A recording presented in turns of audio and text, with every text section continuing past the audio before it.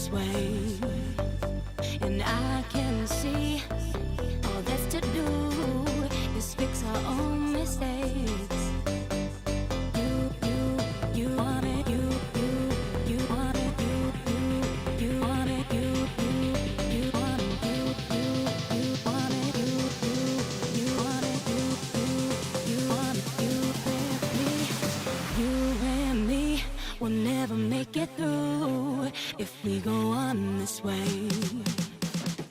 You and me will never make it through if we go on this way. And I can see all that's to do is fix our own mistakes. You and me will never make it through if we go on this way. And I can see all that's to do is fix our own mistakes. You want it, you want it, you want it, you want it, you want it, you want it, you want it, you and me will never make it through if we go on this way. And I can see all that's to do is fix our own mistakes. You and me will never make it through if we go on this way. You and me will never make it through if we go on this way. And I can see all that's to do is fix our own mistakes. You and me will never make it through if we go on this way. And I can see all that's to do is fix our own mistakes. Through him, through him, through him, through him, through him, through him, through him, through him, through him,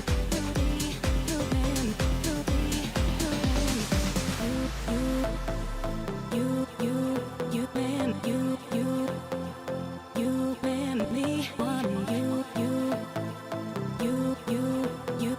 you and me, you and.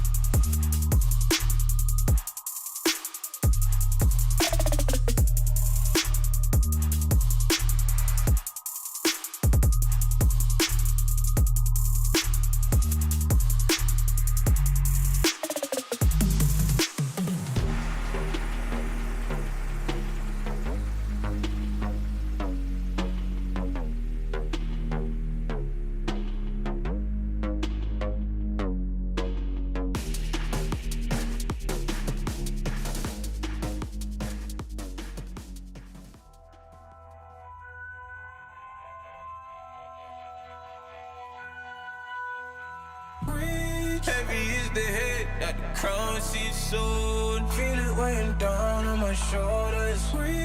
Rules are meant to break, but the proudest ones. Money on my head, cause I'm lawless.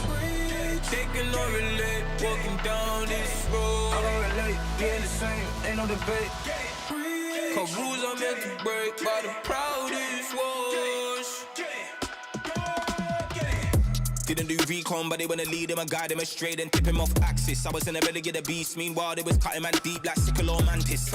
I've been winning off practice, not clout or digital captions. World's in madness, how am I gonna manifest greatness if I don't make actions? I don't need reasons, I just need money and power and stat lift. I don't wanna do it like that, that method's too underhanded. The big man said it ain't landing, never gonna profit off badness. Never got a dollar off sadness, but I've been sunk so I don't do sanctions. Heavy is the head that the crown sees soon. Feel it weighing down on my shoulders. Rules are meant to break, but the proudest ones. Money on my head, cause I'm lawless. Taking no relate, walking down this road. I don't relate, being the same, ain't no debate. Cause rules are meant to break, but the proudest ones. Came in this game with a serious killing instinct, man, I never did courses. Look at all the times in the past they rejected him, now they wanna imitate patterns and forces. Stone eye vision like organs. Terrified look in his eye when he finally realised all of the weapons that he brought to the war ain't forming. I've been giving this heart and body and soul and mind and organs, knocked to my fingers bled. Now it's through skeleton keys and door kicks. Treading with means and caution, man, I had bellies to feed from morning. So if they start selling me dreams, I'm walking. Yeah. I was uncomfortable, man, I was scared. Looking for solace and they wasn't there. Now I'm a problem and they wouldn't dare. Yeah. Doubling down cause this game isn't fair. They loaded the dice, I came in prepared. Feeling it so out of body, I feel like I'm floating on air. How do you cope when they never gave you hope? Really left you in the cold, and it's weighing heavy on your soul. To be honest, I don't know. Either way, I had to grow. Get it together, whatever the weather, and carry that tribulation to the throne. Heavy is the head that the crown sees soon. Feel it weighing down on my shoulders. Rules are meant to break, but the proudest ones. Money on my head, cause I'm lawless. Taking no relate, walking down this road. I don't relate, being the same, ain't no debate. Cause rules are meant to break, but the proudest ones.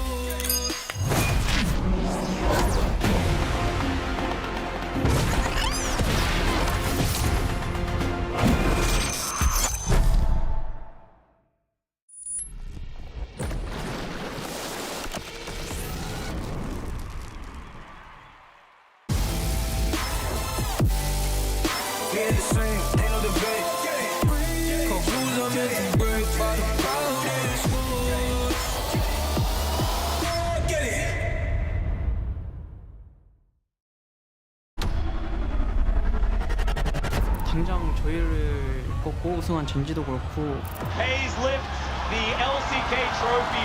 Genji defend their title. 저희가 스타일에 꽤 많은 변화를 줬다고 생각해서 많은 변화가 있을 것 같고 더 재밌는 경기력이 나올 것 같습니다. 정규 리그에서는 좋은 모습을 보여줬지만 국제대회에서는 아직 우승으로 증명을 하지 못했기 때문에 고평가 받았다고 볼 수 있다고 생각해서 근데 이제 그런 표현에 맞는 선수가 될 수 있게 좋은 성적을 이번 MSI에서 내보겠습니다. Toby absolutely destroys G2. They step too far forward and Chobi stomped them into the ground. 초비 선수가 잘하긴 하는데 상혜경이 밀릴 거라고는 생각 안 해가지고 태연이 열심히 하는 만큼 저희도 열심히 할 거니까 이번에는 방심하지 말고 잘 준비해가지고 좋은 승부할 수 있도록 하겠습니다.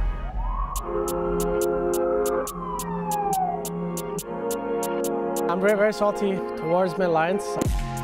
I really wanted to win spring as well, and the Mad Lions took it away from me. I think G2 is playing a bit worse than they used to in winter. I'm excited to play them, and I think it's gonna be fun for people to watch.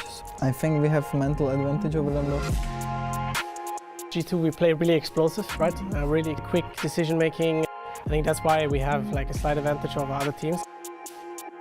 I mean, it will for sure be more hype because we are two European teams that like to fight a lot. And especially in front of so many people, it's gonna be really interesting and a lot of fun. The Mad Lions are gonna be very sad after our series against them. My message to G2 is please don't choke so we can have some fun. Welcome back, everyone, to MSI 2023 live from the Copper Box Arena. Tonight, we will have our first double best-of-5 day, kicking off with the LCK Spring Finals rematch, followed by the LEC Winter Finals rematch, starting with T1 versus Gen.G, and then after that, G2 versus Mad. We could be strapping in for a very long day, and luckily the house is almost full. I see a T1 flag already, and I know that there's many fans of many teams today as for our play. Also, 4 people on the desk. My name is Shax, and I'm joined by Azael Ox and very, very special guest G-Sun. We had to bring in the big guns for the LCK affair.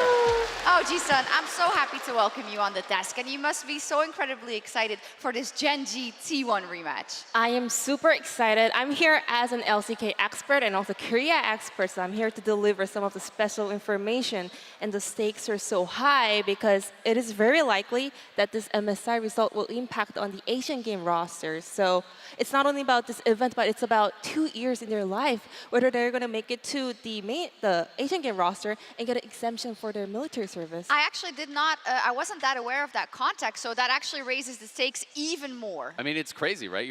What value you can put on a couple of years of your life, and playing, as essentially what is like a trial for the Asia Games team is incredibly intense competition because there's so many amazing Korean players, and not only in the LCK now, but around the world. You'll have to compete against some of the players potentially from the LPL as well. And we've seen so many big stars retire as a result of the military service, and end their careers maybe earlier than they'd hoped to. So a massive deal, and also a chance to represent the country as well. Yes, let's pull up the bracket. As said, we're heading into 2 double best-of-5 days.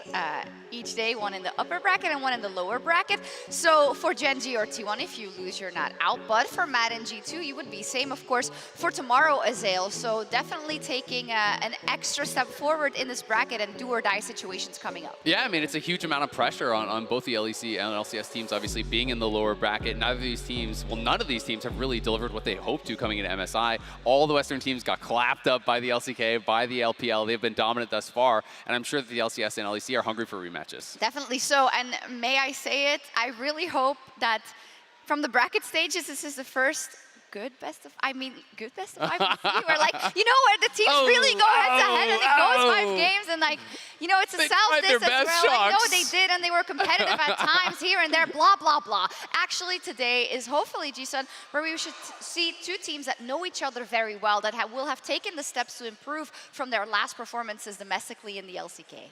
And that's what I'm expecting the most from this series, because previously, right now at MSI, we only had a very one-sided best-of-5 series, but this time, T1 Gen.G and Gen.G T1, they know each other so well, so they're going to be so cautious making every single play, so I think it's going to be a 5-game series. Yeah, and we've seen them go head-to-head so many times. We can see the total series score in best-of-5 since 2022 is dead even with Gen.G coming out on top in the grand finals we had in LCK Spring. We also saw the upper bracket just before that, a week before, where T1 actually came out above Gen.G. So even this season in best-of-5s, they're actually equal in series score and equal in game score. They both won 3-1. Yeah, and the convergence of all the storylines here, not just in kind of first this best-of-5, the Asia Games context, also the larger tournament run and the international scene, the fact that there's someone like Chovy who's like, I want to show an even better performance, I want to show everyone wrong, but also things like FLICKR and Peanut, who played together the last time the LCK won MSI was in 2017 when those 2 played in Brazil and lifted the trophy. Yeah, I was actually shocked to find out it's been 6 years since LCK won an MSI, I watched the Kesserjan hype video to find out it's been 6 years, and I was like, yeah, this is the time where we step up to show something. That's quite a while. How long is it since NA won? Can anyone remember? Anyways, Peanut got 15 kills in this game. If some of our longtime fans may remember, that was absolutely bonkers. And this was during an era of complete LCK dominance, right? And I think since then, it has become much more competitive. There was an era, 2018, 2019, where it seemed like the LPL had pulled ahead of the LCK. Now people really do see the 2 regions as these massive rivals, but it has been the LPL really that has dominated MSI. LCK has been the stronger performer kind of more at Worlds. That has been their tournament. So it'll be interesting to see if the LCK teams, who I think a lot of people are looking at as the stronger performers thus far in the tournament, can really step up to the plate and take the title back home to Korea. I think especially since it's Gen G and T1, and you know, T1, there's been this sort of discussion about losing a lot of finals recently, but there's another representative, the Fair Seed, who have been so good, who can offer another opportunity for LCK to take a title themselves. And I like that you brought it up there because that has been the trend. T1, formidable team domestically in the regular season, but in the finals, not so hot. And Ji-sun, the way we have recontextualized that here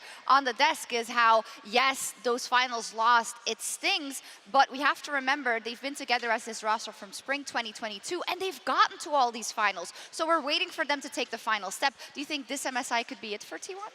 I think so. I think the biggest factor actually impacting them is about the mental hurdle, I think, because they have in this continuing trend of not being able to just get the final step done at the final. So if they manage to keep the mental fortitude this time around, I think the chances are really high. It's such a big question mark in this whole tournament, and there's so many hype matchups today, but we're looking especially towards the bot lane, where FaZe and Gumayusi are facing off in our featured matchup presented by Mercedes-Benz. After annihilating Europe, two mechanical machines will meet each other again for the LCK Finals rematch. Our featured matchup is FaZe versus Gumayusi, presented by Mercedes-Benz. And now FaZe is showing us that he's willing to dash forward, to blast forward, to kill off the enemy AD carry. The solo kill in the middle of the base. Zeus is low, but where is Guma? So far untouched, so far undamaged, so far unkillable. The last time they met, Gen G's rookie came out on top, much to the surprise of everyone, humbling the T1 bot lane. On the blood of T1, FaZe has paved the golden road here in spring 2023. As we enter a total civil war in MSI 2023, Gumayusi will look to settle the score against FaZe.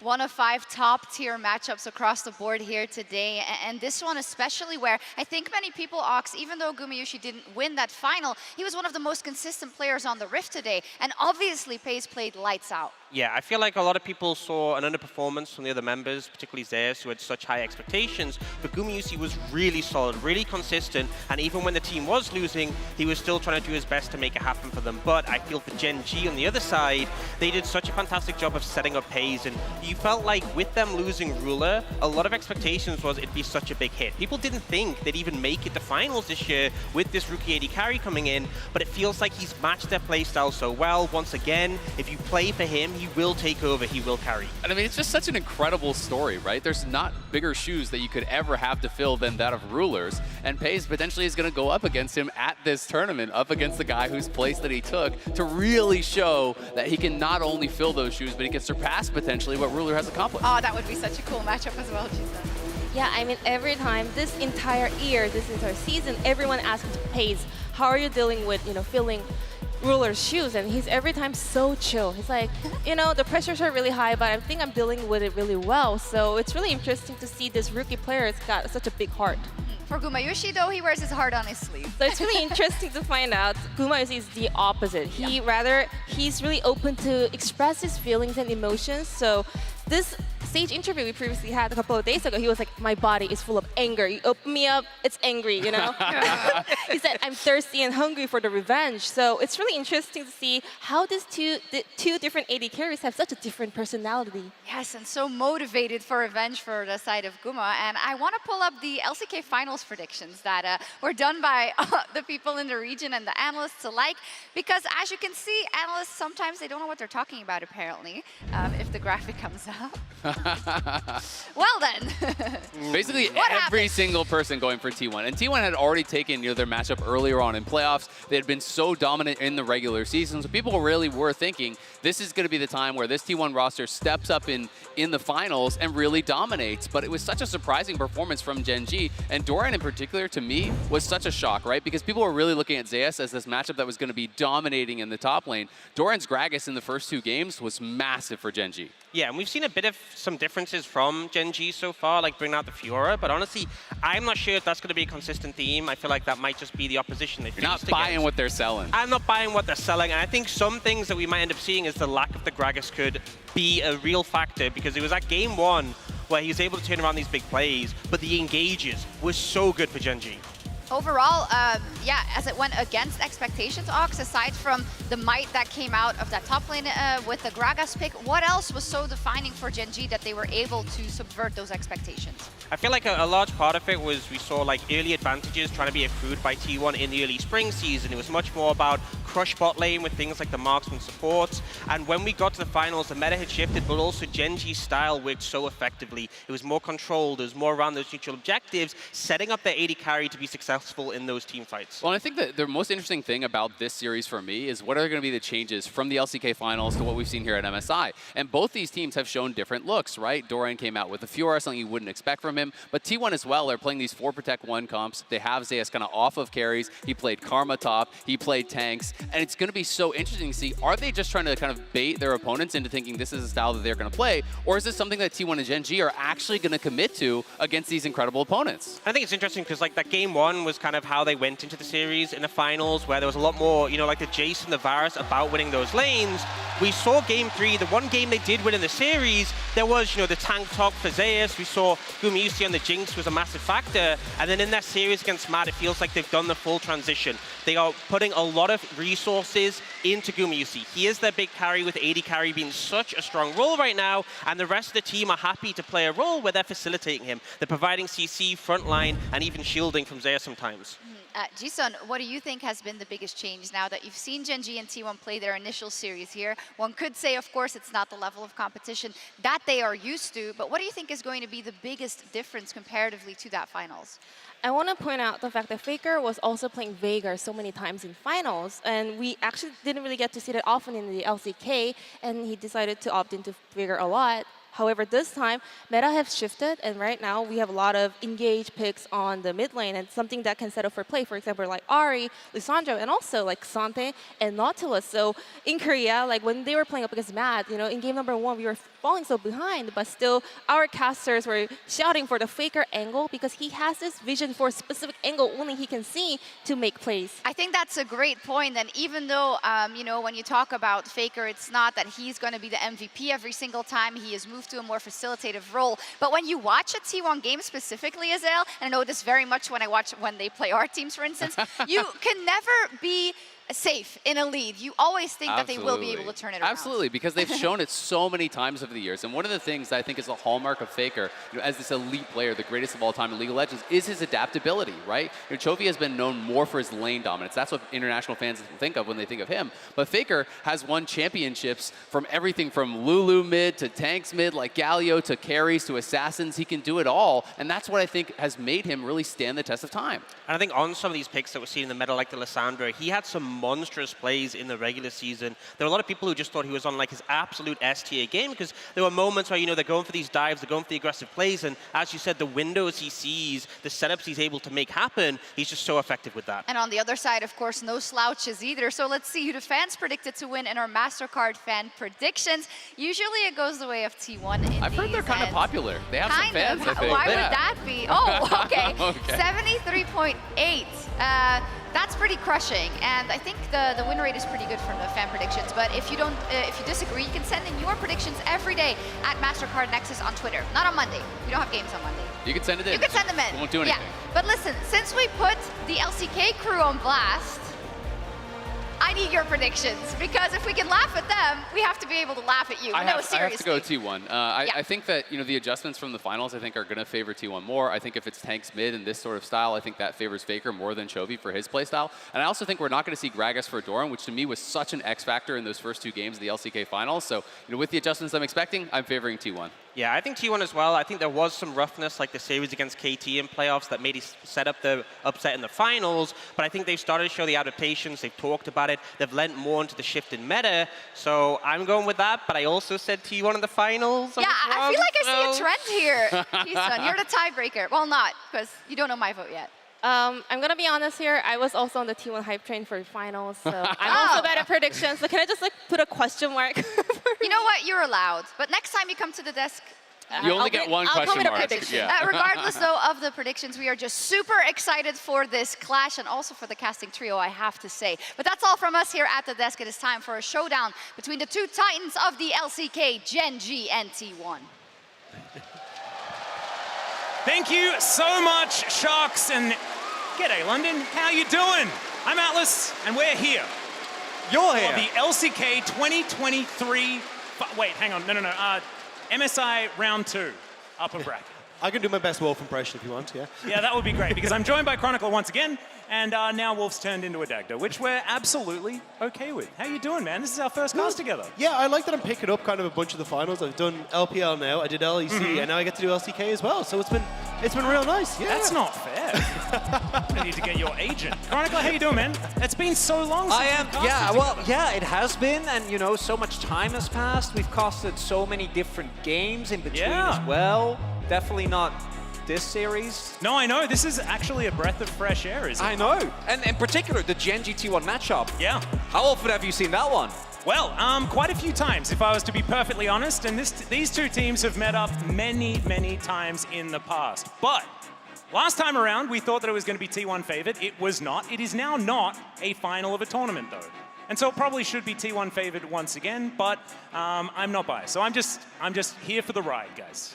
What I really liked, and thank you for clarifying that, Atlas, is what the desk was talking about as well. The first draft, to me, is going to give us so much more clarity about what we can expect from these two teams, because what we saw against the European teams, I don't know if they're going to follow it. I do think that T1 is committed to shifting their style somewhat because of the fact that they lost in finals, as we are hot dropping into draft. We are straight in here. All right, let's give you the fast rundown of the bans. Lucian, Nautilus, and Lulu have all been taken away by Gen G. Kasante, Maokai, and Vi all removed by T1. First pick, Ari, to come in here for Chovy. He's been absolutely destroying on that pick. There is FaZe's signature. Aphelios, of course, it's Gumayusi's signature as well, but FaZe has played double the amount of games on this champion than his second most played. It definitely feels like we're getting that split, though, with T1 again kind of going towards, hey, we want big, beefy front line with a hyper carry in the back line, at least having a bit of that range advantage as well. Whereas you look across at Gen G, this seems to be more the style, right? Take the Ari, play for the strong mid jungle, and then see if you can have FaZe pop off in the later portion. And after the Nidalee incident that Gen G had with Peanut unable to pick up a win, maybe taking a page out of Konami's book, going back to Wukong. If you watch the LCK, this is of course no surprise. Peanut was the one who prioritized his champion above basically everything else for the entirety of playoffs and even a large part of the split. And even though the nerfs have come in, we saw yesterday that what the champ does well, which is mid to late game team fighting, is where Peanut excels, and we'll go back to that now. Yeah, now I'm curious to see exactly what the ban phase is going to be like. I'm thinking you might try and get rid of things like, say, a Blitzcrank or a Thresh here, because you want to try and take the Thresh here for carry, but not actually going to be the case. Malphite going to be taken off the board, so just making sure, again, that they can have the better front line when it comes down to these fights. And I think if you're a Gen G fan, you're kind of okay with that, because Doran has not been able to win on the Rock since the playoffs began in the LCK. So kind of all right with it, but still going to stop that wombo combo from coming through. Now, Gen G thinking about their couple of bans moving into this one, and there is Owner's Nidalee. There are two different Nidalee players in this particular match, and there's one of them that's a bit scarier than the other. Yeah, I really like the respect paid towards Owner, and with what we've seen right now, barring a mid-Cyan flex and any going towards the support, which is still a possibility, it does look like T1 is following the path that we saw them take in the first series, where they're going in hard on 5v5 team fighting. The Annie, when it comes to the engage power, really, really big as well. And now, Chronicler, we need to ask you the question, because it was, of course, T1's challenger roster that used the Scion in a very experimental way that their main roster is now employed as well. Is this suicide bot lane Scion a possibility? Because often it was used with things like Maokai, a little bit of extra setup, but I'm always terrified of that prospect. I wouldn't be surprised. I do think that it's a strategy that works best when caught off guard, and Gen G is 100% going to be ready for it. I mean, you've already got decent pushes there for the Jinx in the bot lane, so I could easily see him shove in bot wave, immediately start to roam down. Oh, and with Poppy? So, yeah, I mean, this could genuinely be a big play for it. Well, we'll see how it does go as Gen G need to round out their first game roster of champions. FaZe, considering what he wants to collect, and it looks like it's going to be Doran and Delight that are going to be picking up champions. Another carry for Doran would be really interesting, and this is assuming that the Scion is top lane. And this is a really big moment because Doran is, of course, the one that has taken so many hits for Gen G throughout the entirety of the split. He was the guy who was like, R4 me Cassante blinds, I'll deal with it. Him still being on carries, even against T1, is a really big signal and a sign that Gen G feels very confident with what he's been able to do. And also, this is a fantastic option into that Suicide Scion strategy, because what that needs is someone that doesn't push all that hard on that top side of the map. Gwen is not one of those champions. She can solo carry a game. So if you leave her alone for too long and she gets too far ahead, it is too dangerous. Yeah, I also just think at the moment with what T1 have drafted here, they just have a great response to Gen G, right? Like, when you look at the dive potential that you have for the Gwen, the Rakan, and then the Wukong, your Poppy gets so much value here. Now the Tam Kench added to try and keep the Jinx safe. I think as long as Gumayusi gets out of the laning phase unscathed, he should be in a relatively good spot to just have so much protection in these fights. And Gen G has a lot of comfort, and I think if they can keep the game messy, if they can find an early lead and run with it, they have a really good shot. But if this devolves into just straight up 5v5, one team smashing into the other, it's not going to happen, right? With just Poppy and Sion would be hard, but you have Keria on Kench as well. Yeah. Really tough ask. And I think a huge amount of this relies on Peanut and Chovy, like trying to play through that strong mid jungle, see if they can get onto FLICKR in the early stages, and then lean that aggression into bot lane, especially when you hit level 6 for the Rakan. Like, that dive potential in those early stages where you can even charm up both the Tam Kench and the Jinx can set up beautifully for that combo of the mid jungle. And it's also exactly what T1 have been playing so far. It's what they've shown. It's just a whole bunch of CC to allow this Jinx to get absolutely ridiculously powerful. And Gumayusi is 100% a player that you can get behind and trust to do that. So these are going to be your 2 rosters for the first game here in round 2. And I'm very excited to see whether T1's tried and true strategy is going to work out once again. Can't wait. Extremely excited to see who's going to do it today. And here we are onto the Rift for game number 1. Gen G on your blue side, T1 on your red side. Pays, he's the one that picked up the Aphelios. Gumayusi was saying that he thinks he's the best in the world on that particular champion, and let's see whether he can take Pays down a peg here in game number 1 and try and maybe get his hands on it in game number 2. Last time these two teams clashed, it was Gen G walking away with a victory, but that was a final, remember? And now we're back in the upper bracket, and this is T1's territory. Before the finals hit, T1 do not lose. Want to highlight a couple of item choices. Pays actually going for the Doran's Blade here, right? Usually in this matchup, we see the Aphelios go for Ghost as opposed to Cleanse. That, of course, makes sense into FLICKR playing the Annie. But him also looking for early aggression with this, because if he doesn't and the Cold just gets to stack up for free, is a pretty big departure, maybe also a sign of what is to come. Conqueror also adds to that, maybe going to be looking for a lot of aggressive early game skirmishes as T1 invades. Yep, Gen G with full information. Chovy over there gets that ward down, but it does get cleared out. It's happening. Yep. And I don't think Gen G should be surprised. Of course, they already picked that Gwen. It's now we're going to go for the grand entrance. They're looking for Gumayusi, who already has to flash. Keria now running for his life, but there are 3 men after him. He has to use his flash as well, and already Gen G off to a great start. And as we mentioned, the Sion strat should not come as a surprise. And Doran says, guess what? It's not. Waits with the rest of his team, and they force early summoners from the bot lane. Yeah, you're still getting the red buff here taken on the bottom side, though, so still you might be able to make some magic work. The fact, though, that you've taken so much of the health bar off of Gumi and Keria, and even Doran just sticking around here, makes it so difficult now for you to really go for this. I mean, look where the wave is. You're not going to be able to make this dive happen. Yeah, Doran's still here, so standing guard. Top lane does not exist anymore. It's just in the bottom lane now. There's a mini one. It's a small little lane towards this brush.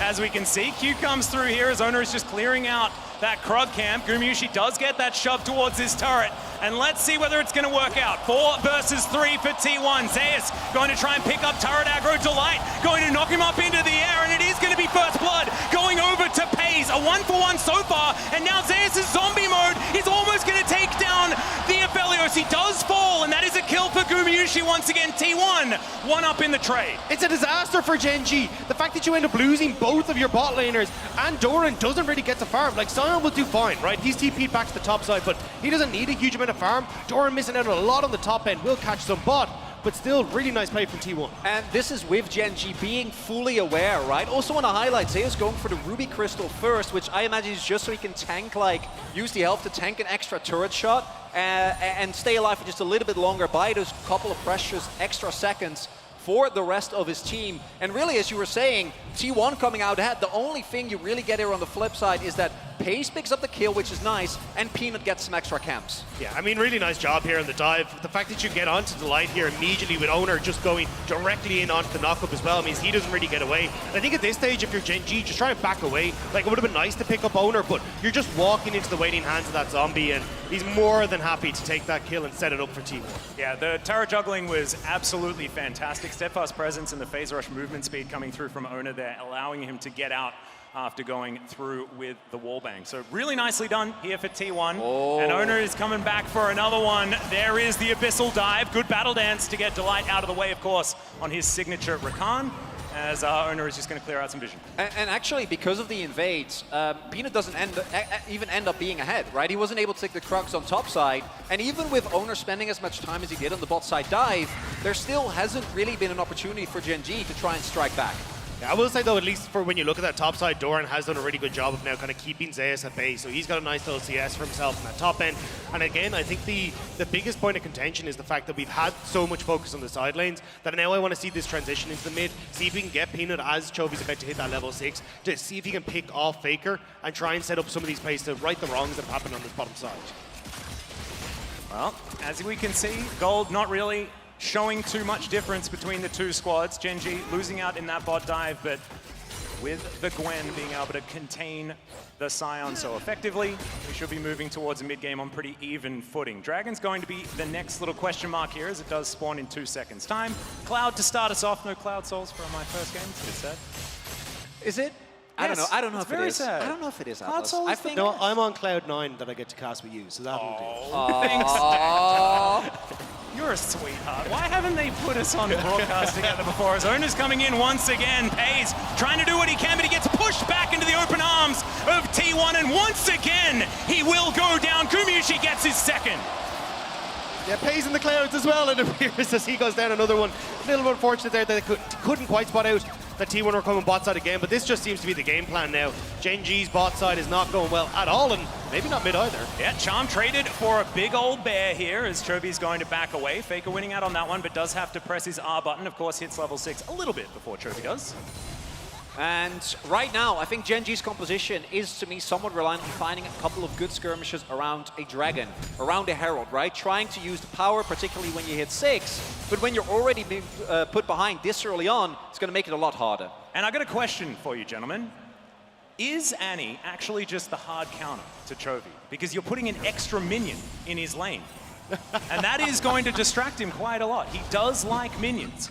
Atlas, quite a lot. You and I both know Chovy is more than that now, okay? Don't feed into these false narratives. Come on. I was actually going to say, I've been really impressed. Like, obviously, this isn't news for you guys, but how much Chovy has grown. Like, the fact he is roaming significantly more. Like, he's an absolute menace both in lane and out of lane, and it's made such a massive difference to Gen G, and especially when a player is so incredibly strong, to still see them even just improving on that is just nuts to see.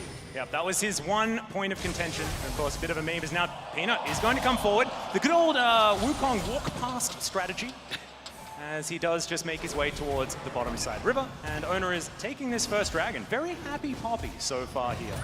Very nicely done by FLICKR there. Doesn't even have to invest anything, and Chovy's ult will be down, means that there's no opportunity for contest here. Maybe if they get any, they can try and get something going. Not going to be the case now. And Owner has already had such an incredible impact on the map. Picks up a dragon now as well, has had 2 successful gank. And all the while, Peanut has not been able to get anything going just yet. Yeah, and I like the idea from Peanut, like if you can blow a summoner spell from FLICKR there, right, like Dragon's gone. We already accept the bot lane has gone out of control. We're not going to be able to get that. But for Gen G, it's, hey, maybe we can actually lean in towards a Rift Herald on the top side. We have push for Doran. If we can try and play through the mid-jungle, we can make something happen. But unfortunately, not quite able to get anything. He will have just crested over to 6. So maybe if they can get out and get vision on this top side, they can make something work. But again, with Gumayushi and Keria having so much bot lane push, they should be able to get the faster reset. And contesting vision for Gen G in that top side is going to be so difficult. Well, T1 getting a bit of a shot here. We'll see whether they can collect themselves a plate. Gumayushi with that extra range might be able to do so. Keria just standing in position. Doesn't have Devour just yet, but he's very, very close. He's just farming up as safely as possible. There goes that plate, so a bit more gold into the pockets of T1. But Doran starting off this Rift Herald, and it's a tale of two sides of the map here, gentlemen, because the Gwen is going to be a big problem for T1, but this bottom lane is already a big problem for Gen G. Oh, Owner. He's coming in. Of course, Doran doesn't have Smite available. Peanut is making his way over, though, as Doran just going to try and turn it onto Owner here. 2 versus 2 for now, but FLICKR's moving up. Chovy following him forward. Small 2v3 here as Doran's getting taken down so low. No miss to put down, no options, and Owner is going to take him out. They'll take a Rift Herald as well, and T1 off to a great start. This is a big turning point. And this was not the play for Doran. He immediately moves across, doesn't actually have the push in top lane, so Zaze gets thrown down, FLICKR gets the cut across quicker as well, and Doran ends up paying for it with a bash in the face from the shield and the Rift Herald going across to T1. And this is something that the Poppy most notably makes the life of Doran so much harder, right? And similarly for Delight, as soon as Owner is in the play, you need to be 100% certain that you are the one that is playing it forward, because once you commit, there is absolutely no way of getting out. And the thing is, there's not really a position here for Gen G to really fight. Like, you can see FLICKR has Chovy zoned off, so Chovy can't really get in. Doran overcommits into the pit to try and get onto Owner, and at that stage then, with the great knockback of the Poppy, it's easy pickings for T1. There's also no opportunity because he used his mist early, right? Otherwise, maybe at least you force a summoner from FLICKR who then needs to get on top of you. Wasn't the case. And right now, T1 with a composition that in a straight-up 5v5 looks so threatening, already ahead. And if Gen G can't try and find a way to leverage side lanes and get even more gold into Doran, I think they're really going to struggle. No, absolutely. This is exactly what T1 have been utilizing all tournament long. It's being able to make sure that Gumayusi can very safely do a lot of damage while there is just a catastrophe being created by the rest of T1.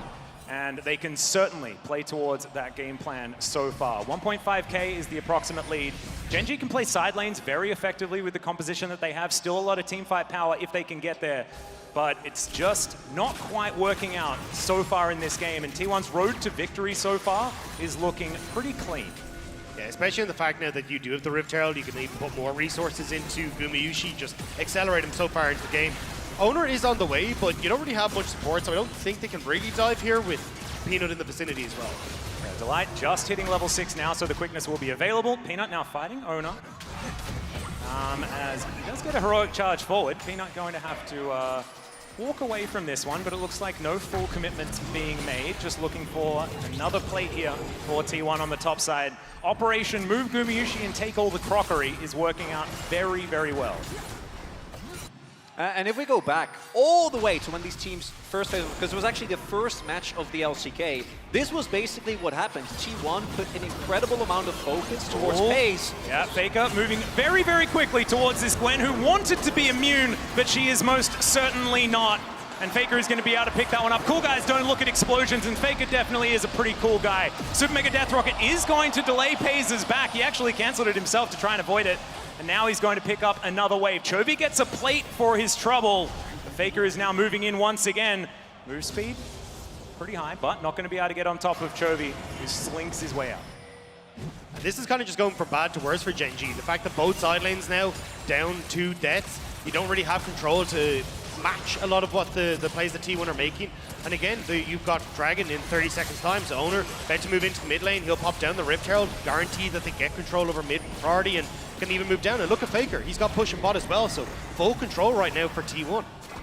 And with these side lane picks in particular, Doran snowballing looked like the only angle that Gen G was really given after how the early game played out, with the attention towards bot side, the gank mid not working out.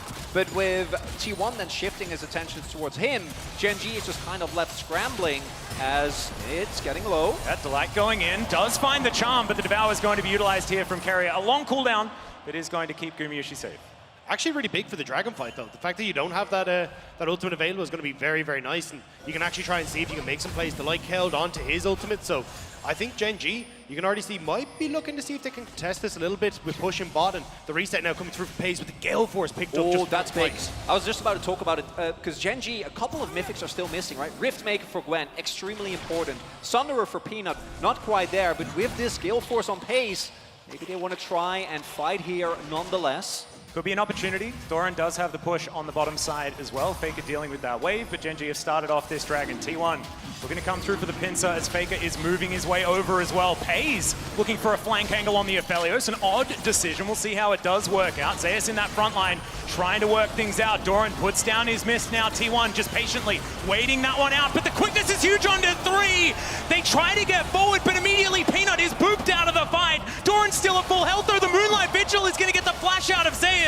And Gen G have pushed T1 away. Those health bars not looking very healthy, and the Super Mega Death Rocket goes wide.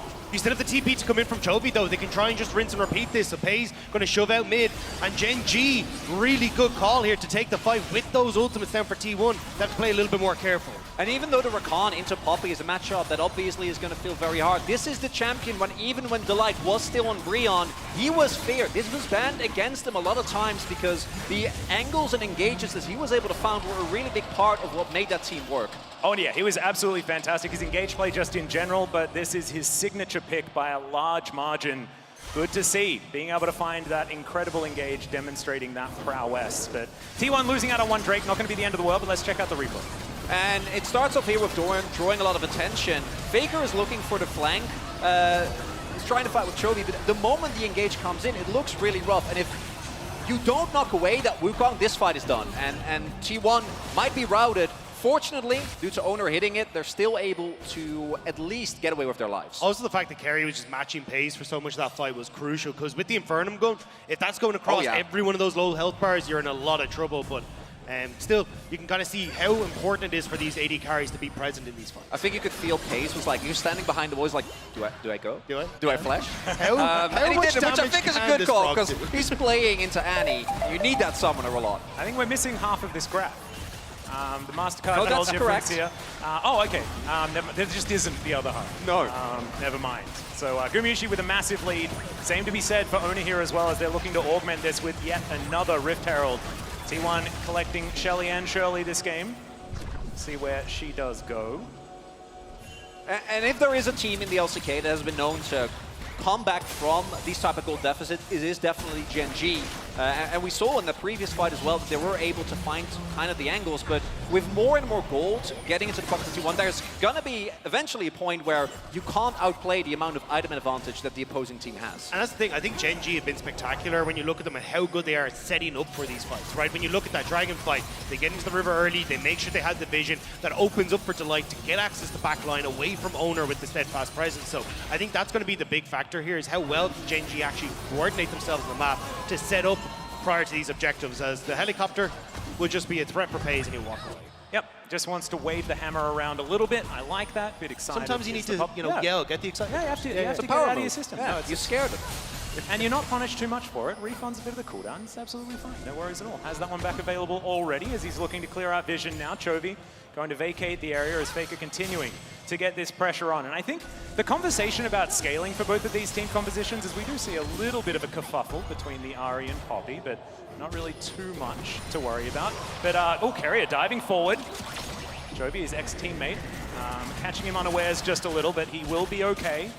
Ultimate still at the ready, so no worries at all. But Shirley is going to get her skull into that outer turret on the top side of the map, and T1 are looking to get even more. Bottom side, there is going to be a turret traded, but T1 still in the lead when it comes to these structures. They'll get another charge as in goes Delight, and immediately he's going to leave. It wasn't voluntary. It was in fact Owner telling him that he needed to get out of the building. And this is one of the big things you can do when you have this Jinx with a lead, is just continue to push forward. You always win that push against the Aphelios, apart from when he has the Infernum guns. So at the moment, T1 just using that to full advantage. Rotate immediately towards top side, they rotate back to mid. The vision control littering that top side as they go. Yeah, I want to highlight as well, T1 also, of course, these two teams have matched so many times. The ward that just came down, the Scryers in that brush there, didn't actually end up spotting Peanut, but like they know how Gen G works, right? Yeah. With this composition, with Delight, with Peanut, you know they're going to be looking to try and get on top of Guma right from the get-go of a fight. But as long as you keep control of your vision angles, you play disciplined, and you make it hard for Gen G to ever get that opportunity, particularly with the amount of map control you have right now, Gen G is going to have to try and maybe find a pick in side lane, someone overextended, because otherwise they're going to be in a really rough position. And I think that's what Gen G are trying to do. The fact that they end up changing the cross map there for, hey, we're going to try and get some vision down in this dragon area. It's a minute out, so at least you've already got a decent foundation that you can look for, try and push out these waves and then drift into that bottom side, knowing that there isn't a huge amount in that bot lane to really spot you out. But T1 also reset at a decent time, so might actually be a bit of a vision fight here for Delight. Well, Delight does have a few options as far as exiting the area, but Keria still getting on top of it. There's a Charm waiting on the other side of the rock, though, and Chovy's going to make his presence known. T1 will back away for the moment, and we do need to take a little bit of time to talk about the fact that we get Mountain Rift here as well. Phenomenal for Poppy. They've created a lot more corridors for a few of these picks to happen, and not only are T1 happy about it, but Gen G have a lot of tools to utilize these narrow chokes with the composition that they have. With things like the Wukong, things like the Rakan, if you are ever grouped up as either team, it can become very, very dangerous. And what's important to note as well, even though there is a lead for T1 as Delight, again, look at this. Trying to go for another flank angle. It's still very close, right? Like, K and a half doesn't mean that much in the grand scheme of things. And I think that the scaling does ebb and flow a lot in this game. Right now, it's aiming towards T1, but the ultra late game should be Gen G favored with the fact that this Gwen in a side lane is going to be so difficult to deal with. Gen G looking for an opportunity now, teleport to the back of the pit here. As the Poppycopter is getting channeled, it's going to miss though, and this is going to be an honest 5v5. Stolen away by Peanut, they collect the first Mountain Drake. Moonlight Vigil does connect, Chovy looking for an opportunity, but already Peanut's being taken down. The Devour utilized perfectly, Guma grabs another kill for himself. As Doran, he was in the mid lane that entire time. And Peanut did his job before he fell down. Yeah, Doran and Zeus both fighting, trying to get to the fights like, I go, no you go, no I go. Neither of them end up joining it, and Gen G trade 2 kills, but do pick up a Mountain Drake. Yeah, it was heartbreaking as that fight kicked off. Delight ended up going over the wall, gets spotted by the pink that had cleared out his vision initially, and then he ends up having to reroute himself back into where the rest of the team was. But just a decent fight from T1. I was a little bit nervous for Gumayushi as Chovy came over that wall. I was like, all right, well, goodbye to your AD carry, but unfortunately they just don't have the follow-up already in position there. You can see Pays is trying to make his way down to the rest of the team. Oh, actually, interrupt by Zeus that onto was the interruption. Really, really nice there to make sure that they couldn't actually get through. But here, this is where the engage comes through. But look at Pays, he can't actually follow up onto Guma. And imagine if Gwen is already here. Yes, the Cyan ultimate is there, but the amount of damage, I think, would have been the big turning point. Instead, the churn from T1 on Peanut really, really nice. And the Pays Chovy just have to get out of the pit, make sure that they're safe. And if Zeus doesn't find that interrupt, I think Gen G win that fight.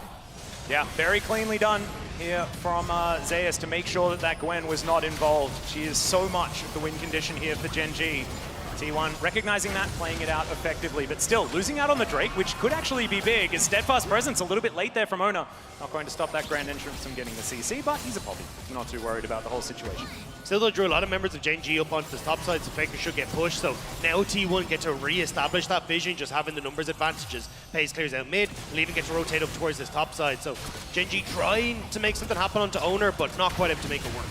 Well, in goes Peanut, finds a Cyclone onto FLICKR here. The Bear is going to come down as a response. Red and white guns here for Pays. He's set up to do some damage as Chovy gets the flash out from Keria. Still, Pays looking for that opportunity to auto-attack, but everyone is moving too far away from him. So the Aphelios not going to be able to utilize all of that damage. 3,000 gold currently the lead for T1.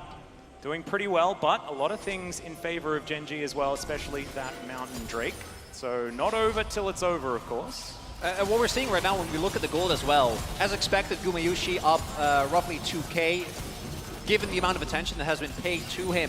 Very understandable, but the big difference is T1 have actually been able to utilize Guma being fed, whereas for Gen G, Doran has either been focused down, ganked, or in this case, didn't even get to join the fight. And as long as that doesn't happen, I think Gen G, they can hold on, but they can't actually shove back against T1. And the thing is, you don't even really get to use Doran in the side lane particularly well because the push is but TP now.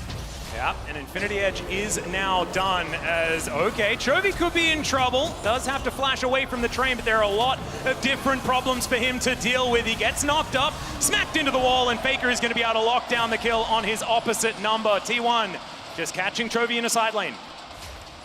Gen.G tried to respond in mid, but not quite able to get onto the tower, and now, here we go! Yep, the Abyssal Dive does come through, gets a decoy, but not the real Peanut.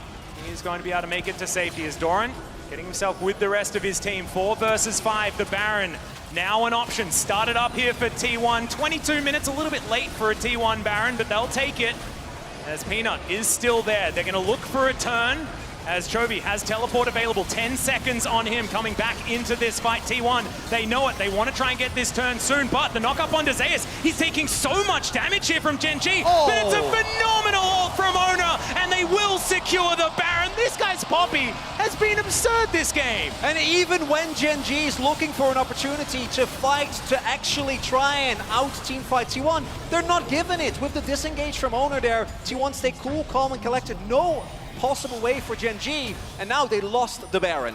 They did, and it's just so interesting that it's Ona's Poppy here as well. When Peanut versus Ona was being spoken about a year ago, it was the fact that Peanut was so good on Poppy. And Ona hadn't really employed much Poppy play, and this is a complete turnaround from that whole situation. Really impressive here from the T1 jungler. Of course, has played a fair bit of Poppy in the past, but it was never really his signature. And so T1 utilizing that very effectively for now as they look to push down on the last remaining outer turret here. Should be able to easily collect that. Some more money into the back pocket of Gumushi, who already has 3 full items complete. This is a very happy Jinx. And he's only going to get more gold here as well. Reset's only coming through now for Gen.G, for Peanut, and for Chovy. So bot lane tower should go, and T1 over around trying to see if they can catch anyone who tries to overextend here, and Doran does. Yeah, doesn't have any mist left as the heroic charge does push him into the wall. Not looking for the dive just yet is T1 as they bear down on this inner turret. The siege minion out of range and is continuing just to lay waste to this turret. Zap not quite long enough to get rid of Doran, who immediately teleports back to this turret. Gen.G, they want to try and fight for this one, but it could be dangerous. Zeus is pretty big for that front line. FLICKR also has his Banshee's Veil completed. The Annie is going to be pretty difficult to deal with as well. Dashcan and Annie as well, kind of like. Yeah, I haven't really talked about that yet, but it was, of course, mostly Rod of Ages when we saw the Annie in playoffs, trying out a different build here, able to more reliably get to some of those backline targets. And T1 with this play, shoving in bot side, getting the teleport from Gen.G, and then also setting up for a very free dragon. Neither team really too close. We're actually been trading these very, very evenly as FLICKR. Yeah. 2 dragons apiece now, but FLICKR looking for Pays. Peanut over the wall, very ready for whatever FLICKR is about to try. As Pays moving forward now, as he has some extra teammates waiting in the vicinity. So T1, Baron is going to wear off very, very soon, and we're going to check out this fight one more time. Look at Ona with the ultimate. And I think Gen.G do a really good time, right, of making sure that T1 can't get into the pit to rush down this Baron, and once Chovy gets there, they can win this fight, but the moment that ultimate comes through from Ona, there's just nothing you can do. Nope. No chance. You don't like 2v5s? I don't like their chances so much. I have a feeling that might be a little bit in favor of T1, the risk of sounding a little biased.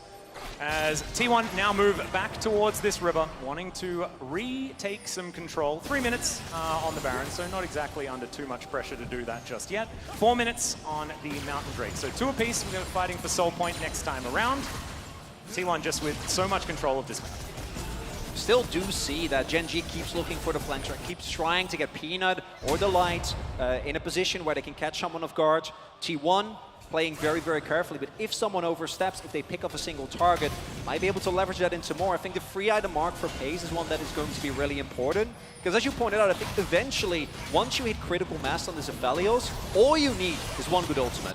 Yeah, well, Charm is going to connect there onto Zeus, but he walks the wrong way. We're going to get a knock up onto Ona, who does have the Steadfast Presence available. Immediate teleport in response, though, as T1 looking to try and lock down Doran and Delight here. The mist comes through, but FLICKR is not going to be deterred by that one. He tries to dash his way out, but he gets stunned into the wall. Super Mega Death Rocket's going to pick up the kill. Gumushi grabs yet another one as Pays. He's trying to walk this one out. Does have to use the Gale Force, but that will be enough to get him to safety. As Gen.G with just 2 men to try and defend, and they may just lose an inhibitor turret off that. Or Peanut gets spotted, is on the ward, realizes it very quickly. He does. Want to highlight there as well, Carrier, even knowing that Pays has a summoners, the moment he comes up with his dive, ignites the full health of Feli. It's like, get away! This is our turret. Yep. He knows the target that he needs to be going for, as Peanut not going to stop any backs with an Nimbus Strike or anything like that, as we are going to have a full reset here for T1. Oh, that's a Storm Razor coming through from Guma here. Yeah, he just... I've not seen that item in a really long time. It's been a very, very long time. Last time I saw it was solo queue. I haven't actually seen it here in Pro Play for quite some time, but just wanting to have as much damage as he possibly can have. Not feeling the need for anything defensive or anything like that, especially with a Tahm Kench in his back pocket. I think it's also just nice with the slow, right? A lot of what Gen G want to do is just leg it at you, so as long as you can, well, cut their legs out from underneath them, it'll be a bit easier. So for T1, if you can just get those slows onto like Peanut, onto like Doran, if he's trying to go at you, it just becomes a lot easier. In general, also as non-regarding the mist, the entirety of Gen G is going to have to walk up to Guma, right? And with Rapid Fire Cannon, you can already poke people out, particularly with how fat he is. If you had add a Storm Razor on top of that, 1 or 2 bad movements from anyone on Gen G that's supposed to flank him, and you got to back off. Also, like, Kerry is doing his best to be disengaged for Tahm Kench, but I think just having something that can slow them up, like allow FLICKR to get into range with the Hextech Proto Belt, it's actually a really smart pickup from Gumayushi. I like it. Well, we'll see how it's going to work out as this game continues. T1 waiting on this Baron, about 12 seconds for that one. Gen G in the area as the side lane. Zeus just trying to keep Doran at bay and just needs to kill the minion waves. That is going to be his strategy. Has his Sunfire Cape and Jack shows completed. Yeah. He's a pretty happy Scion. So it's 2 damage items against 2 damage items. Yeah, no, he's even actually... trade. I have a feeling that, in fact, Zeus might just do more damage. Because Sunfire Cape, as I've learned from Orcs, is just a broken item. I've been completely indoctrinated into the Church of Sunfire Cape. Can I just say, coming from the LPL and Oxford, I'm so jealous you get Ox ranks. They're like my favorite thing. They're so much fun. Well, it's all about Abyssal Mask Sunfire Cape now. That is what Orcs is on. He can let us all know about it during the Alan's Death segment after this. But have to see who's going to be able to take this as... Okay, that's a Rabbidan's Death Cap done for FLICKR. Pretty big. That's pretty big, pretty power spike as far as items are concerned. This Annie feeling dangerous at this point in time. 2-0-4 just quietly here for T1's mid laner. Just feeling very, very good. One upside for Gen G, they do now have Lord Dominic's regard, right? So if Pace can actually get in a position where he can auto Zeus or Owner, get a little bit of time, he will be doing an incredible amount of damage to them. But with how the fights have played out thus far, I don't really know if he's going to get the opportunity, because T1 is either peeling away or they're making sure to use a Poppy ultimate to guarantee a favorite fight. And I think T1, as you can see here, have actually been doing a really good job at, like, when it comes to setting up to objectives. Like, that was the thing I was kind of talking about earlier, was like Gen G had been so good traditionally, but T1 have kind of given themselves an opportunity where Pace hasn't been able to get into these fights properly because of the way that they've been trying to fight over the pit or over walls, and T1 have just been able to use the range advantage really well. So now Doran will just clear out some of the vision alongside Delight, but pushing mid means that a lot of T1 can re-establish themselves on that top side. And again, Delight is just he's on a journey. He doesn't know where yet, but if he can find the golden route to the T1 backline, maybe there's still a shot for Gen G. 5.5k gold disadvantage. It's not insurmountable, but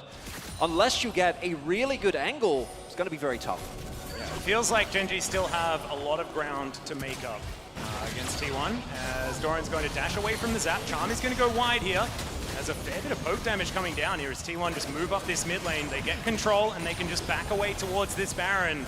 We've seen them do this so many times. Gen G knows exactly what T1's game plan is. There just aren't a lot of great options into it right now, is from what we're seeing. So wanting to get some vision onto the Baron, and they find out that T1 have just lied in wait for a moment, but they'll start it up now. Delight moving in, Carrier just trying to be that brick wall as T1 ready for the turn at a moment's notice. The Baron down to 50%. Gen G on the clock for this one. Flame Chompers come forward. Delight has already pre-popped the ultimate, and the Baron is just going to get melted. Peanut taken down extremely low already. It's a fantastic Cyclone as they get knocked into the wall. Zeus going down extremely low. Chovy trying to get some work done. Not quite enough being found there with the ultimate from Ona, but still, look at Gumayushi. He's just a raid boss. He's gigantic in this game. And T1, they've got the Baron. They've already got what they wanted. Also there, Peanut getting ignited at the beginning means that he can't try to go for like a flash decoy steal. So there is no opportunity to try and get to that Baron. There's no opportunity to try and force a 50-50 flip. And instead, T1 get everything that they wanted. Maybe no hope to hold on to the base as well. T1 stepping up with Baron now as Gen G. They're trying to get themselves back in position, but this inhibitor is gone. Feeling a little bit like checkmate here, gentlemen. As T1, they will take the inhibitor turret and inhibitor very, very quickly. And T1 now just looking to get that reset, spend these piles of gold. 8,000 gold is the lead for the red side team. Looking now to close this one out. Gen G, just not a lot of options. And it really is remarkable, because if you took away nameplates and you showed me this matchup in the LCK and told me it was these two teams, you'd think that it would be the other way around. Right, you'd think it'd be Gen G playing the composition where they're trying to play it slow, they're trying to front to back, and T1 that is trying to go for this more pick, aggressive forward style. Not the case. No, not happening this time around. T1 sticking with what has been working for them in their most recent series, instead of what we've learned from history. The train going to leave the station here as Zeus going for a little bit of a jog. And FLICKR going to join him up there towards that top side already. A bit of a back to come through from Doran, but he is going to cancel that. And T1, oh dear, Doran, you're going to have to leg it as quickly as you possibly can. Uh-oh. But Owner is looking for that opportunity, and it's very difficult to immune the Poppy.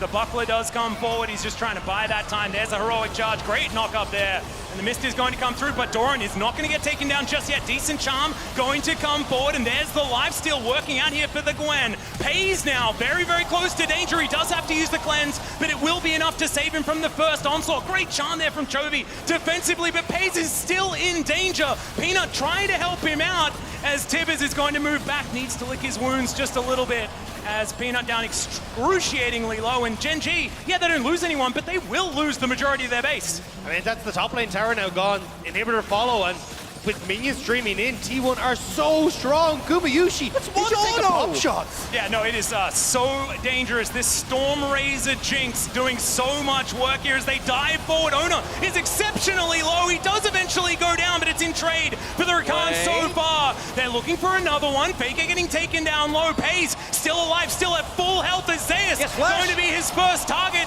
The Devour does come forward. Pays, is he going to look for it? Is he going to look for the ultimate kill? No, he's not going to do it. Not going to go for it. Still had his flash available, but no Moonlight Vigil, and did not want to move too far forward. That's no jungler now for Dragon, though. This actually gives Gen G an opportunity to delay at least the Dragon Soul coming through for T1. And a 7 elemental game? Yeah. Love to see it. This could actually be like super good for Gen G. And he's buying a bit of time now. I still think T1 definitely in the driver's seat here. You can see that basically every time they face up on a bit more of an even footing, T1 have been able to take it, but at least getting this opportunity for Gen G is huge. Oh, with T1 already back at the pit, though, I think the most you can get here as Gen G is an opportunity to maybe get a 50-50, right? Try and flip it, as Owner is running down the mid lane. Yeah, Peanut's clone is just going to get stunned up momentarily. FLICKR didn't invest too much. He's going to be able to charge that one up once more very, very quickly. Owner moving on in now as T1 set up 5 versus 5.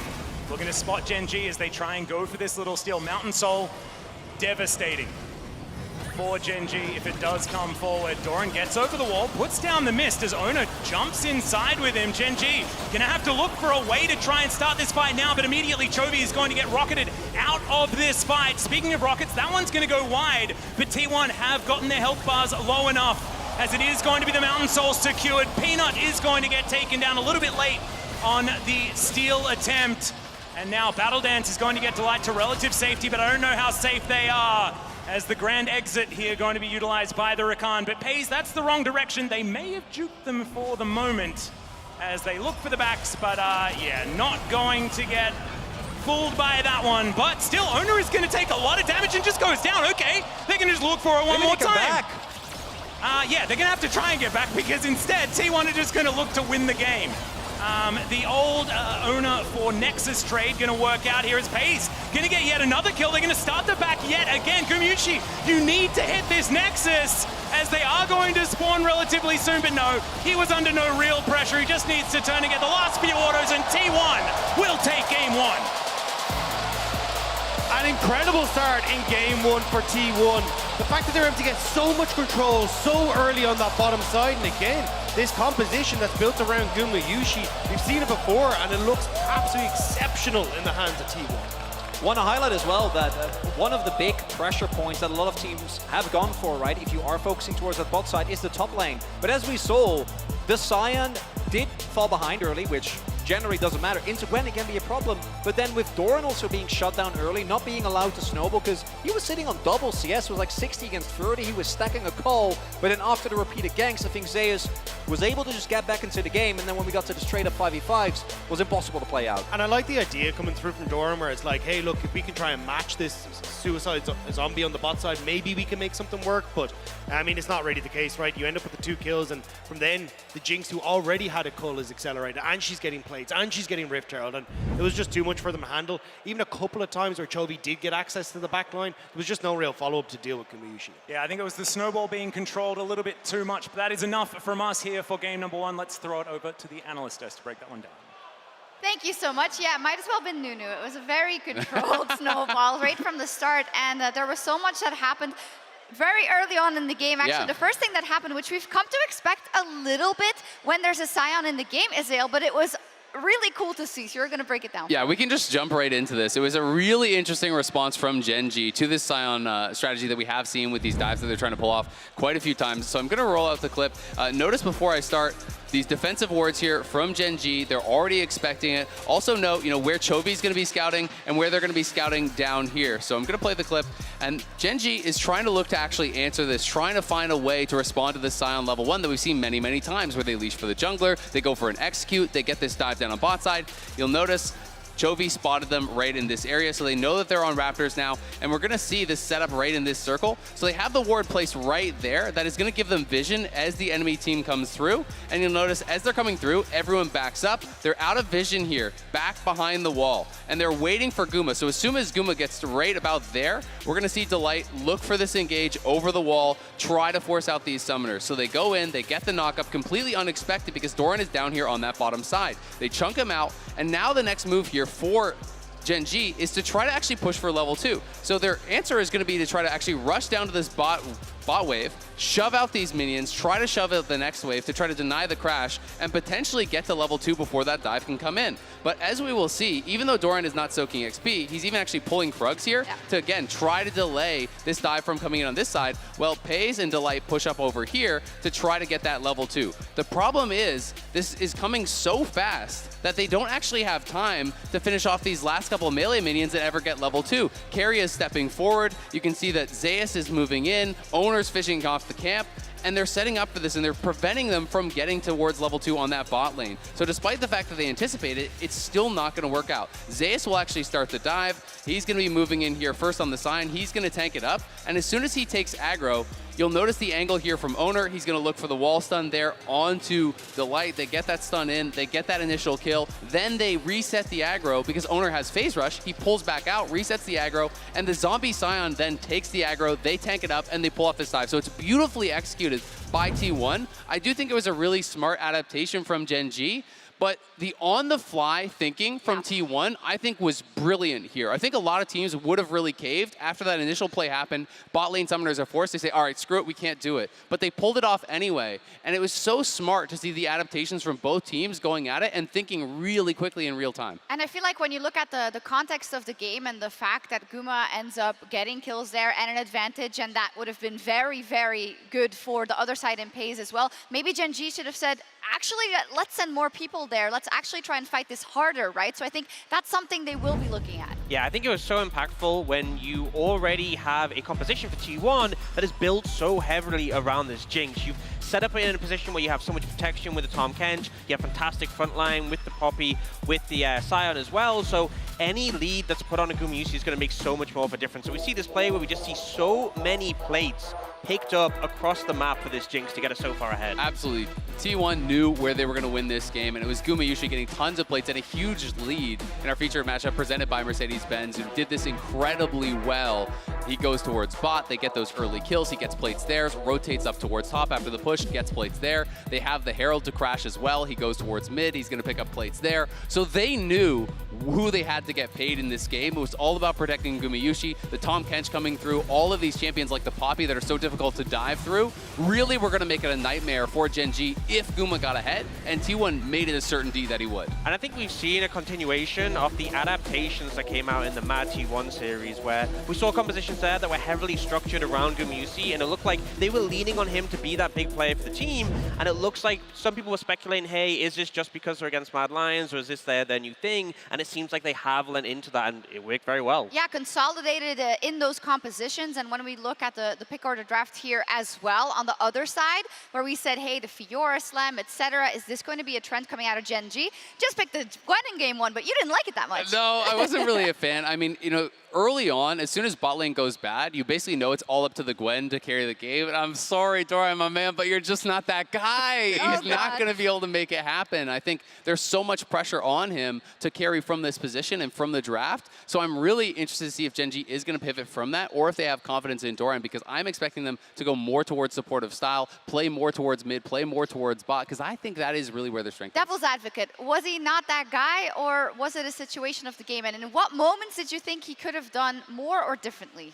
I mean, I think it's difficult. You know, a few times he got caught out in sides. You have to be really careful with that. That is a team thing. But when you are going to be able to get the advantage on top side, you know, he's up a good 20, 30 CS at times. You have to make sure that you are playing so careful with that lead, because they already have Pays behind. They're going to be looking to attack you in those side lanes. You have to be playing really intelligently around vision, and you have to make sure that when it comes to those team fights, you are that point of pressure that can neutralize Gumayusi. The draft makes that hard, but I just don't think he's that kind of player. Yeah, I think it's just telling, though, the fact that, like, you have this favorable match up top where you obviously want to pull ahead as the Gwen, and yet the call still needs to be, no, level 1, you come bot, because I just don't think top lane's that important right now. I feel like bot lane, with how strong AD carries are, with the itemization changes, they're so broken. Top laners, I feel bad for you, but you're really in a situation where, like, the best strategy seems to be just pick something like Sion, who cares about your lane, and then you're tanky. That is, like, the step-by-step process to win games as a top laner right now. You're saying the West has a chance. What's going on? Still play tanks better than us. Anyways, let's take a look at the Baron pick that ended up in then the Baron 41 and the wonderful Poppy ult coming out of Owner, because they've had some issues in the past, but this was magically played. Yeah, I think a big thing for T1 is they often go for these risky Barons, and sometimes the trigger for them won't be that significant. You know, the pick from Chovy here is quite big, but it can still feel risky for a lot of teams, and T1 are the sort of team who will go for that. We've seen it time and time again, and often when the team is struggling, this is where they fall apart, and they're set up around Barons, and that's where they can get challenged, because Baron is inherently a risky objective to go for, but I think they have a lot of patience here. They know they have this big tanky Sion who can soak a ton of damage, and they're waiting for the right window where they can secure it without a contest. Exactly. I mean, it's really low risk. Sion W, a Poppy passive as well, the Buckler, you know, tanking a lot of that damage, and they just wait for this angle. They get the 3-man knockout, and then they can turn and finish the Baron. You know, if they don't get that, they can look for a turn potentially as well, so it didn't have to be a full-on flip. I think T1 played a beautiful game number 1, and I think it's Gen G that really is going to have to make the adaptations, as they're going to be going over to blue side, which they have selected. Yeah, and you can see from the goal graph, there was no point where Gen G were ahead. It was super slow, super controlled. There was a couple of moments where sure, they got a little bit of gold injected in, but this was a very clean win from T1. It was. I did have the feeling that they were never safe, because obviously you're still playing against a phenomenal team, but it is up to Gen G to find those windows when they are behind, and hopefully turn this into a win in a 5-game series, because we don't want another 3-0 wash. It's T1 that continue their winning ways in non-finals versus Gen G. But how will the reigning LCK champion bounce back? We'll be right back with Game 2.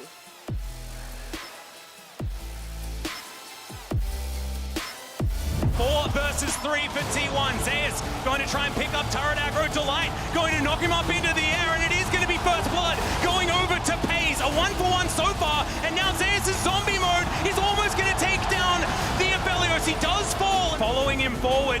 Small 2v3 here as Doran's getting taken down so low. No miss to put down, no options, and Ona is going to take him out. They'll take a Rift Herald as well. Yeah, FLICKR moving very, very quickly towards this Gwen, who wanted to be immune, but she is most certainly not.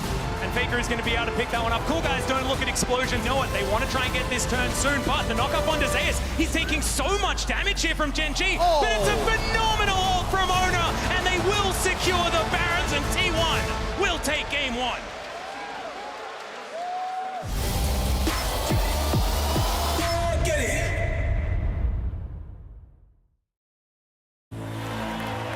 A team against a king. Seeing against believing. A moment against a moment for the ages. Countless battles, one arena. The realm The only thing capable of powering the game, the stage, the broadcast, and the worldwide spectacle we know and love, aka the Cisco Network.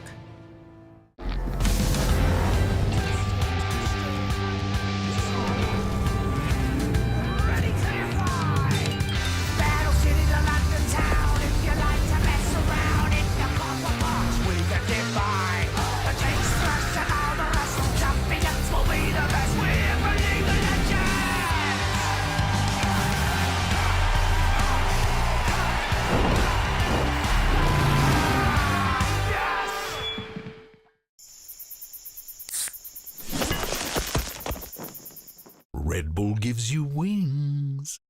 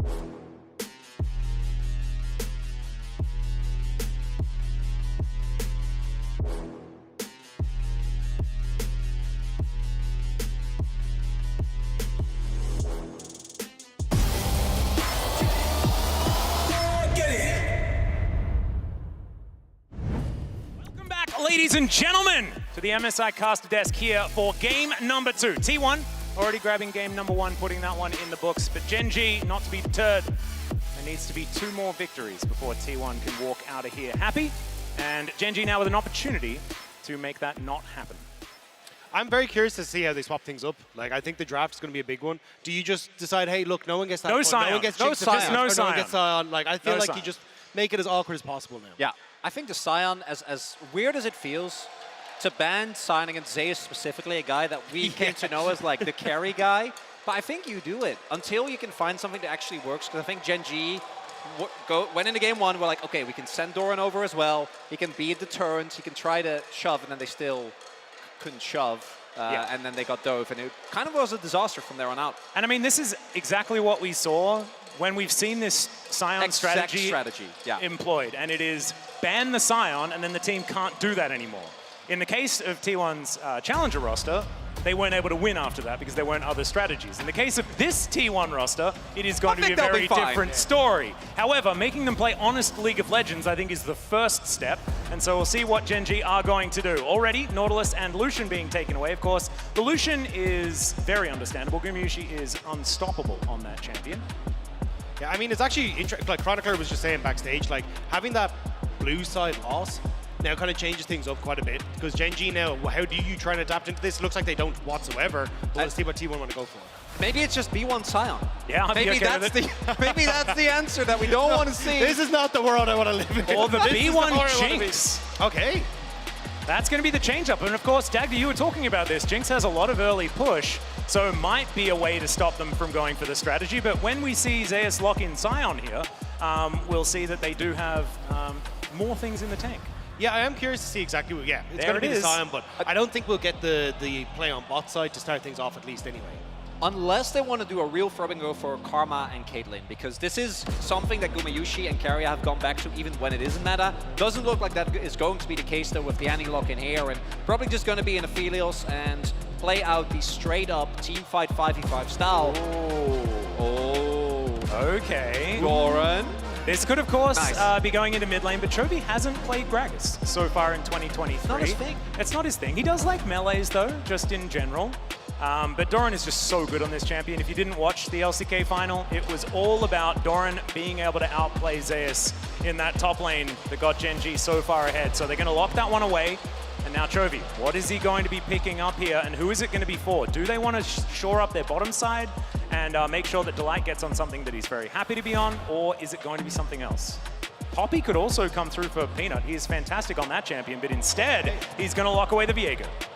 Yeah, so we're still seeing Gen G like not going fully into the, hey, we just want all the beefy frontliners and try and make our plays happen that way. And I think the Viego, an interesting one to see, because I still think like you have opportunities like Sejuani that can make things awkward. Like even when you look towards things like the Wukong as well can do relatively well. So I'm curious exactly what way T1 want to go. They will pick up the Aphelios, and you'll probably see a lot of those junglers banned out now just to make sure that owner isn't comfortable.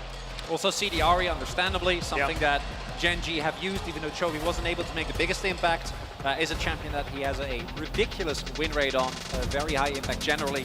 Last game, notwithstanding, pairs well with the Viego as well. Another pick that my mind is going towards maybe the Lissandra. Lissandra Viego is something that we've seen a lot, so wouldn't be surprised if that ends up being the ban for T1. And unsurprisingly, after Owner's performance in the previous game, the Poppy ban comes through. I know it wouldn't really fit with the Viego, but I actually think a Veigar would be really strong here, just for Gen G. The fact you can just plonk down the Event Horizon and make sure that, well, like relatively short range Annie, relatively short range Aphelios, you're going to be in a pretty good spot. And as Chronicler pointed out, the Lissandra are going to be taken off the board, so I am curious to see exactly what Gen G want to take into that mid lane now. Yeah, that's the most obvious Lissandra angle ever. Not only is it okay in... Hey, let me feel smart, Atlas. Come on! No. But super obvious. It's also alongside Viego, and that is probably one of the best We've seen it a lot, mid lane champions to go up alongside her. So doubling down on how intelligent you were, Chronicler. Don't you worry about that. The Thresh going to be taken away from Keria. Keria's Thresh is different. It is just extraordinarily powerful. They're not wanting to deal with it. And Tahm Kench could just come through here, deny it from Gen G, and give it to Gumayusi, allow him to play super far forward once again. And Keria was amazing in the last game. It wouldn't surprise me if it does get locked away. Yeah, if you take the Tahm Kench, though, there's not a huge amount of threat onto the Jinx. But there is threat onto the Jinx. Now there is some threat. We have found some threat, Dagda. There it is. You asked for it, and you will receive it. There we go. And even though Blabber, who played it last time, wasn't able to get a win of it, I actually do think the Nocturne was very efficient. Something that allows you to reliably get onto the enemy carry, but also the vision plays that you can set up around trying as, gotta pick it away here. Yep, there is the Tahm Kench, and we don't necessarily know where that Annie is going. So what I wanted to talk about was the Twisted Fate Nocturne combo could come in, depending on what this mid lane matchup is going to be. And now we're going to find out, because Delight has to pick it up for Chovy, or tell us that Chovy is going to be playing Gragas. Where are we going with this? That's a dragon! What? Okay, the Aurelian Soul going to be the option. Keria is looking for better Tahm Kench as his support option, hovering two of his most successful champions so far this season. This is another one. They don't necessarily need to go double 80 carry yet again, but I think he's just having a little bit of fun with us. What's it gonna be, carry? Okay, there we go. Okay. It's just another hook that he's gonna throw down on that bottom side, and it will be Blitzcrank alongside the Aphelios here for T1's bottom lane. It does make things a little bit weird for Owner though, because he will be the sole person trying to dive in onto the Jinx, not having much of the support. Like, yeah, he'll get an anti-shield, all good, but not exactly the best setup to go alongside this Nocturne. So I think, especially when you look towards the fact that you got Chovy, who's going to be massive in these late game fights, same with the Jinx. If you actually get to the later portion of the game, it feels like you've got a lot of tools here on Gen G to dictate these fights. And this is also Gen G clearly saying, we had Alistair before, you know, maybe we can bring it back somewhere down the line. But this is Gen G to me also saying, okay, that game number 1 didn't work out. We're going to go back to what works. Mid to late game team fighting, a lot of scaling, and most notably, the range advantage this time around is there for Gen G.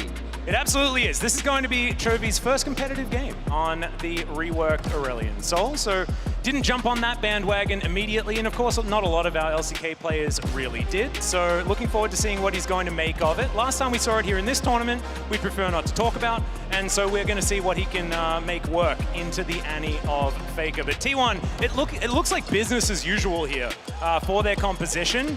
And we'll see whether Gen G can this time around throw a wrench into the works. But here we go. Game number 2. Gen G taking on T1. T1 already 1-0 up in this series. Making their way out onto the rift here and seeing whether they can collect themselves match point. Are we getting a cheese? I mean, you have Blitz and Annie. I think you can invade, you know, if you want to. Oh, he doesn't know. Well, there's the flash hook! All right, immediately Chovy has to respond with his own as he breathes some lightning sporadically around the rift in frustration, and will now go home. T1 aren't. They still want to see if they can try and get a little bit more. Ooh.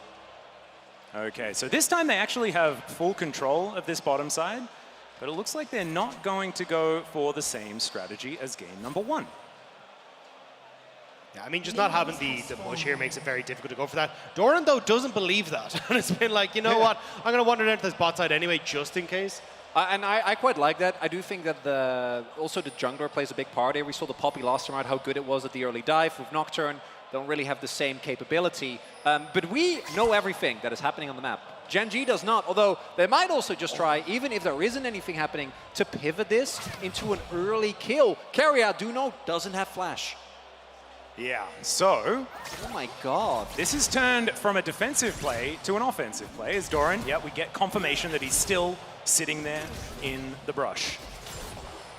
Keria also one up. He could just throw out a rock grab into the brush if he would like to, as there's the flash body slam. Gumayushi immediately knocked up, but just presses the ghost button. The hook is going to be used in response. And yeah, they managed to get a ghost. But that is all they're going to be able to find with Doran's flash invested. And that was the thing. Gen G knew that their timing window was gone. The second you see Sion get to lane, and he's like, well, I'm supposed to be laning against somebody who's not here. So they kind of tried to force it, but it just means that Doran's now down a flash, down a TP, and yes, you get a bit of damage onto Gumayushi, but not really enough to push him out of lane. No, you only have your Q, right? So it's not like you can chain the body slam into a knock-up from the Tahm Kench. And now, Doran is down to summoners. He's Gragas, so like in terms of health, he'll be fine. He can sustain back up, and Grasp will help a little bit there as well. But still, it's an extremely heavy investment. Guma doesn't even have to use his flash, which means that any follow-up peanut gank isn't as effective as it could otherwise be. Do you want to hear the glass half full for Gen G, though? They don't have to deal with Sion being underneath their turret that at like level 2, okay? So there is at least that they have managed to thwart. I like it. That's about all I got for you, though, gentlemen. So far already, T1 feeling pretty comfortable, but that range advantage that you were talking about is going to come into effect. So we'll see whether Pays on this Jinx is going to have the same level of success that Gumayushi did in the first game. The thing is, though, because Gen G wanted to try and make a play with Doran, they didn't push the wave as heavily as they could. So you can see now it's a little bit pushed out as Nocturne is in the bot side. I don't know if they pinged out there just that he would be here, but that's why Delight and Pays now starting to move over to try and get a ward down, and we'll spot out where Owner is. Yep, they get that information. FLICKR is cheating down towards this bottom side. River gets the stun onto Chovy.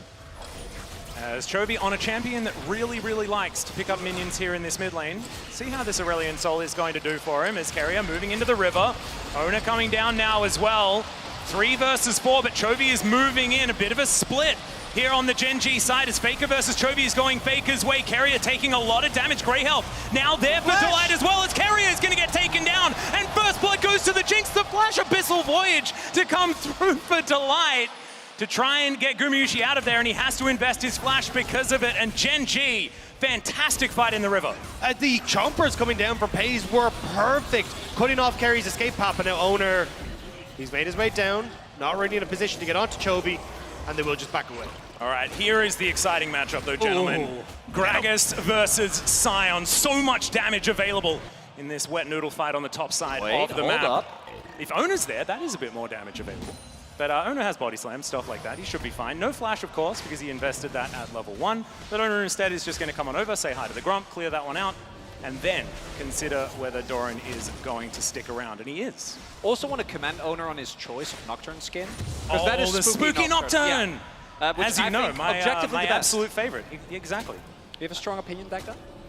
What's your favorite Nocturne in skin? agreement. Do you like Blender Nocturne? You are looking at me with big puppy eyes. Like, Yeah. come on, come join I the wanna team. know. Like, okay, yeah, I'll join. I'm on Team Spooky. Yeah, great. Like, There you we look go. So genuine. Another one. Is that actually your favorite though, or is there? I'm not going gonna to lie. Nocturne I'm option? completely blanking on all other Nocturne skins. Really? Well, there's the Blender Nocturne. You know the big Oh, true, red one, from the Eternium? TFT one. Yeah. Yeah, You got a Eternum, you know, the really dramatic one? Yeah, that's Blender. Oh, it is? Yeah. Wait, what? Because it looks like a blender. I have never heard anyone say that. You've heard me say it today. Because I think it might be my first time as well. Well, I respect it, Atlas. Yeah. It's along the lines of, you know, like Lawnmower Scana. I feel like we're getting off topic here. As We don't even have flowers here. Come on. We do. He's backstage, so we can have a chat. We'll see whether Lawnmower Scana is going to check. Okay, Chovy taking a lot of damage here, as he does just do a bit of a drive-by breathe onto Tibbers, who is going to teleport back towards a Faker and not give up his life for now. So, nothing too much to worry about there in that mid lane as Peanut does make a visit bottom. Gumayusi still without his flash, but Ghost is back off cooldown as far as his defensive options. Also, Owner, starting up the Dragon here, with the amount of movement that he made, still ahead when it comes to farm, but not level 6 just yet, right? And that's what we're going to be looking towards. Once that Nocturne Ultimate is available, Paranoia can be a really effective way to either get someone like Gumayusi on the bot side back in the driver's seat, or maybe try and make a play when Gen G tries to contest. I was going to say the Dragon. That's clearly not happening, although maybe a follow-up fight. Yeah, that's the flash forward here from Peanut. Owner, fantastic spell shield as the hook does come forward, but I don't know whether Carrier really wanted it. As he gets interrupted, the Chompers were set up, and Owner now very, very low on health, but without a flash, still has his life. Really nicely done there. If Owner doesn't catch that spell shield, I think, or a spell shield, the stun from Peanut, they might be in serious trouble. However, Gen G still gets a bunch of summoners, keeps the Nocturne on the back foot, and is able to put some pressure on T1. Yeah, I mean, the fact that T1 got the Dragon is super nice because it definitely feels like you kind of want to pick the pace of the game up a little bit here to just have a fight that kind of happens around the 23 to 25 minute mark at that Dragon Soul. Because if you're just letting Gen G scale into Oblivion with the Aurelion Soul and the Jinx, it's going to be pretty disgusting to try and deal with this team fight later. So at least T1 securing that early objective will give them that bit of an opportunity then to start that timer. Yeah, I feel like that scaling conversation that we were having in game number 1 is now a little bit of a, if Gen G make it to certain minute in game, they win. Yeah. But T1 certainly have a lot of mid-game strength, and their snowball capability with a composition like this is absurd. So if they can do that, then we could be seeing a 2-0 on our hands. But that is getting a little bit ahead of ourselves. I also want to highlight that T1, as we know, is a team that is known or notorious, depending how you look at it, for their Baron setups. Nocturne is a champion that can really help with that, deny a lot of information, make it a lot harder to set up possible steal. Even the fact you're trying to play with range here for FaZe and Chovy as well, that Nocturne just completely screws you. So I think definitely you have opportunities here for T1, especially if they can look for the hook. Carrier over the wall will be spotted by the minions though. Yeah, Chovy does have to be a little bit careful about bears raining from the sky, and is going to back away from that one. And Gen G also going to back away from Shelly, who is being started. T1 now with control of this topside river. And and they should be able to collect the second neutral objective for themselves in a row as Doran on this bottom side wanting to trade for plates. And this is the only upside, I think. Gen G, FaZe needs to catch the wave on top. And even though they can't contest the Herald, Doran is really far behind. And him being able to pick up a plate, pick up a couple of waves, I think actually kind of gets him back into the game because he was getting snowballed against by Zeus Saya. Does mean Gen G's on the weak side of the map though, and already you can see Gumayushi carry here. I wouldn't be surprised the owner try and wrap around here and just put a ton of pressure onto FaZe and Delight. Have to wait to see. Yeah, you can already see He's going to get interrupted, and immediately the paranoia comes down. The fear is going to come through, but another hook is going to land, and Gumayushi grabs that kill for himself. Now FaZe just has to look on as the corpse of the Tahm Kench is going to remain. So teleport to come through here, but FLICKR is in position. FaZe running for the hills, but there's nothing he can do. The bear is going to be enough, and it's a solo kill for FLICKR. Now Chovy, he's going to throw down the stars, but I don't think it's going to be enough to keep him alive, and T1 just destroy Gen G in the top lane. Wait Peanut, can he find some resets here as this Viego, as they do manage to get one execution onto FLICKR, but one kill does come through for Peanut. And the biggest thing there, Doran tried to TP and he got denied again. If Doran is in that fight, Gen G have a chance, right? And you also saw Chovy is teleporting in there with the assumption that they're actually going to be able to commit to the play, but because Zeus is able, I think it was the ultimate, to again deny Doran to join the fight, Gen G get caught off guard, and T1 is able to win the fight. Oh, it's heartbreaking stuff for Gen G and T1. Like, the fact that they managed to slow down the pace of the game, we kind of said, look, at least Doran's getting some stuff back, but the fact you end up leaving FaZe and Delight on that weak side of the map, T1 punish beautifully, and not only get the 2 kills onto the bot lane they're hoping for, they get a couple of extra prizes as well. Yeah, this ward in this brush, absolute MVP for this particular play, is now we're going to see it. Zeus just parks the train onto the Gragas. And that's the second time we've seen that happen. And imagine if there is a Gragas here, right? FaZe is completely fine. Chovy is able to join in and make sure that everything will be okay. FLICKR doesn't end up picking up the kill, but instead, everything goes T1's way. Yeah, I mean, the TP from Chovy was super late as well. I mean, you'd already abandoned the turf for FaZe, and you're only just coming up here into 4 members. Now, they do end up going super low, but it's kind of heartbreaking here for Peanut. Owner does a really good job of just barely preventing him from getting in to get the 2 kills there. But at least he managed to pick up 1 for Peanut, but it's a big win for T1. Certainly is. As the dust settles, we only have about a 500 gold lead here for T1. As 23 seconds on the Cloud Drake. Denied yet another Cloud Soul, but a few other options that could be spicy. Hex Gates, a possibility.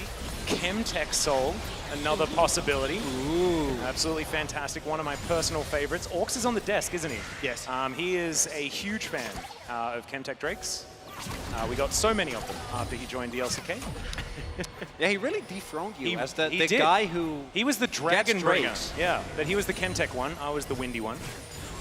As all right, Doran looking for an opportunity here. There's another body slam flash as FLICKR is going to use the cast to taxi his way out. Paranoia comes in yet again as the stars do once again descend. FLICKR goes golden, but I have a feeling he's still going to go down, and that is Peanut getting yet another kill. Delight going to go down in response, though, as it's a 1-for-1. Chovy is flying towards them. The breath is going to come through onto the Scion, but he's still going to be able to remain alive as Gen G come alive here in this mid-game a little. Well, Reset City was nearly being built there for Gen G between both the Jinx and the Viego. They were nearly able to take over that fight, but T1 do back away, and Gen G get the drag. T1, you don't have the pyramids, okay? You need to go for the proper channels, and now Gen G trying to start the dragon, but are getting contested. Yeah, Gumayushi under 50% health right now without any summoner spells. That's why he's hanging so far back. As Doran also relatively low, and they slink in, and it's just going to be a full heist. As T1 just walk on over and say, no, that's mine. They will pick that one up. They didn't even have the city permit. It was completely gone. No, T1 did do their work. Yeah, they're fine. That was very strange. It's almost like they were kicking them out of their own house, you know, instead. Weren't actually going for a steal of something that Gen G owned. So T1 now moving themselves towards a couple of Drakes in the lead. Mountain Soul, yet again. High value dragon in this game once more. T1 can continue this snowball and grab that Drake. It really does help them out as for their game plans. We're going to check this one out one more time. I mean, the fact that FLICKR gets a flash off here is absolutely massive. And I did kind of think at this stage T1 would dissipate. Like, Zeus not able to get in there, but great stun coming through from Chovy. FLICKR has to go golden. And that hook from Keria just barely missing Pays and getting Delight means you've actually got your front line there. And when the reset starts to come through, you can see big big CC coming through from Peanut to try and help out with just following up, but they're not quite able to do so. Yeah, big thing there is Guma actually flashing, and Peanut is able to get the kill. You're in deep trouble, Zeus. All right, Dragon breathing on him for a moment as Doran gets in there with the body slam. There's a cast that's going to work out as Paranoia comes in. Can Ona actually save his top lane? The answer's no, but the rest of the T1 cavalry has now arrived. The skies are descending on top of them. Decent knockups are down as well, but the Scion, in fact, the Viego is going to fall. Looking to come on forward yet again as Peanut collecting it, but his own version of the zombie mode is going to go down. That was so confusing, gentlemen. My brain exploded. Too many zombies. There's too many zombies as Peanut will fall, but not after getting a whole bunch of work done. I think big there was not just Peanut being in the front, but also Chovy being able to just keep on channeling, right? Like finish his Rylai's. Look at the amount of damage that he's able to do by just continuously standing behind his two meatballs. And here what we see is T1, as they often do, attempting to really turn this one around, but I think they kind of underestimated how fast Zeus was going to go down. Yeah, also the fact that you managed to steal away the Scion there, get a good knock-up onto Owner, and this just sets up beautifully then for the rest of the follow-up to come through. So really nice job there from Peanut. Yes, he ends up falling down, but even the fact you get the zombie mode activated is perfect. Now Gen G trying to move down to the spot lane, FLICKR en route.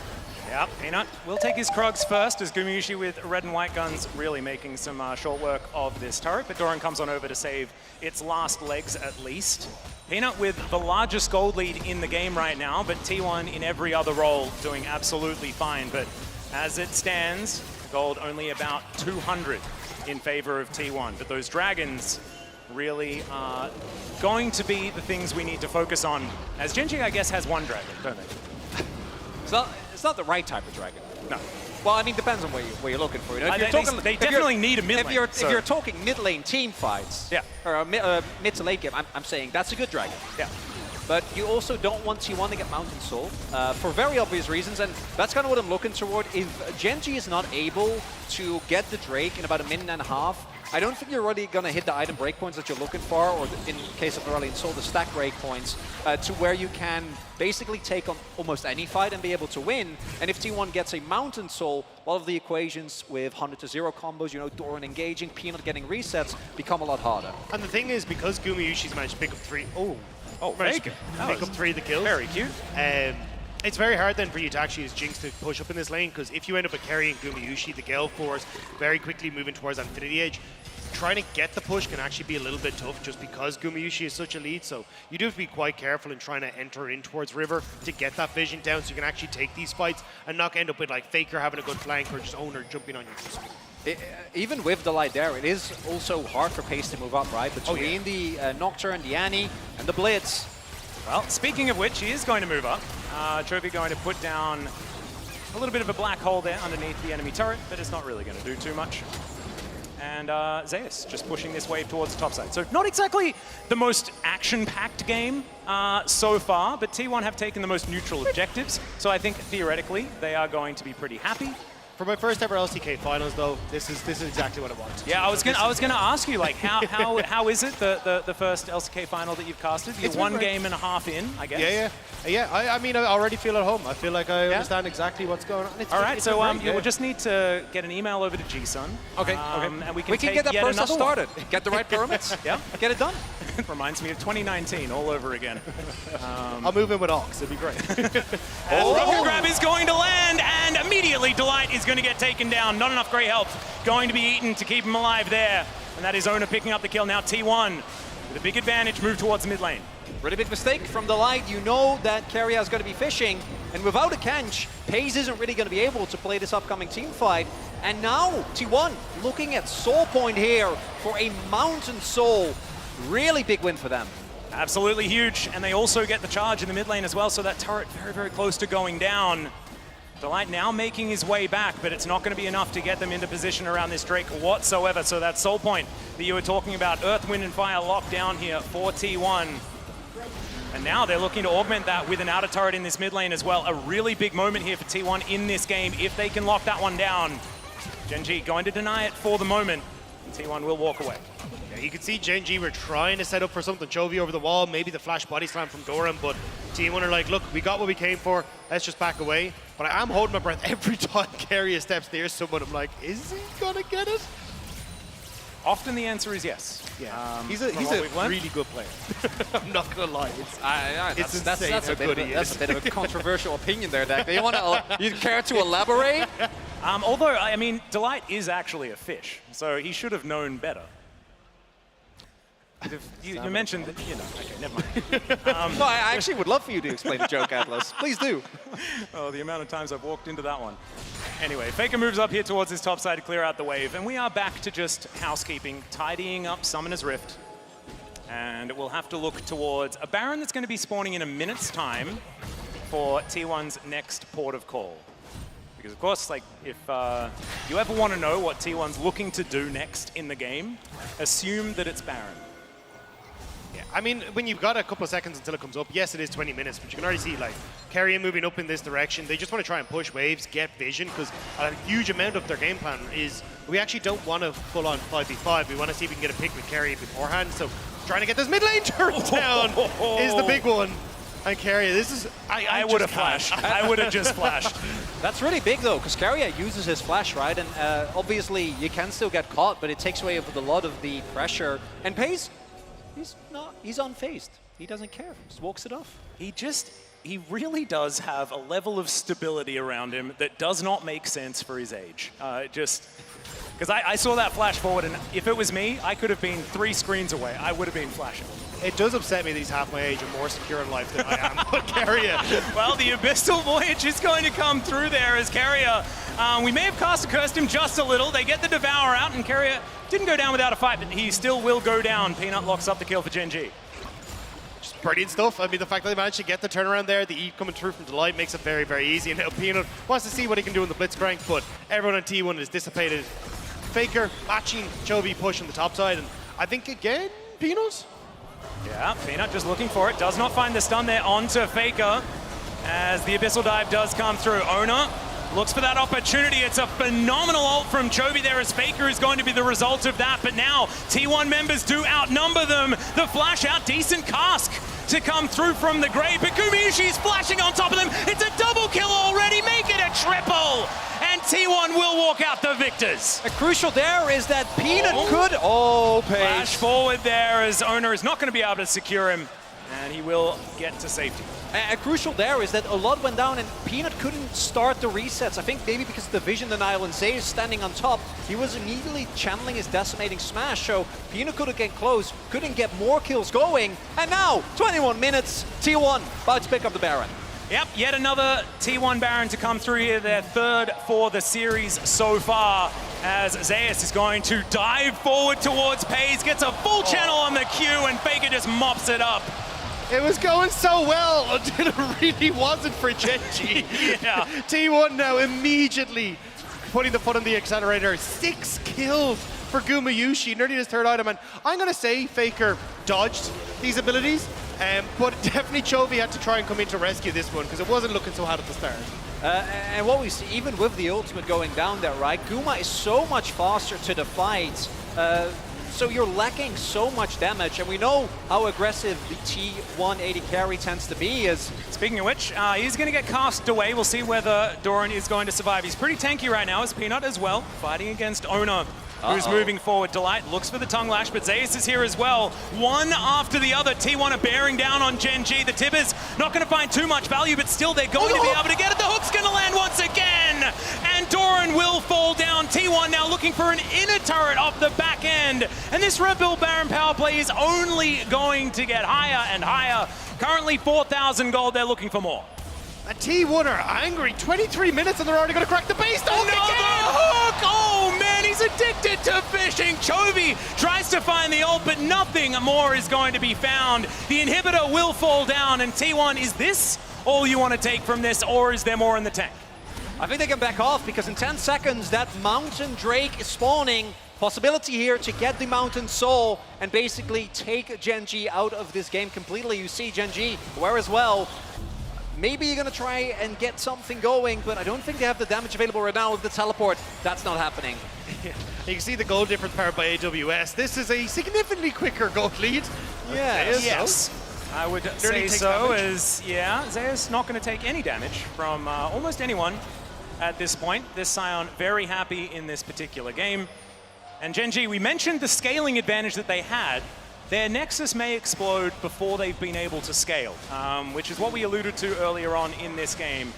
And now T1 on this mountain soul point, they will be able to just take down this, collect themselves a soul, and Gen.G haven't found a neutral objective all game. They haven't found a turret all game.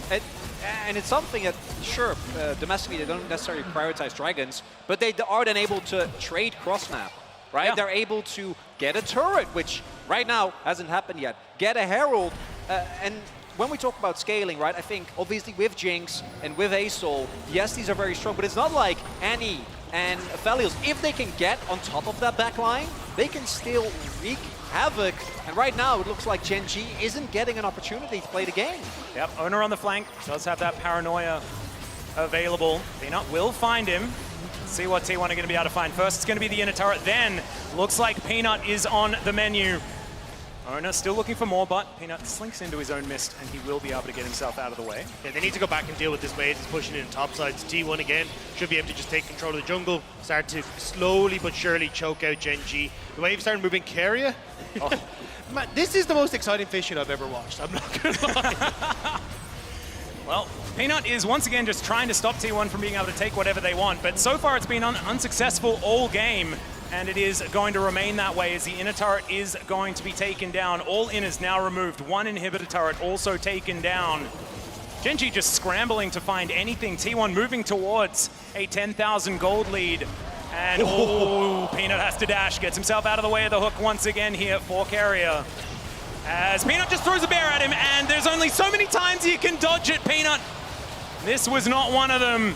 And now it looks like this inhibitor turret's going to go down. And if you're a Gen.G fan, that one feels very recognizable. Oh, there, FLICKR flashing forward, finds a big old bear, and there is a Devour, but Delight's not going to be able to save his whole team. As Gumayushi grabs the first kill, Owner's going to grab another. It's a double here for the Aphelios, and I think game 2 is just done and dusted. T1 taking Gen.G down for the second time in a row in this series. They will find match point, and we'll see whether Gen.G has anything left. Oh, he got him! Anything else in the... Oh, my goodness. Another hook, and I think if we were going to do player of the game, which we don't do here at MSI, but I give it to Carrier for this one, as Peanut going to look for Zeus, but he's not going to find it there. Nexus goes down, and T1 move to match point. And there are some moments in this series for Gen.G, a couple of individual plays, but I think even in the loss that they had against T1, right, in the upper bracket finals, back in playoffs, I don't think it looked this lopsided. I actually think that Gen.G in that series, even though they ended up losing, felt like they had more going on, because this game, like, you see the Asol, right, you see the Jinx, and even in the mid game, nothing is going their way, right? The Asol felt like kind of a pick that eventually maybe was going to do something, but to me, the biggest advantage that Gen.G had over T1 in the finals was Chovy. He was everywhere, he was proactive, he was impacting the map and the fights, and Asol doesn't allow you to do that, and even the moments where he was there, he couldn't get anything done. And I think a lot of that was the fact that you end up missing some of these core abilities in the mid-game that end up stopping you from snowballing this, or at least slowing down the pace of the game, and it causes major issues for them. Certainly does. We'll see whether they can solve them before game number 3. Before that, though, we are going to throw it back to the analyst desk to see what they had to say about that game number 2. Thank you so much. Maybe you're a little bit shell-shocked as well, because T1 absolutely run away with the game and the series so far. Perhaps Doran heard you and he was like, I can show you I am that guy. Actually, here comes my Gragas pick. But then Carrier was like, no, I am actually that guy. Carrier is actually that guy. Yeah. I mean, Doran, goes for the early Gragas pick, so it was a change. We were talking about it in the LCK finals. It was always second rounded that they went for Gragas. So in the first game, T1 bans it out in the second phase. Obviously, Gen.G says, all right, Carry didn't work the first time around. We're not going to go back to the gun. We are going to do the Gragas, which means we have to first round it.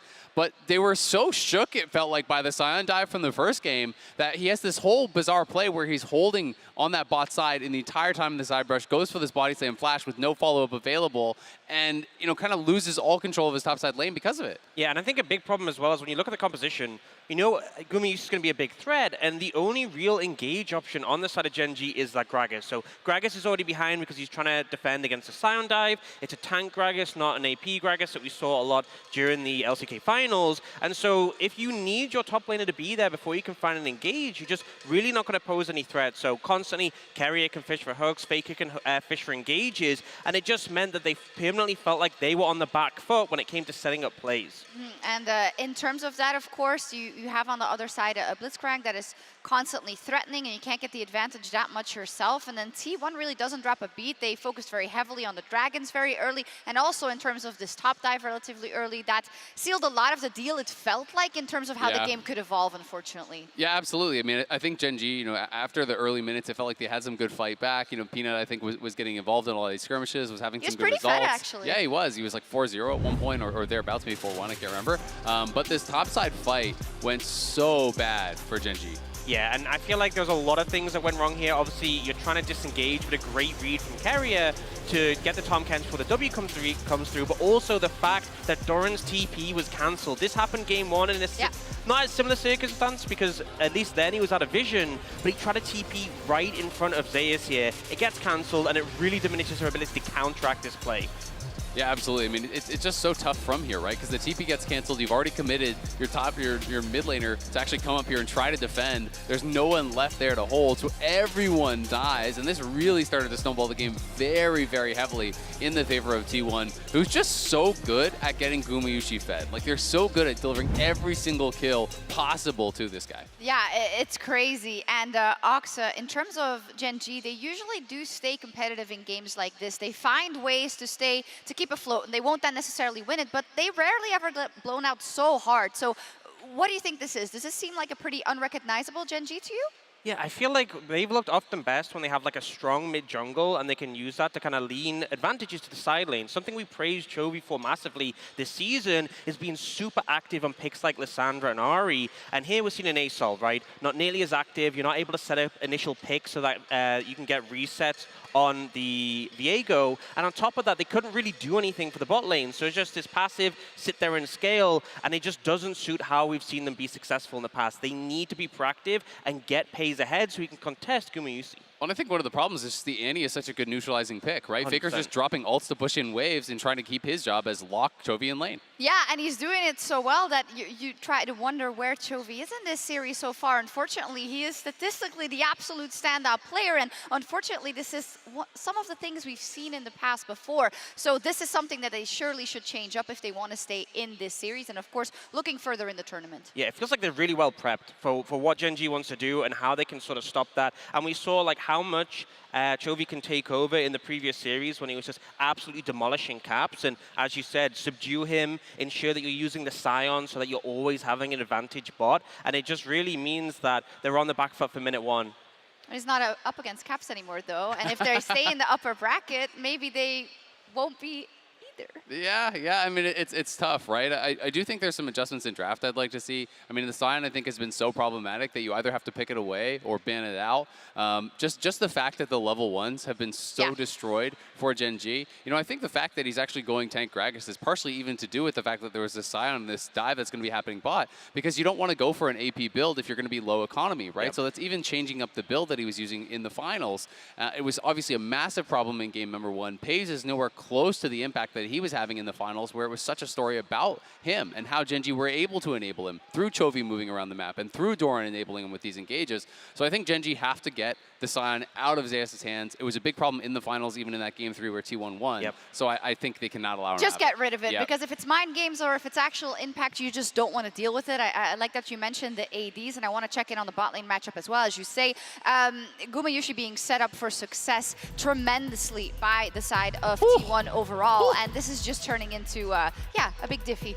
Yeah, and I mean, these stats really tell the story of the series, but I don't think FaZe has been doing anything particularly wrong, but it's how the team has set up Gumayusi, and this is the sort of transition we've seen, you know? It was a lot more about like setting up top lane for Zeus, particularly in the finals. That was the attempt with the Jace that didn't really pull through, but we saw this transition when they went up against Mad Lions, really investing in the AD carry, and Gumayusi is just on such good form right now, so consistent. And it's just such a theme of the tournament, right? You know, even in games where a lot of the Western teams are winning, you know, I think back to the JDG series, it's even in Golden Guardians are in a good position. How JDG enables Ruler just makes it look like they never actually stand a chance, even when they are behind. And both these teams are going to be battling, trying to put their AD in the best possible position, because it does feel like if you're going to play these kind of comps, if you're going to play the 3-protect-1, 4-protect-1 type comps with Aphelios, with Jinx, it's all about who can enable your AD better. Because we know that Guma, we know that FaZe are fully capable of taking over a series. It's who's going to set them up best for success. Yeah, is there a possibility for a reverse sweep on the cards? What is it going to come down to? I feel like... Is it the grand finals? I mean, no, okay. No? That's it. In conclusion, 3-0. I feel like Gen G are definitely capable, but they haven't shown it in this series yet. So I'm hoping for the bounce back in this Game 3. But, you know, they just need to go back to what worked for them before. They beat T1 in those finals before because they had a better read on the meta. They better understood how to play it. And it's quite shocking to see them almost sort of... Revert, yeah, at this point. I just feel like their pre-series planning is completely not worked. So I don't think there is a chance for them to come back in this, but it's double limb, right? You know, maybe they can cook up something if they meet later on in the tournament. In the think finals, this one you know? is pretty done and dusted, honestly, because looking at game number 1, looking at game number 2, you know, clearly game 1, we have this answer to Sion. We're going to meet them bot, we're going to defend the dive. Doesn't work. Game number 2, they early pick the Gragas. They go away from what they did in the finals because they know it's going to get banned out. That doesn't work either. What are you supposed to do next, right? They can't go back to what they did in the finals because T1's not going to allow them to. They're always going to second ban the Gragas in that second phase. So I don't think Gen G is going to have the luxury of repeating what made them successful in the finals. They have to change the recipe. And what they cooked up has not worked. Yeah. Change everything. For the side of T1, when we zoom out, of course, the big story that we're following is how are they going to arrive at this bracket stage, and it's been very convincing so far. Gen G will say we will try and switch it up. We're going for the red side, try and get a counter pick and influence the rest of that draft. Yeah, because I feel ultimately we're trading ADs a lot here, so that first pick isn't necessarily as important. But also on red side, you can be a bit more reactive. If they do end up taking a Sion, maybe you can find a matchup there. But honestly, I think they should just look to ban it. Yeah. Get that out of the picture, and then maybe look for a better matchup mid where they really struggle to see impact from Chovy. Exactly. That's what I think it's going to be, because you can't ask for like a better preferential matchup than the Gwen into the Sion, right? You know, that's already kind of what your counter pick would be. So I think they need to look for towards Chovy, enable him, try to get him a winning matchup against FLICKR, use that as the window to get out of that lane, push out mid, go towards bot, enable FaZe, and try to swing the series that way. Yes, just do all that stuff and make it happen. It's not easy. Otherwise, it might be the end Just of the win day for for it. Gen G. Can Gen G avoid the 3-0 sweep here at MSI 2023? Or will T1 move on to the upper bracket final, continuing their non-finals win streak? We'll find out with Game 3 right after this. Pressure onto FaZe in the light. Yeah, he's going to get interrupted, and immediately the paranoia comes down. The fear is going to come through, but another hook is going to land. In fact, the Viego is going to fall. Looking to come on board yet again. Rocket grab is going to land, and immediately Delight is going to get taken down. Not enough great help going to be eaten to keep him alive there. But now, T1 members do outnumber them. The flash out, decent cask to come through from the grave, but Gumayushi is flashing on top of them. It's a double kill already, make it a triple! And T1 will walk out the victors. Their Nexus goes down, and T1 move to match point. Get it!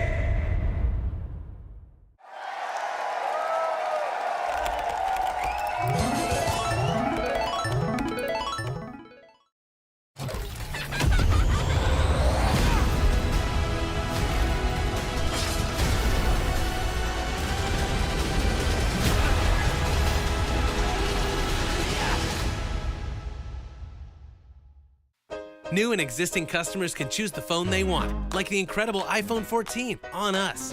Not to brag, but I'm on Verizon now. And I got to choose the phone I wanted for free. Not that you're bragging. Choose the phone you want on us. Verizon.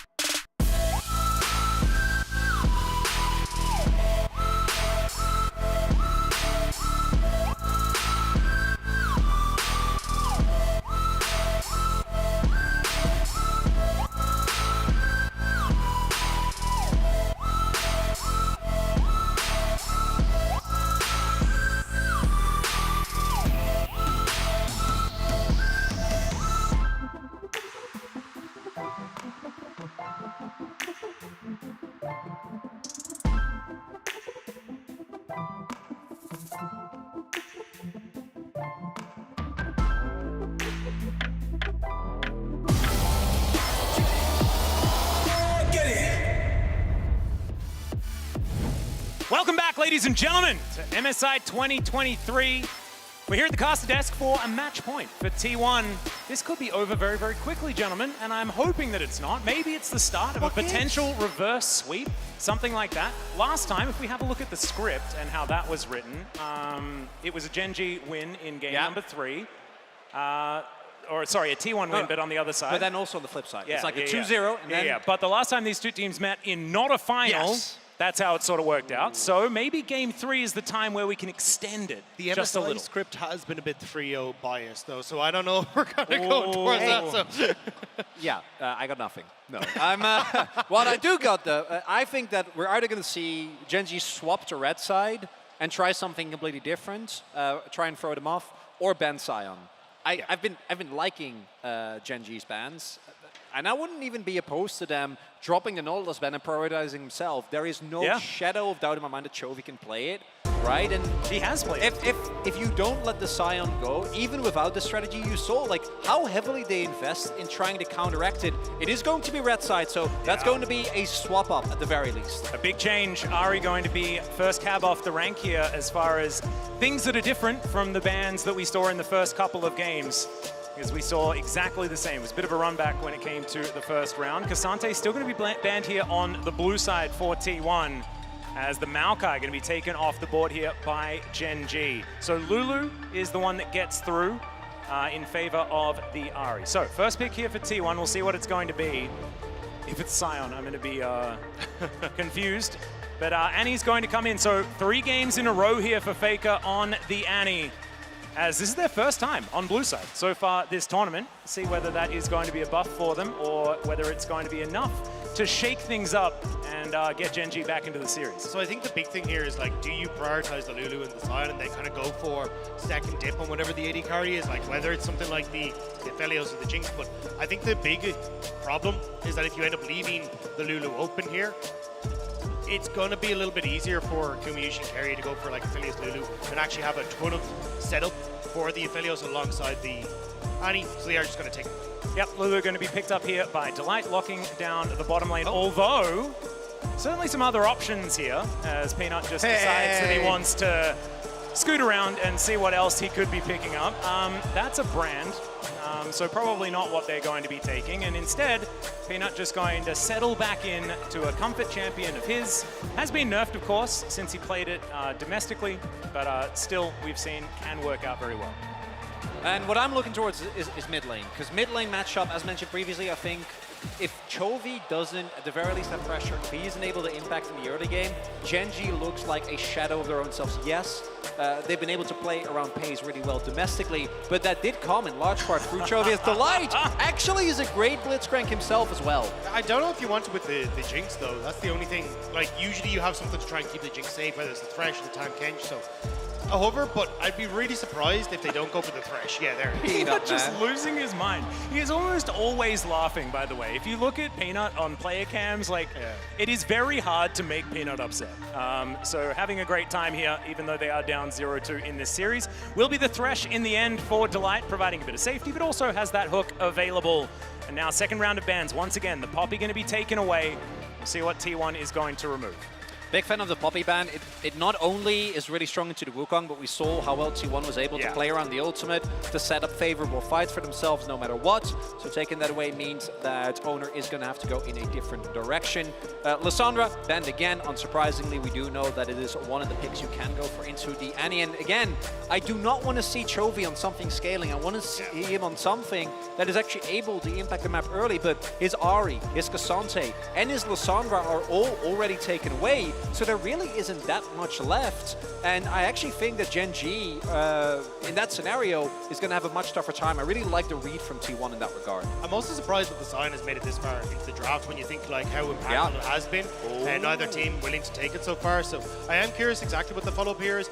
Maybe it's just something like a Syndra or a Blanc ban, or maybe it ends up being T1 taking the Sion off the board entirely. But I'm going to go for the Malphite, so definitely a bit of a call-out saying, look, if you don't take the Sion, we're just going to take him and have a great time. Well, now it's Paze's choice, and that is a rumble. So theoretically, a flex pick. Could be heading towards that mid lane. It should be a lot of fire in the mid lane, theoretically. But could, of course, always be Doran there on the top side of the map, the more common place for a rumble to be placed. So I actually had this really funny conversation with Greenwood at the start of the day where Goldberg and Ox were literally talking about this matchup. Where I was like, I'd love to, like, Goldberg's like, I want to see more Rumble. And then Ox was like, yeah, but if someone just has like a Scion in the top lane, what happens? So I'm glad that these two are going to get an actual functioning follow-up to this question. I'm actually thinking that this might be Chovy, right? Yeah. Trying to go for something that both can impact the map of early team fighting. The Cyclone combination with the Rumble ultimate very, very strong. And being able to win some of those early skirmishes would be huge. Are we zigzagging? Oh, no, it will be the Kha'Zix locked in for Owner one more time. He's looked fantastic on this champion so far this tournament. And now Gen G, what is going to be the response? Could just be Gwen, honestly. Could just do it. And then put the Rumble into the mid lane. Not sure how the Rumble into Annie matchup goes. But we'll see what Gen G do decide on, as Gnar is the consideration. So it will be, the Rumble-Gnar combo has been something that's been tried and true. You know, you've got the, this was played in the jungle mostly for the Rumble when we saw it last time around, but the Equalizer plus the Gnar into a wall is a lot of damage and a lot of CC.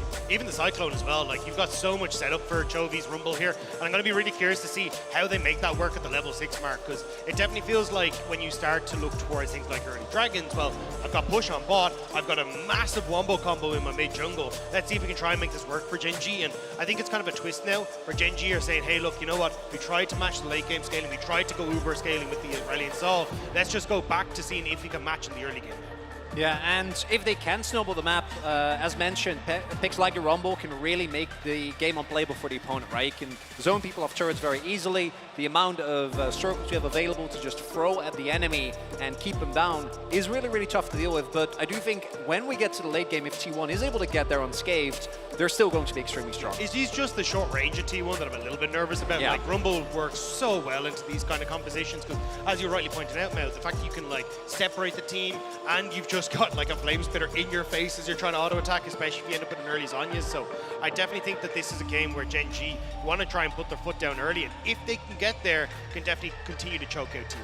Yeah, they still do have abilities to play out that late game. Like you say, the range is still going to be there, but certainly a lot of fun as far as what they've picked up here. Sort of saved themselves from the Scion Rumble matchup, which has certainly helped keep things a bit spicy. But here we go.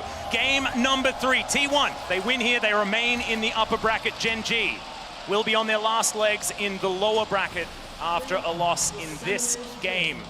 Need to keep themselves in it, keep that reverse sweep alive. Could be silver scrapes, you know, you never know. And 100% of games that Gen G have played at MSI so far, have gone to more than 3 games.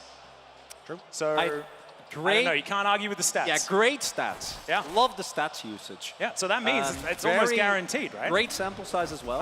I'm all about the 1 sample size. It's my favorite. I feel like you get the funnest stats out because it makes it easy. Well, no, it doesn't make it. It just makes it, you know, could be anything. You know, it keeps up the variance. We like that. Because we don't like 3-0s quite as much. We want to be here for longer. We want more games in our MSI, and hopefully Gen G can give us that. Cool. Okay, a little bit of convergence, but not too much action here as FLICKR moves in, gets a ward, they get some money from the ping, and they are just going to move it on back. Doran now in a good matchup here with the Gnar into the Scion, avoids the Q there quite nicely. And we just move into laning as usual. No shenanigans to come through this time. And the last Rumble mid internationally was, of course, Doinby, because he's the guy that plays weird stuff. 2021, and it was a loss. You know, he also was the one who brought us a Nautilus, which also has come back. And that one's been fantastic. So this is the era of Doinby, even though he's not actually here at the tournament, as we are fighting and we are committing to this one. Carrier lit on fire, down to 150 as Delight's moving forward. Not all that scared, but maybe he should be, as Gumayushi firing back nicely. Some trading. Carrier coming off a little bit worse for wear, but the health trade, I think, as a whole, is actually kind of even. 2-for-1 trade. We also have Peanut starting on the top half of the map, so might have an opportunity to make his way towards the bot side. Owner, particularly with a champion like Kha'Zix, ideally you just want to get to 6 as soon as possible, get way more power. Also want to highlight Chovy going for Ignite here. So really, really aggressive setup, and also means that if he does fall behind early without the teleport, can get in some trouble. A good ward from Gen G as well over towards the Raptors. We'll just spot out exactly where Kha'Zix is now. Will time out just before Owner clears them, but you'll know he's going to be moving back towards topside. Another ward placed. As you can see, just the blue spotted exactly what that is. So Peanut should know that there's no real pressure on towards this bottom side. So if Delight can set up any kind of hook, they're in a good spot. Well, Doran's going to dive on top of a Q and misses Wallop, but not really too much kill threat on either side at this point in the game. And Na should just have control of the wave as this one continues. Sion, not too worried. He is a big tanky boy and just needs to survive. As Chovy looking a little bit worse for wear in the melee versus range matchup. This is sort of his speciality as a mid laner, playing out melee matchups very effectively. But FLICKR is not going to let him get through this lane for free. And I think a huge amount of this on Gen G side is trying to control that, right? When you look at top side, Doran's going to push for days, he'll be totally fine. Pays in the bot lane, as long as you can keep some vision here, can push for days and he'll be fine as well. So a lot of this does feel like, okay, can Peanut and Chovy interact enough where FLICKR ends up blowing an early summoner spell, then you can use that pushing bot to go for early dragons, try to snowball the game that way. Because at the moment, Chovy should be fine. Like, he'll still be able to eventually push out this wave. May need a little bit of help from Peanut just to make sure he can do so safely as Owner making his way towards the top side. Like this a lot. Doran should be aware. See whether he can create enough distance, avoids that Q and looks for an opportunity to go back in. This could spell his demise as we're going to see a hook go out on this bottom side. Peanut setting up, but already Doran is under threat, looking for that flash angle. We'll see whether he finds it. Actually, he's not looking for the flash as he hops out of the way. Zeus' health bar is going down, and now he's splitting away from Owner. Has Doran kept himself alive? Finally does flash, and he's been isolated. There is the first blood, and it goes over to Owner. And he stalls for a long time, but isn't actually able to make his way out. No reinforcements are on the way as well. And Peanut trying to get something going on the cross map doesn't actually end up working out. And Owner with Futures Market is, Chovy does have Ignite, so he'll be a little careful. But with Futures Market and an early kill, he has a serrated Dirk and a longsword on his first back. And champions like Kha'Zix can snowball so incredibly fast, particularly with First Strike, if they get an early lead. T1 once again off to a great start in this game. Chovy going down relatively low, but does clear out that minion wave and is looking for that first back. And getting good back timings is definitely fantastic. Doesn't have teleport to try and mitigate some of that. As we're going to check out this bottom lane play once again. Oh, the flash and carrier is great. I mean, great timing and reactions on that, but yeah, we're just going to watch this again. I mean, it's a nice idea from Doran, right? See how long you can try and keep this going, because Owner's just trying to stop him from flashing over the wall and getting away, but he does so good at getting him low. But even, it was kind of dead in the water here. You can see FLICKR roaming up from bot side because he had that push, so Doran just tries to get towards the tower, but ends up isolating himself, and Owner can finish him off. Yep, as soon as that flash comes forward, Owner knows that he is dead. If he flashes with hop and flash, then on cooldown, you can see Doran not too happy with the whole situation. Gen G not out of it yet, but once again, it's T1 with control of the game. It's Chovy, possibly overextended. Owner is going to move on in. Does have that level 6 and just drives by. It's going to be absolutely fine, but now doesn't have a flash and the scrap shield on cooldown as well, but still, just going to be able to walk it out. Get out? No worries. That's not supposed to happen. Ooh, and that should never happen. Hook as well, just grazing the T1 bottom lane. Peanut once again denied any access to the lane. Do have to say though, Guma used Ghost and Carry used Heal, so they were able to get out, did have to blow some summoners, so that is something that maybe Gen G can use when we get to a fight. I'm still very confused as to how Chovy just walked that one off, even with Scrap Shield. He was going very fast. But he just right-clicked him.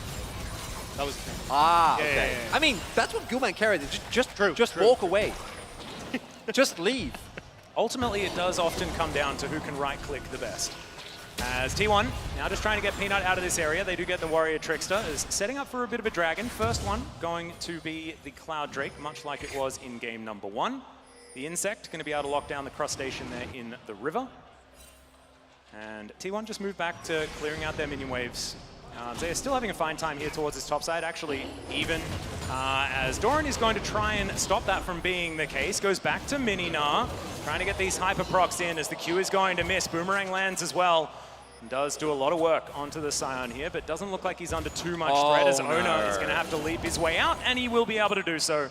Did he also secure his Get red it? buff? Yeah, he got it. He Just got fine. 6 of that as well. And that's what I was going to say. This is the part where you're getting to the dangerous point where when you get 6 for Peanut and for Chovy, you can actually start to use this double combo. And if Peanut had actually won the level 6 bout there and Owner has to run, this bot lane could have been under serious threat. But with no 6 for Peanut, no real engage, it is actually buying some space for T1. So much bigger win for Owner than you would have realized. Yeah, currently 600 gold lead here for T1. Gen.G looking for their first level 6 fight opportunity. Of course, I can go back into the history books as far as trying to work out how a Rumble team composition works, and it is get to level 6, find team fight, put equalizer, good spot, win team fight, win game. They haven't found that opportunity just yet, and right now T1, with the amount of map control that they have, they should be able to secure this dragon. But look to see Gen.G find that sort of angle to try and get themselves back into this game and the series. And I do think you can give up a dragon when you're Gen.G. Herald, though, you got to contest, right? You got to be able to actually fight for this, because I think if you start falling behind on gold, on champions like Rumble, you don't get a big early equalizer, you don't start snowballing. It's going to make the rest of the game incredibly hard to play out. The extra gold that you get from Herald is going to be pivotal, and Gen.G seems to notice as well, starts up the objective here, but look, some movement from T1 towards the Herald pit. Pushing mid, this is the problem. Chovy will end up coming in a little bit late, but Peanut, can he get onto FLICKR here? Good ward. Yeah, good ward is going to be down, but Tibbers is still going to be available. Doran just jumps past him. Okay, not going to press the R button though, as Super Mega Death Rocket is going to fly by. Peanut going to get eviscerated in the battle. FLICKR grabs that one, but the Kazik's going to be taken out as well. It's a decent Q there from the Scion, but it's a double kill for Chovy before he goes down. Now Doran's trying to fight it out, but T1 have brought in the cavalry. It's a decent lantern, but not enough to save Doran, and Delight is just going to try and make his way out. T1 going to win this one. I mean, things have not been working out for the top lane. The Thresh is going to fall. Okay, great. As Fake is going to press his Zhonya's, get a wild growth, and he will be fine. Oh, and that one has got a sting before Gen.G to even rotate up pace, but he's not able to join. We'll just have to accept getting a bunch of plates. Doran did actually end up getting Herald though, so even though the kills aren't great, maybe Gen.G can use it to bounce back, but that's not how you want your first fight with a Rumble composition to go. I mean, top laners and people walking away from the game, a better duo in this game. Doran not going to be able to get it, but I mean, it was a really good ultimate from Chovy, which started off the fight for Gen.G, and you could kind of see Luxeus was standing on it for a lot of it, but at the end of the day, FLICKR not really having enough damage in the tank to take him down, kind of caused a lot of issues, and now Delight finds FLICKR once more here. Yeah, possibility. No flash available, of course, as he hex flashes over the wall. And Delight just biding his time, looking for that window, looking for that angle, and FLICKR is just not going to give it to him as he walks towards Pays and gets himself a stun with that. Hey. But not too much else going to come with it. That's money right there. That's a first strike. Absolutely. You take those. As we're going to check out this fight one more time as T1, they just get there a little bit faster. Of course, you can see Jinx in base. Yeah, I mean, Peanut goes down immediately, but you can see there the ultimate hitting immediately on towards Owner. You've also got Zaya standing on top of it, so he takes a ton of damage right behind the health bar here. You see he'll go down, but then you've now got the zombie Scion in the middle of you who just one-shots Chovy, so even though Delight flashed in, there's not a huge amount left. Doran stuck in the pit, one more auto for Guma, and then we just get the chase down here. It was so close to Delight being able to turn this around. Like, it was a nice hook and a nice attempt, but just not quite able to get it across the line. And shout out to Brendan Valdez here, as the best item in the game is going to keep FLICKR alive. Not even close. He has a Sunfire case? He's like, wild growth me, wild growth me, wild growth me, wild growth me, and then the turret shot was about to hit him, gets the wild growth, but still has to break the stopwatch. So I guess it's tragedy. It's, you know, two things that he had to use there. Could have been better. But it's still going to be absolutely fantastic here for T1 as they put pressure on this bottom side as well. Gen.G trying to hold on, trying to stop any sort of dive, any sort of extra bleeding of gold. As Doran's moving down, Chovy knows that he can push this wave up. I think a huge portion of this is trying to unlock Doran from these side lanes because he has the Rift Herald, right? You can see 2/3 of the way through the timer. They want to try and get that gold into other lanes like Chovy, like Pays, but although it is nice to have, it does feel like at the moment you're probably just going to end up using it for yourself, Doran. I wouldn't be surprised to see Peanut trying to move up into this top lane just to give that support and make sure he can get the charge off. Someone needs to go and help Pays. Yeah, Pays is looking in danger. But Owner is not going to get over there just yet. Control Ward does give Gen.G full information of what's going on here. As Doran fighting against Zayas, decent wall up there as he gets the Nara into the wall, throws a stone, a Gen.G stone, thanks to Cuvée into Zeus, but Zeus loses almost 50% of his health bar. That's the result of all of those buttons. And he's just going to turn it back around. Mininar not super tanky. Wins the trade? Yeah, you win the trade, just like land one Q. I guess. Doran. He's going to back out, so Faker not going to be able to find that angle.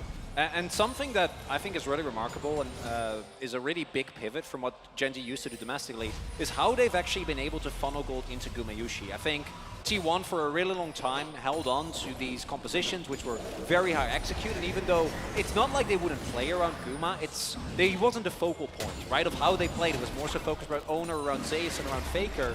And even in games like this, where it's not about necessarily ganking bot lane, he's the one that ends up being in the right place at the right time, gets fed early, gets accelerated. It feels like every single game, he has been at least half an item, if not more, ahead of pace. And especially as you start to come up towards the second dragon, the Gale Force now completed for him. This is where at least you can see Gen G trying to make something work towards Faker in the mid lane before they move over towards the dragon, but at least they do get the push. But look at the bot side, Chovy, he can't defend this tower. Yeah, Gumayusi does a lot more damage to turrets than Doran does, so as far as this race is concerned, T1 are winning. Equalizer goes down though to get Gumayusi away from this one, so that turret is going to stay up for now. Gen G bearing down on them now though. There's 3 members of T1 in the area, but are going to be able to stand strong. And now another wave is going to come down towards the Rumble. This is just a bluff from Gen G though. When you have no equalizer, like that's the majority of this combo gone. So FaZe starts to move back in, but they can't really contest this dragon, and T1 are well aware of this. Yeah, all you get is a heal. That's not worth it. Gumayusi still has double summoners. Wild Growth is available as well. Well, Peanut's going to move in, and T1 looking to back away from this Drake for the moment. Owner keeping it aggroed. As it does turn, there's the flash tibbers from Faker to start off this fight. Hook is going to connect. Zeus not going to be worried about the CC right now. Cyclone comes in from Peanut, but he's relatively low. Dragon secured by T1 as they grab the Infernal. And now they're just looking to back themselves out. Hook going to go completely wide there as Doran's Nabar is getting there. Does get the extra health as Gumayusi says, get away from me. And now imagine that fight if you have an equalizer, right? Which is what the comp is. Nice. Yeah, would have been better, I think. Would have been Yeah. great. Not going to be the case, and it takes away so much of the team fighting power that you have otherwise available. Faker starts the fight, forces Chovy, and even though Chovy is able to stay alive, he's like a Rumble with no ult, no flash, that's at half health. So he's not able to do anything, any meaningful damage as Zeus. Yeah, I saw the hook land and I was like, oh, and then I saw that it was on Sion, and I was like, oh no. Yeah. Never mind. I guess you took a cooldown from your opponent. Zeus, nicely done.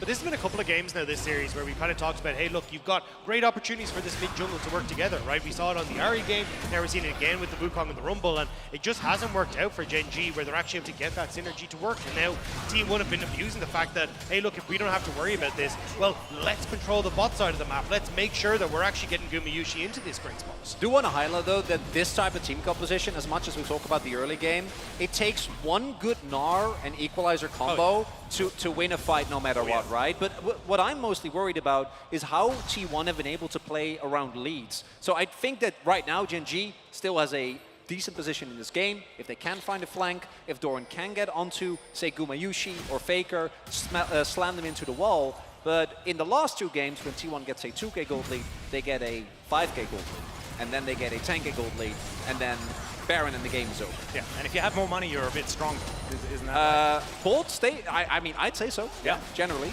Yeah, well, it depends on what you spend it on. That's true. That's true. If you got to spend it as well. That's yeah, but you don't have to spend it all on control wards. You can buy other things if you would like Protein shakes, yeah, keep yourself stronger. All that sort of stuff. Workout gear. Yeah. There's diminishing returns. If you put it all into the one thing, then generally it's not going to work out unless you diversify. Exactly. I will say though, if you get control here on Vision for T1, it's real difficult for Gen G. Yeah. Oftentimes you'll see like once Chovy starts to pop up in this top side, if they can actually push that Vision in further onto the top end of the map or even into the bot lane, it just opens up Owner to just play around these bushes super well. Look for anyone on Gen G that maybe wants to try and aggress forward, and even just keeps Gumayusi significantly safer, right? Because if you actually can't push in because maybe a Kha'Zix is going to come behind you, well, Guma's going to win the mid push or side lane push all the days long and make it really difficult for Gen G to really fight back against these Hellions. Well, things have slowed down just a little bit, ladies and gentlemen, and T1 just looking for their next opportunity to pounce. 3 minutes on their favorite neutral objective in the universe. Baron going to be up in about that much time. 2 minutes on this Mountain Drake. And another in a Mountain row. Soul. 3 in a row? This is not the T1 So way. the T1 way is Cloud almost every single game. There's only one person we can blame for this. There's one thing that has changed between you and me casting this. And he's are the standing Mountain right Soul beside guy. us. What do you have to say for yourself? I feel like Chronicle, you've got to be the Ocean Soul guy. That's me, yeah. Yeah, well, we got a bit of a battle happening here as Shirley does pop down into this mid lane as well. She's getting denied, and I have a feeling she ain't going to be charging anyone. There's a flash forward from Zeus. The equalizer doesn't really do too much as Chovy going to have to take a land right, but Pays doing so much work. FLICKR going to be the one to go down first as Tibbers gets angry, but not angry enough to take anyone down. And Gen G, they will get a kill onto the mid laner, but they lose the value from Shirley. A little bit trigger happy there from Zeus. Yes, he's able to tank all that damage, but the rest of his team isn't quite in position. Owner! Yeah, he's diving forward. Not going to be able to find anything there. Doran down to 50% health, but he's going to get to see. Nice pickoff for Gen G, but that by itself isn't enough. They need to turn this into more, and it looks like they want to start taking down these outer turrets and get some more map control. Also give them a bit of a gold influx as well. 55 seconds until that third potential Dragon 4 T1. Big. That is huge, especially if you can start to get some of these second items completed, but I don't think we'll be quite there yet. You're probably going to finish like half an item here for a lot of Gen G. And T1 responding well though, reading that Chovy went up towards that top side alongside Peanut, so they're like, cool, we'll answer with the spot lane turret instead. Yep, Gumushi going to be making quick work of that one. 2 turrets in the bank now for T1. Gen G have infinitely increased the amount of turrets that they got since the previous game. Being able to get at least one of them so far, but they're going to need more than that if they want to win this game. They're going to need to find themselves a team fight that can actually work out for them. Hasn't quite worked just yet. Doran clears out this wave, but it feels like Gen G are playing on the back foot and have all series long. As Owner with the empowered W, gonna get dove on here by Peanut.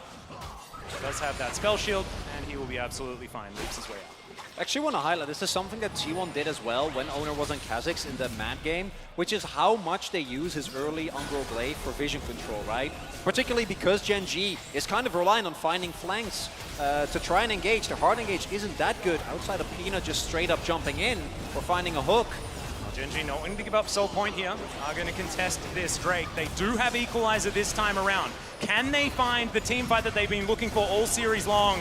A lot of movement speed here by T1 as they pop the Shirelias, but haven't committed to anything just yet. Delight just off to the side, finds the hook. There's the Equalizer, perfectly timed. But Kha'Zix gets into the pit, not able to get the steal, but does have to flash his way out. Flash hook does come in from Delight, but doesn't find anything from it. FLICKR has decided to invest. His Moonlight Vigil comes down, no kills just yet, but Peanut is separated from the rest of his team, and Gale forts forward from Gumushi to look for more. Not going to be able to get the kill though, and now the Unstoppable comes in. Good hook. Zay is going to go down, but can T1 find anything? Yes, they can! As Zanar is going to go down. Delight falls as well, and it's even more for T1 as Gumushi gets the double. I mean, 2 kills go over, but it is going to be Gen G at least getting the Dragon. T1, though, immediately pings are going down onto this mid lane turret. They want to make sure they can get even more off this. Bit of a scrappy fight, but T1 are able to come out. And we see Gen G use the Equalizer as a tool of zone control. Deny access to the pit. T1 is forced to back off. Gen G's thank you for the Mountain Soul, by the way.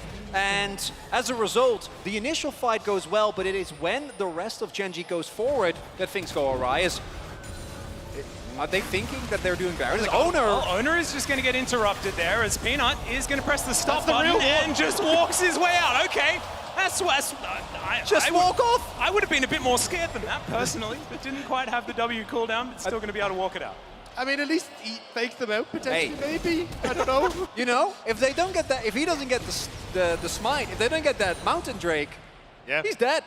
True. Oh, there we go. I like that. Let's have a look at the replay. I do think, though, this is a bit of a mistake for Gen G. You're just fighting front to back here, which is exactly what T1 want, right? Makes it very easy for Zeus to step up. Yes, Owner comes in and manages to just hop out of the pit, but look how spread out this is, right? Like, this is totally fine now. The hook is down. You don't have to worry about any threat of the Cyclone or the ultimate, so FLICKR and Gumayushi immediately start to step up, and it's a very, very spread out fight for Gen G. And with the big wombo combo we were talking about kind of down, FaZe is trying his best to hit the front line, but there isn't a front line for him to really do so, and it struggles to actually step up and deal the DPS he needs. Also CT1, not only do they get Doran low, but they kind of wait out with the full re-engage until he's blown everything, right? Mega Gnar almost down, and he does get an ultimate down on Zeus, but he doesn't really care. He's only there to ensure that the fight keeps on going, and yeah, those types of damage numbers. Looking for a bit of a dive here as Gumayushi says, all right, well, I'll just walk in and kill you if you want to try and take out a turret. Still, they will be able to collect it there. Jinx gets excited and runs away. Going back to that last fight, it was actually really cute. Keria pre-casted the wild growth on Gumayushi and said, go, have the extra health and kill everyone. Forth. And he did. That was precisely what occurred. So nice little play there. But T1, they will lose their outer turret in the mid lane, and Gen G might be able to make use of that, play around it as we get further on in this game. It's only 1,000 gold the difference, right? Like, there's not any sort of insurmountable gold lead that's been put together.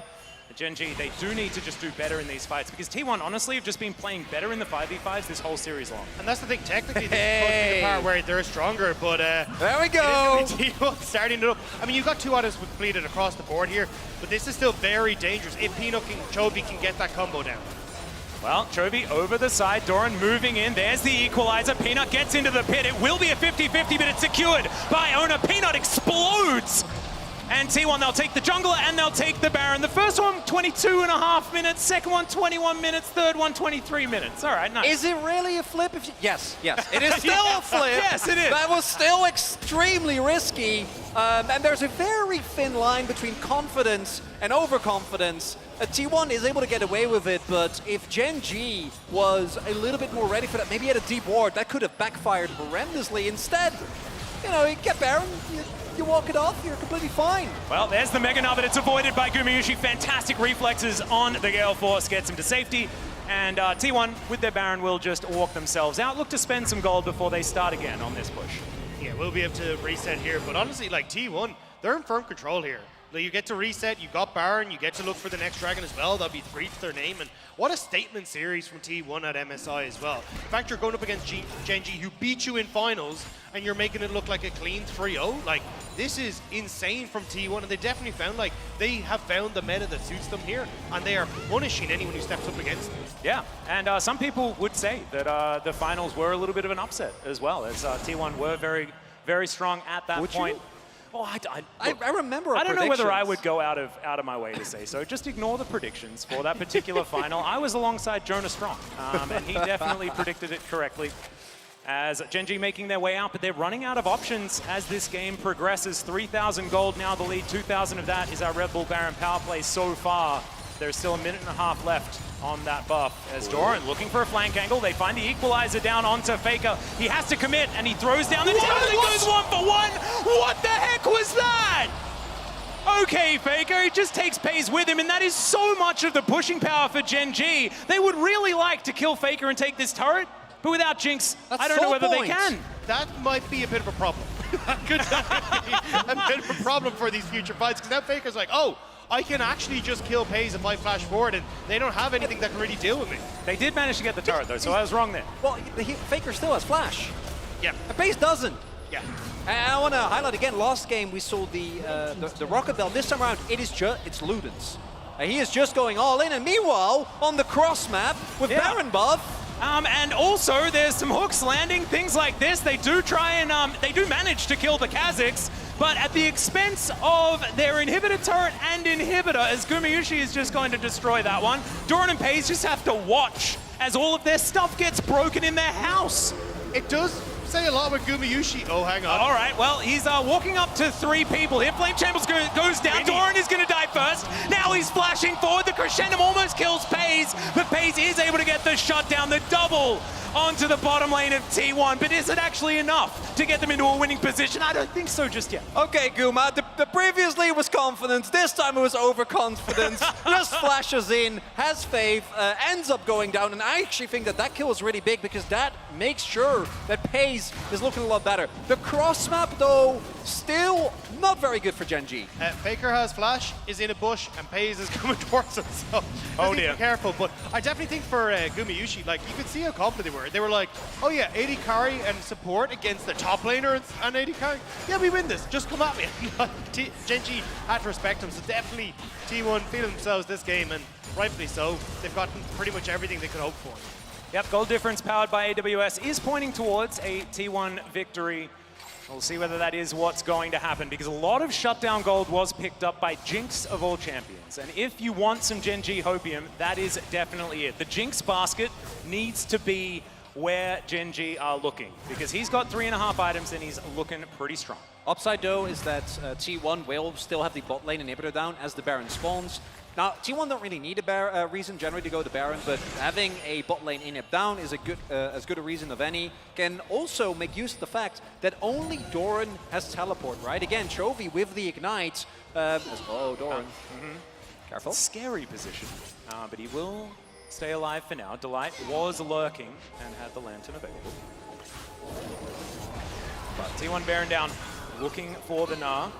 And Ono, with his Umbral Glaive, going to be able to clear out all of the vision. FLICKR is once again going to be the target. There's the Hex Splash, misses the play though, as Delight still going to be able to get a lot of damage, but the Zhonya's is going to keep FLICKR alive for so long. Turret falls on the top side as FLICKR, he stays alive! Peanut also going to be able to stay up as well and walks out, limps out after that one. Carrier going to get zapped though, that's so much damage. It's a corridor and an equalizer, fantastic for this one, but Gumayushi is so strong and Doran does nothing. It's a double kill, a triple, a quadra for Gumayushi.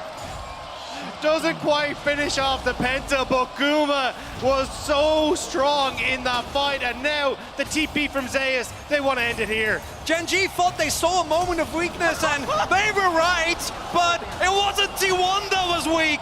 Oh, it was not enough at all. Ono's just going to die to a turret, and Chovy is going to sit on the base. There are minions that are winning the game in the meantime. No, it can't end.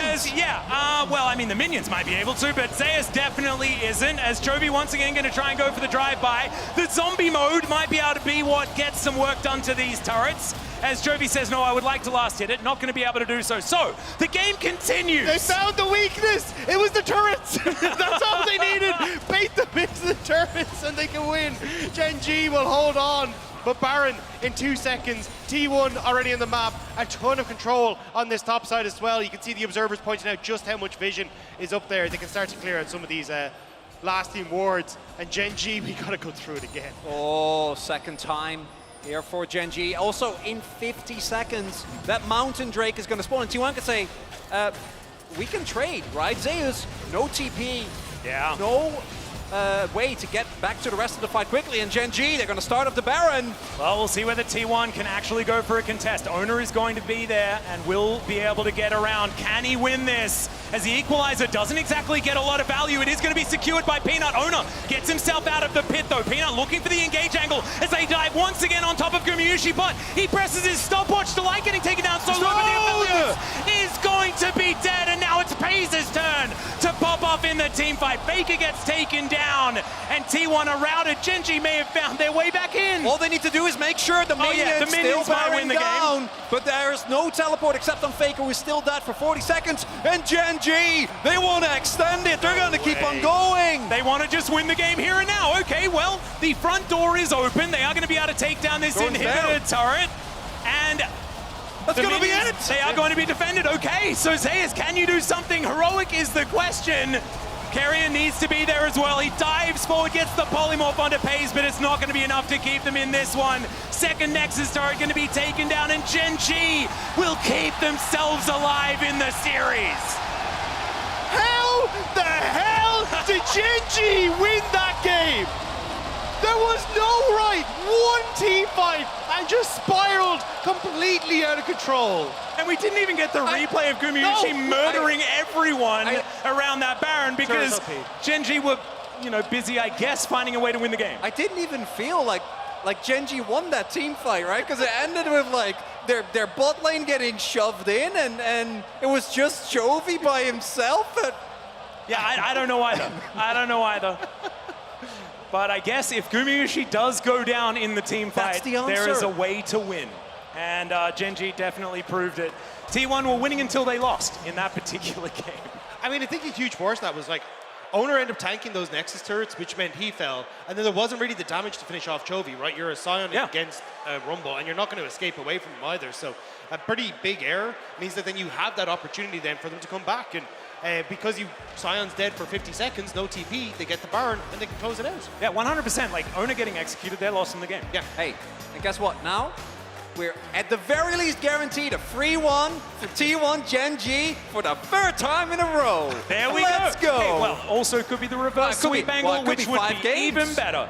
You never know. Well, not necessarily the reverse sweep, but just 5 games would be good. We want as many as we can possibly get to. But, man, what an incredible game from Gen G towards the end there. We are going to throw it to the analyst desk, though, to break that one down and see what they thought about the Gen G win. They won, Atlas. That's all I know. T1 didn't win? No, they didn't. I mean, we went just about. To put our headsets on, and then all of a sudden, no, seriously. I mean, we were convinced. We did not think this was going to go to a Gen G win, right? You could see kind of, I think, the touching points of it, and the Annie getting caught, and Pays getting more kills, but the base was so incredibly in shambles that T1 had to make some grave errors for Gen G to be able to capitalize on them, which to their credit, they did immaculately. I mean, it is a pretty wacky game at the end. I mean, Oder executing to the towers, or they probably just end, right? Yeah. Like, it comes down to that, where he was so focused on actually getting over there and killing Chovy that he's not paying attention to the towers. This game just got insane towards the end. And Pays, who was very far behind early, started picking up shutdown after shutdown after shutdown and became really relevant down the stretch. And I think a big thing here is the fact that Gumayusi is so strong, has so much peel and protection, but they throw everything and the kitchen sink at him. He still does a ton of damage here, but once he drops, there's just not the follow-through in the team fight for them to win it out, and Gen G managed to bring it back. Well, I mean, they're going into this fight trying to contest at the Baron, but Sion's not even there, right? So they're going in 4v5, almost like 3v5 for a little bit. Look at the goals graph. This game was like a T1 win, right? This, by all rights, this should have been a clean 3-0, finish it up, but all of a sudden, mistake after mistake after mistake from T1 kind of pile up, and Gen G made the most of it and are able to turn around and get themselves back into it. Yeah, but this doesn't feel like a reliable strategy for Gen G, right? You don't like, go, what are your takeaways from this game? Yeah, this is how we win. We just let them get a massive lead, hope they throw, finish, yeah? Yeah, I guess it worked there, but I think they need more if they're going to bring this back. It's a dangerous game to play. I'm just going to say that. In any case, from the side of this game as well, you said yes, and they threw everything in the kitchen sink at Gumayusi, but I felt like it was at that point that they realized, okay, we can't wait until this Kha'Zix poke someone out or maybe kill someone. We can't wait until FLICKR drops Tibbers on us again. We can't wait until they rush us. This time, we will go to the Baron first. We will make sure that we can target Gumayusi so we don't need to bother with anything else for a while. I feel like that proactivity was very much the key to why at the end they were able to bring it home, because they only had one turret defending their Nexus, right? So, I mean, you in situations like that, you can't allow yourself to be pinned in the base with Super Minions, right? You have a small window when you get a kill to get out on the map, take the objective, and then get back to your base and defend. Or in this case, they get the team fight too, so then they can look to end.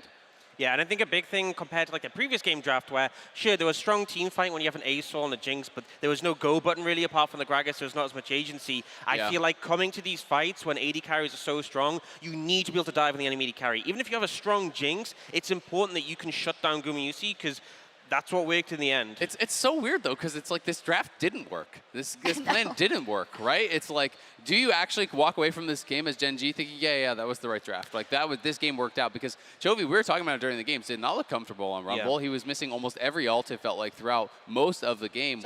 Wasn't really zoning ults, exactly. He was corralling them perfectly. FLICKR, comfort on the Annie, Isaiah's comfort on the Scion. It was 3 straight games of that for T1. It looked like it should have been, a clean sweep. So I still feel like there's changes that Gen G have to make to be able to reliably win a game, because I don't think that this recipe worked. I feel like it was T1's game to lose, and they kind of threw it. Yeah, I 100% agree. I don't think the draft is in a place where you're like, okay, let's just run it back or anything. Yeah. But I do feel like having more agency, having more go buttons, even if they didn't work the whole time, sometimes you just need that one fight. You get, a couple of shutdowns when they made the misplay in the base, gives enough power to a Jinx, and then in that one fight, they killed Gumayusi, and that ended up being enough. And look, there was a lot of events that led to that point, but I think if it was a repeat where they had like A-Sol in the mid lane and Viego who's waiting on another engage, we could have seen a game where this opportunity never actually happened. So I expect them to tweak draft, but I hope that next time they still have a lot of picks where they can look for Gumayusi, where, you know, Chovy can have more agency, even though the ults were a little bit. I feel like this was almost a get out of jail free card, and you were calling it up so much when we were watching. You were like, okay, you're going to move to the red side, but then you still keep that Scion on. That has given you so much trouble. That ultra reliable, rather, Annie inside of FLICKR. I think maybe this will have woken them up and said, okay, well, actually, we are going to make that drastic change in that regard. And I could see in that regard this series shaping up to be different, but I just can't shake the feeling that, you know, T1, who has had such a big advantage, accrued it so, I won't say eloquently, efficiently throughout those first 3 games, that will just happen again. I mean, it's really interesting, right? Because Gen G have been given another lease on life. Like, by all rights, the series should be over. It should be too bad you lost 3-0, but they get another chance now because they were kind of gifted a surprise win here, to be honest. Now they get one more chance to try to change the draft to make those adaptations to see if they can really run it back. T1 have chosen red side, so they are going to be swapping over towards the red side. So Gen G will have an opportunity. You know, they'll be drafting from blue side. Are they going to try to take away the Scion or the Annie? I think they have to disrupt something. Because that has been working too well for T1. Yeah, and I think a problem as well is that T1 now have this opportunity to adapt, and we saw that in the finals in the other way round, where, you know, T1 managed to get that game 3 in the grand finals of the LCK against Gen G, and then Gen G adapted and shut them down very quickly, managed to finish it out. So yeah, I don't think they're out of the woods yet by any means. No. Go ahead. Do you think that T1 has to adapt though, right? Because I don't think that they do. I think that what they're doing is working. I wouldn't. Just don't throw the... I don't like the Kazakhs. I think the Kazakhs is the main thing I'm not really a big fan of, because I feel like sometimes you can find fights where you're not super useful. I feel like tweaks is more than like a full adaptation. I think they have the right read on what they should be doing and like how the whole comp should work, but I think like there's individual things, maybe they can deny things away from the other side, maybe the Jinx could be something that they look for instead, but I think ultimately like the Kazakhs was the main thing. I feel like as much as it got them that early lead, in some of these fights it just feels like it doesn't have the impact you'd hope for. Do you agree, Azale? Not really, just because I feel like to me it's like this game was so execution based that it's like all the fights that they lost didn't feel like it was really champion based, right? Like the only real 5v5 that they lost was that one up by Baron where it wasn't even 5v5. Zeus wasn't even really there, right? Like I do agree that Kazakhs can really be hard to execute on, but I didn't feel like it's like, the Kazakhs is why you lost this game by any means, because the execution was why they lost this game. Executing to the Nexus Towers was why, right? I agree with that. Yeah. That's true. And listen, what if there were no nameplates here and you were on the blue team, right? What feedback would you give them, honestly? Because I feel like it's T1 and they won all these early games, so this was really impressive, but like we're at MSI, why are you doing this? If I'm T1 coach from this one, I think this is really easy to say, oh, come on guys, we all know we messed up that game. Doesn't matter, no problem. We won the first 2 games. Really, we won the 3rd game too, but we gave that one to them for free. Now we're just going to go in and win the 4th game, right? Because optimism? Dangerous. Yeah, I mean, it's just one of those situations though where it's like they know that they really goofed at the final hurdle. Would we even be talking about any of this had he just literally not executed to the Nexus turrets? The game would have just ended right there. The series would have been 3-0. Yeah, but it did in this ale. It didn't, exactly. But it's an obvious mistake, so I think it's easy to look past that and say, hey, we made one mistake that snowballed into some others, but they've won 3 straight games, pretty much. Yeah, I feel like we obviously wouldn't be talking about this if it hadn't executed, if it just ended. But I also feel like the fact that it has, you come into this and sure, that mistake would have just been the difference maker. But I think like there was other things, like there was the whole fact that they ended up giving that huge shutdown and the base over. And again, I think these are all execution issues. Kind of getting fast and loose, right? Yeah, and I think maybe part of it is just like, you know, having some restraint. I think maybe you get to that 2-0 point, like, oh, the series is over. We've got dinner reservations at 2:30. You know, maybe cancel them, right? Move them till like 7 p.m., have a late dinner and just focus more on... late dinner at 7? What the hell? Is that what they do in London? Is that compared to having like a dinner reservation at like, I mean, I guess it's late lunch at 2:30. That's a brunch, actually. Yeah. Any case, let's see who goes to brunch and who stays in the upper bracket. It's a comeback by Gen G to stay in this series, luckily, and bring us to a game 4. Can they steal another one to reach Silver Scrapes? We'll be right back. It's a decent Q there from the Scion, but it's a double kill for Chovy before he goes down. Now Doran's trying to fight it out, but T1 have brought in the cavalry. It's a decent lantern, but not enough to save Doran and Delight. Not going to be able to get the kill though, and now the Unstoppable comes in. Good hook. Zay's going to go down, but can T1 find anything? Yes, they can! And it's even more for T1, and Doran does nothing. It's a double kill, a triple, a quadra for Gumayusi. Second Nexus turret going to be taken down, and Gen G will keep themselves alive in the series. How the hell did Gen G win that game?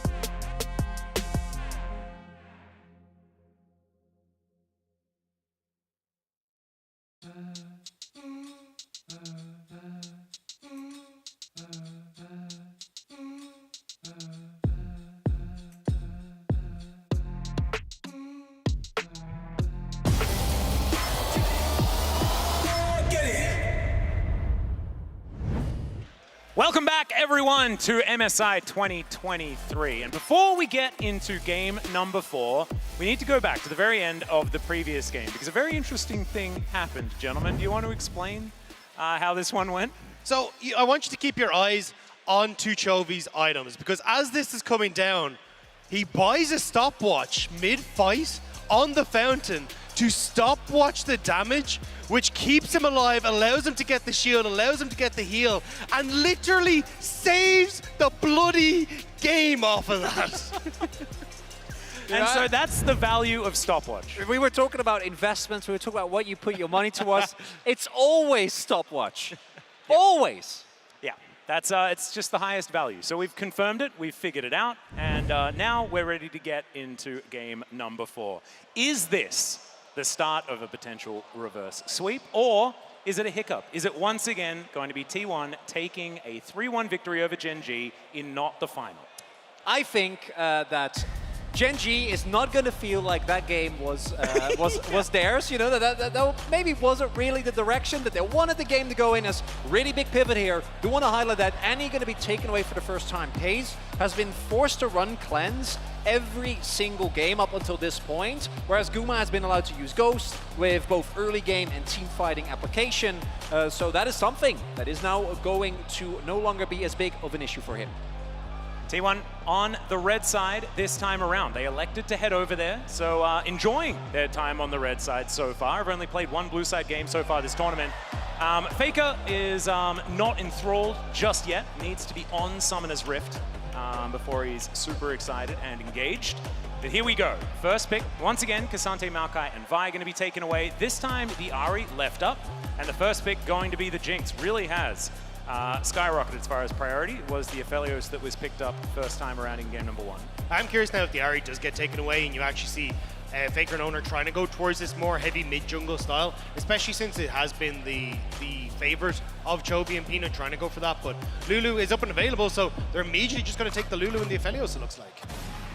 Wouldn't be surprised. Also, wouldn't be shocking if we do see Delight going over to his Fresh again. Had some great hooks, had some not so great moments. Some of the mid-game fights not quite working out, but the Ahri does make a ton of sense, because I also think that you can't give it to Chovy. Even though in game number 1 it didn't end up working out, I do think that on that pick he is a complete menace, and denying it to him also means that he might get pushed to another champion where he's not as comfortable. Could be, but Lissandra Viego could be a lock-in here that Gen G could go towards. Does go quite well into the Ahri, although we have seen Ahri win out in the matchup in the laning phase. But that combination is very strong. Peanut loves the Viego, but instead looks like it is going to be the Wukong once again. Where does Chovy go? And it looks like it will still be Lissandra regardless. I kind of love that Peanut. He was like, oh no, it's not good anymore. And then Kanavi won it. He was like, oh, I guess I can still play it. It's fine. Let's go back to Wukong like I've done for the entirety of the split. And it works so well, as Atlas was already saying, with the Lissandra. So I think the big question mark now is like, what happens for Delight in that bot lane? Because I think you're going to get rid of the Thresh. You're going to get rid of probably the Tam Kench as well, honestly, with at least how your composition's setting up here for T1, looking a bit more dive with the Ahri. So I imagine Paze is going to have a little bit more trouble this game, even if he doesn't run the cleanse, but just the fact that you do have so much threat that's going to be going towards that backline. Well, the Aphelios is going to be locked away here. So once again, Lulu Aphelios for the T1. Bottom side. And like you were talking about, likely to see some support bans, likely to see a Poppy ban over the other side before we get into the next round of picks. The great bait and switch.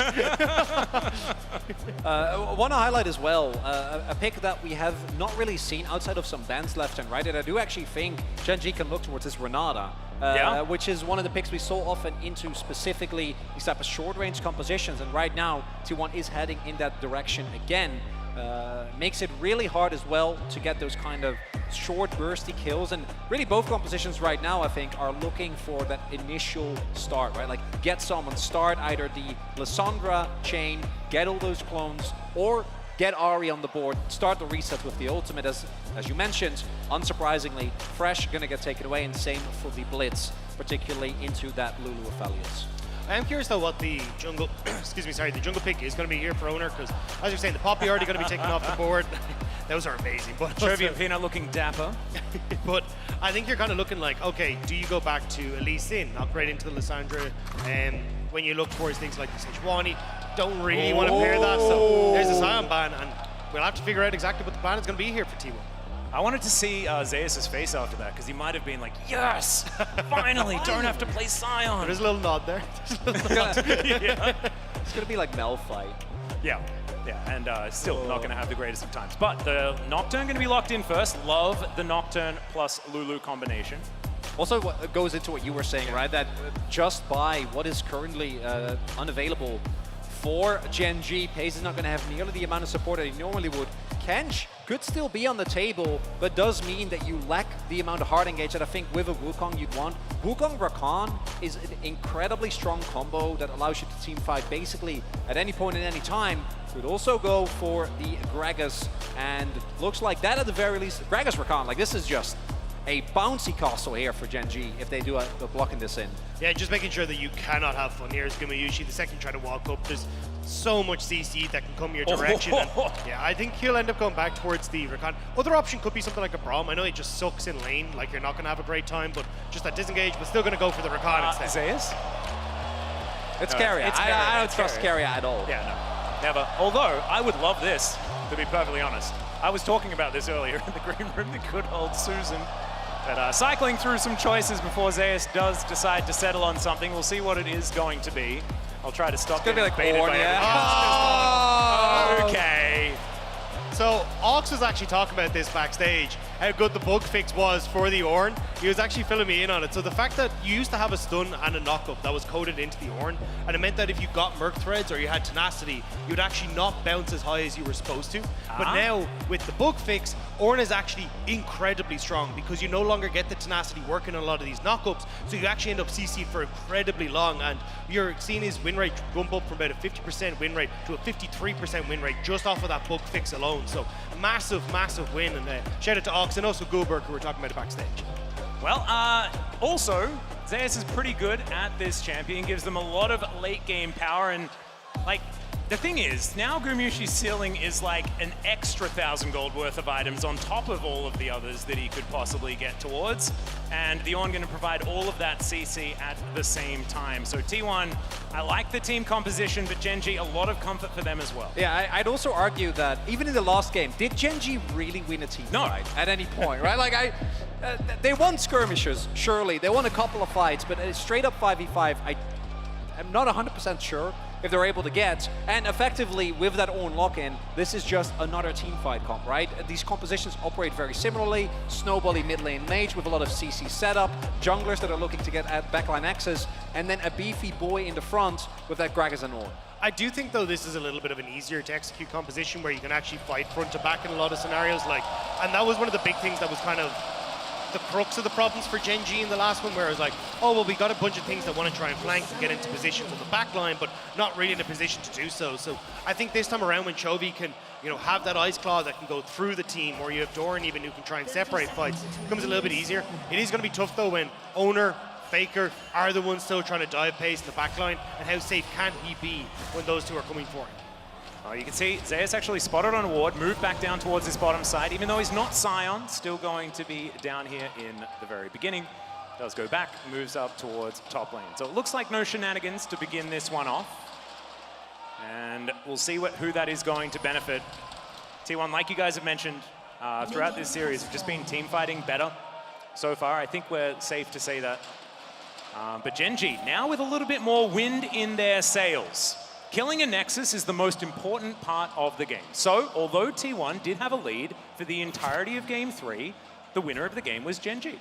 And so it should make them feel good moving into this next game. I do want to highlight, you were pointing it out earlier, right? Like Peanut having a laugh and being able to... He was still laughing as well as they were walking onto the rift. Well, yeah, and also as they were losing, right? And I think that Peanut and just in general, this Gen G's ability to be resilient no matter the game state is something that you are obviously very well acquainted with Atlas, but in general I think is something that has allowed him to come back from almost unwinnable positions, not just in individual games but also in series, as early aggression here.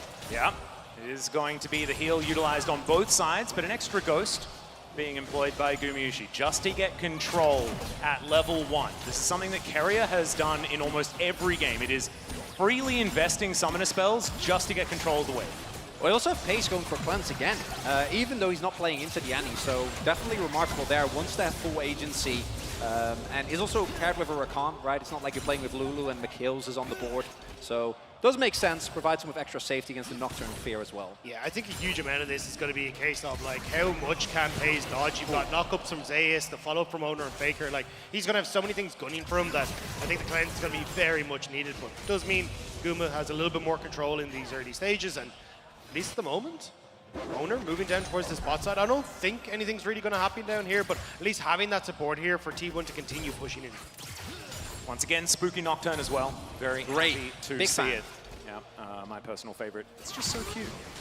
I'm glad I'm learning so much about myself over the course of the day. Yeah. I'm a Spooky Nocturne guy. Yeah. I'm a Mountain guy. Yeah. Like, I feel like I'm having, you know, a true self-reflection and discovery session today. Yeah.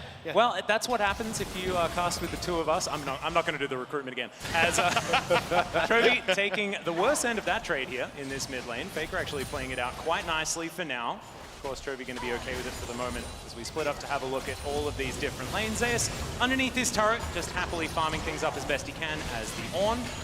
And on the bottom side, T1 getting that push in. So far, not a whole lot to comment on, apart from the fact that T1's laning phase has been a little bit more beneficial for them as this game has continued on. As Peanut will take this first Rift cover. It's really interesting to see, though, how, like, at least from looking at finals, and you guys are more of an expert than I am, but Gen G, I felt like we're really, really good at kind of reading what T1 wanted to do, and then operating as, okay, we're going to match you on side lanes, but kind of always punish these mistakes. And this game, it's actually almost been a reverse, where, look, T1's laning phase is still as strong as ever, but Gen G haven't actually been able to match T1 in a lot of these early plays, and it's Gen G who've made a lot of critical errors at important times. It's kind of sad to see that Gen G haven't been able to find that level of success, because it was something that I was really looking forward to watching on the MSI stage. I think a lot of it comes down to how specifically Chovy and Delight have been performing. Chovy has still been fine, but he hasn't really had the impact that I think was one of the biggest parts of what made finals so one-sided, what made Gen G in general such a great team when they were on. And Delight also, it's easy to forget because we also have Paze, who kind of defies a lot of the normal rules for your first international tournament. But Delight, also his first international tournament, was of course part of Brion, played like 1 playoffs last year, but outside of that, really never made deep runs. And I think these are the type of moments where you can really see that. His fresh game in the last game as well, a lot of those hooks we saw him hit actually in the finals, in playoffs in the LCK. Yeah. Well, here on the top side, going to have a back interrupted. Chovy as well, like continuing to fall down. FLICKR has just played a fantastic series so far. Of course, first 2 games on the Annie, but here, really laning effectively on the Ahri. We'll see how much more he's going to do as this one continues. As Chovy underneath his turret for now. A lot of pressure being put down as the Demolish proc comes through from the Ahri, but Circle of Frost is going to come down. And there's a Nimbus Strike, fantastic charm to deny Peanut. Now the Blast Cone is in position, and the flash on over, but still going to get juked a little bit by that one. Foxfire is flying out as Doran looking to rout him. He just flashes on over. All right, well, Doran's flash is down, and FLICKR is still dead. Going to be able to take that first blood is Peanut. Meanwhile, it is going to be the Drake taken by T1. Nice turnaround from Chovy to get the kill into mid, but as you say, T1 being able to respond well with the Dragon in their own right. So a little overzealous, I'll say, with the flashes. I actually, it's important to remember, like, FLICKR has his flash, and they didn't have vision. So Doran thinks that if he doesn't flash and denies the blast cone, FLICKR might be able to get out. But I think he could have also just waited.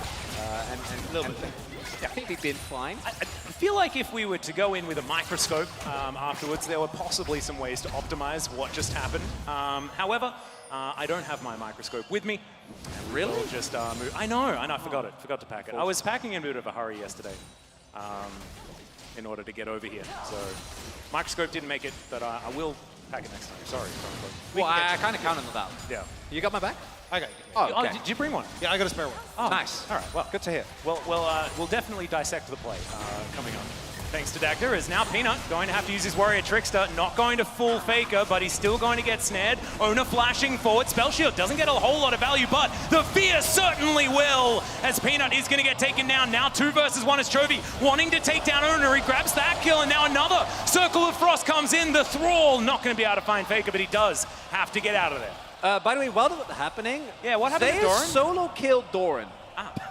Yeah. This one, just and you know, Balmy Cinder, that's an Ornn. We've been.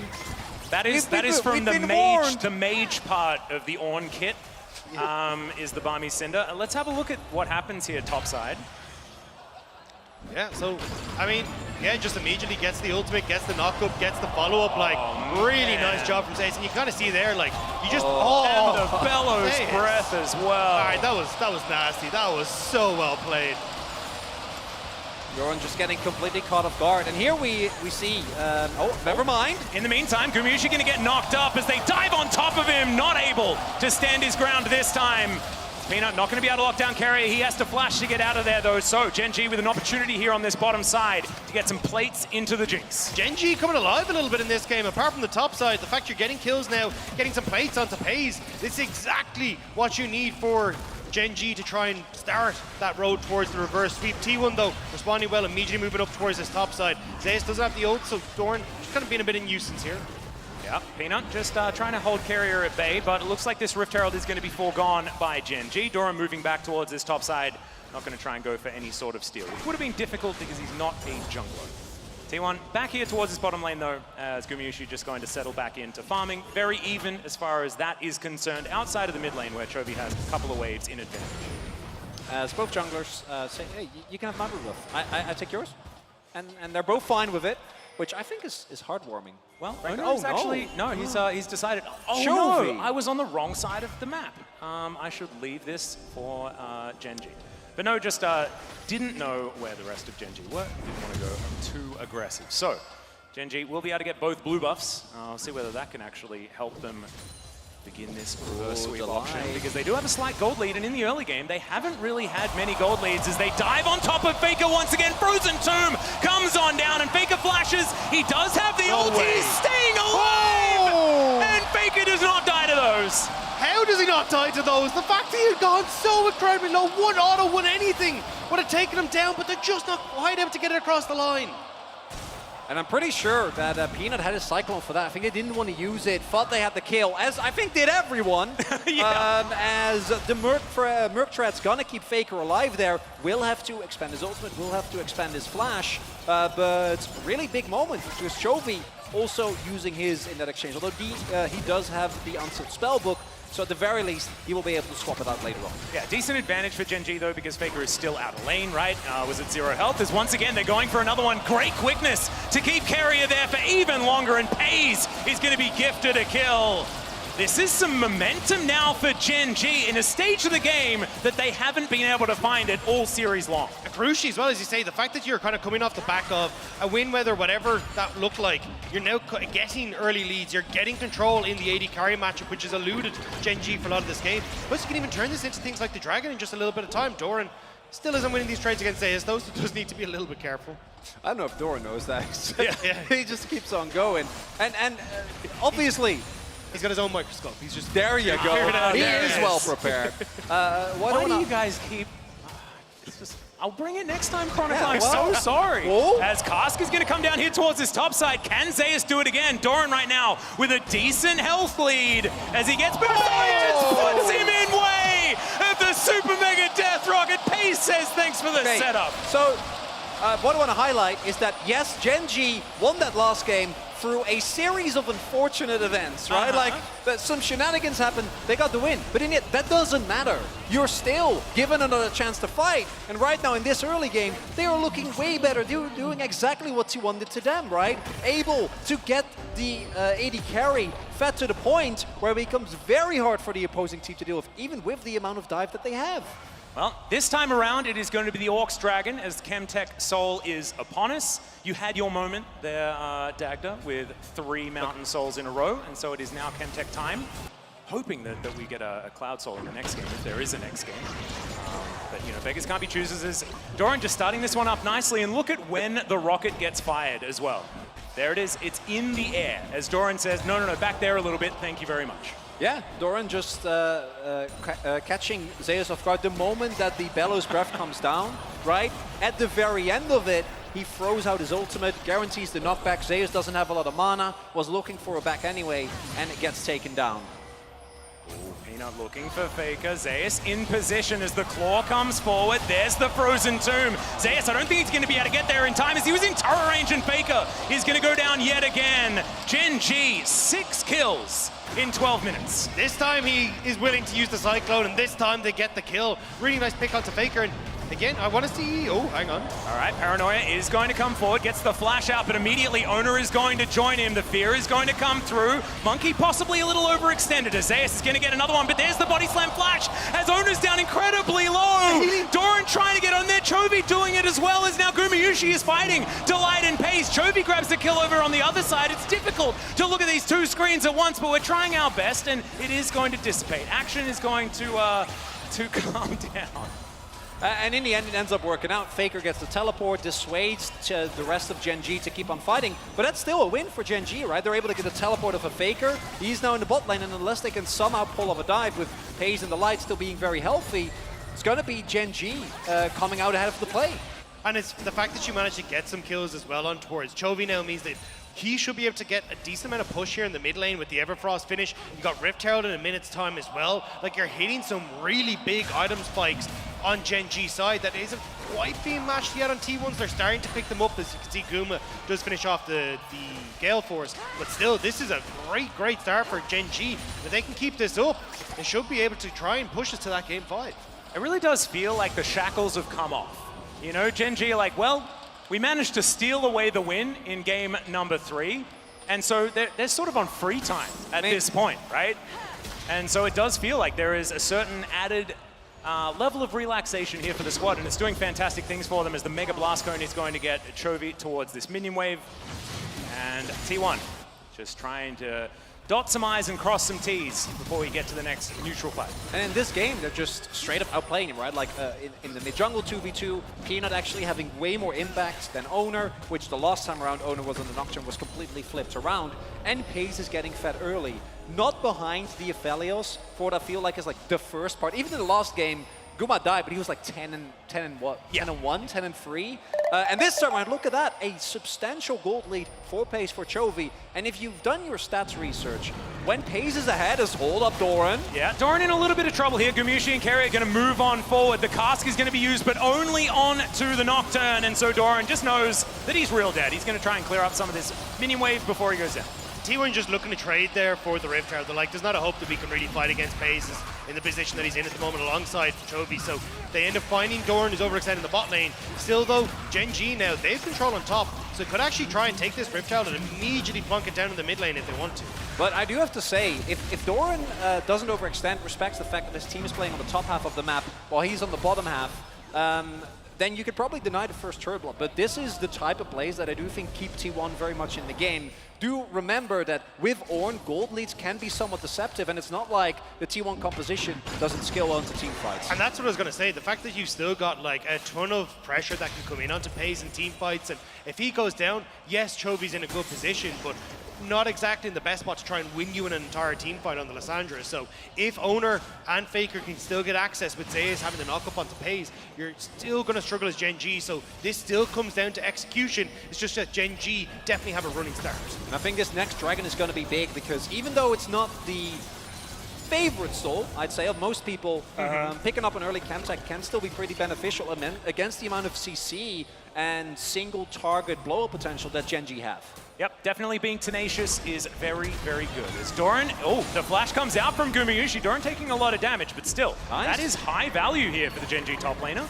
Huge, just before we were talking about this Dragon fight, Doran, though, still going to be up here trying to see if he can clear the waves. You have to be careful, the ultimate is up. Yeah, Paranoia is going to come forward, but Owner is just going to get dove on. He's in the bouncy castle now, and he's going to be taken down. They took the mid turret as well as Faker tries to get something back, but still, going to be the Raptors stolen away, and now T1 underneath their top lane outer turret, and things kind of falling apart here for our red side team. Gen G moving up, looking for that opportunity as they find the grand entrance once again. The claw comes forward, Zeus looks for the knock up with the ram, and Delight is going to be his target, but he's not the priority. And the Zeus is going to fall down. Pays collects that kill, and now Gumyushi Carrier on the run. FLICKR has to get out of there. And Gen G are looking for an inner turret now. They're going to start pushing this wave in. Wave very quickly cleared out by FLICKR will stop a lot of this push. So looks like Gen G will be happy to take top tower. They'll move over towards Dragon and take that gold that was so happily given to them. And we've seen this issue with T1 before where if they have early game control, they look almost unstoppable. But if they fall behind early and you're able to preemptively try and catch them in rotations as they try and trade back, something that they love to do, you can catch them off guard because they're not used to that, right? They're used to being in full control. And this crucially leads to Gen G getting the Dragon. Yeah, and we're going to have a look at it again. Ono, press that paranoia button. They were looking to make that proactive play, but he was dove on before he could actually do anything. So that game plan that they've been relying on, that they play around so effectively, is then just ruined. And Chronicler was talking about this 1-2 combo of the Rakan and the Wukong. Like, you get it immediately onto the jungler, then they just move on to the next target. And Zeus, I think, wanted to get the kill onto the light there, but unfortunately means that he ends up getting caught out so much because he doesn't get the knock up onto Chovy and onto Peanut. There's enough damage and enough CC to prevent him from escaping.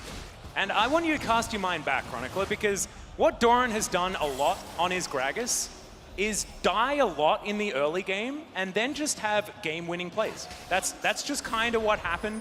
Reminds you, it's the Doran effect. It is the Doran effect. You can't explain it. Yeah, he's like, I'm not that great at laning, but you give me a team fight or a skirmish and I'm going to do fantastically well. We haven't necessarily had that big moment yet, but it could be coming up. And if you're a T1 fan, you should be a little bit scared of what the rest of this game could bring. What I think is crucial is up until this point in the series, when that has happened, like Doran dies, Pace or Chovy or Peanut also die. But in this game, this is Gen G's wheelhouse. Doran dying, that's been happening all year. They don't care about that. Crucially, the people that you want to be fed, Pace and Chovy, are in a great spot in the game at the moment. 3.5 gold lead here for Gen G. Well, Chovy sitting on that Mega Blast Cone will deliver him into T1. FLICKR's going to be the one that's locked down. Super Mega Death Rocket secures it. Pace gets excited. And T1 are just going to get the heck out of there. I was about to say, who's baiting who? The fact that Gen G have this much lockdown, that AoE in short-range corridors, like that's exactly where they want to try and fight, and T1 think they have the pick, end up getting caught, and now Gen G are just exploding this game open even more. And it feels like if T1 don't have the initiative in these moments, they're not able to actually find it, right? If you're the one pressing that paranoia, finding the priority target, it's just not working out here because the setup isn't there for the first time in the series, and Gen G have come alive. It's about time. Yeah, I think it's some time, you know, get acquainted. I mean, even I know they played another best of 5. I was there for that one as well. Yeah. But I was more speaking about this series. Yeah. Well, no, I know. No. Yeah, I just wanted to clarify. Oh, no, that's fine. Yeah, absolutely. I just want to make sure. Okay. Just hoping that you weren't still a little bit miffed at me for not bringing the microphone. I would never be Atlas. Okay. I forgive you. You Good, know good. that. Thank you. Besides, I got Dagda now, so. Yeah, Dagda's microscope came in, so we're fine. Peanut going to be clearing out vision here. And we're talking about that sort of stuff because not a whole lot of action now. It is just all about upkeep, making sure the vision is going to be there. And T1 trying to get to this point where they do have some control on the next point of contention on this map.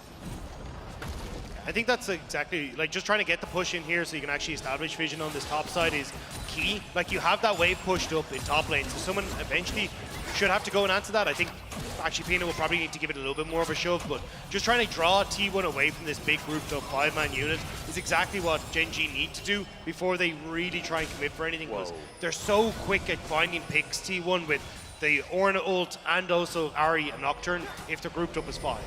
What I really like here is Gen G is denying vision, right? T1 don't know if they're doing Baron or not, but they have to rotate people over in response, which means Chovy gets a free bot line turret, is able to shove that in completely, get them more map control. And cast your mind back to some of the other games. Gen G barely got turrets in those.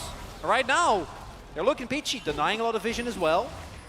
Body Slam gets Doran out of there, so a whole lot of control. Still, T1 get a control ward into the Baron pit. It's 21 minutes into the game.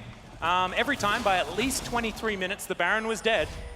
in the other games in this series. It looks like things might change just a little bit with the fact that it is a Gen G that is in control. But Gen G are happy to just keep doing what they're doing. Like, they don't actually have to force the Baron, because if you look at the side lanes, every single time they're grouped up as 5 in mid, you're seeing waves die in the side lane that they're not actually getting to catch. So Gen G are just slowly but surely accruing these small leads off the fact that they are catching these side lanes and making sure that they're uncomfortable. With Dragon, though, in 30 seconds time, maybe we see T1 try and fight it, but it is just a second Chemdra.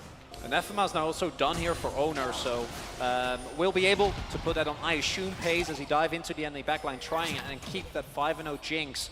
At the very least, for some summoners, keep her out from the rest of your front line. So you have an opportunity, as Dagda points out very nicely. Stopwatch here for Pace. Oh, and a lot of damage as well, as Carrier gets taken down pretty low. That's a heal. Still, T1 fishing a little bit for some more CC. Charm goes wide, though. Gen G keeping them at arm's length. And T1 just playing so defensively at this stage. You can see the gold lead is absolutely ballooned, just kind of passively over the last little amount of time. Gen G just taking control and making sure that they extend this advantage.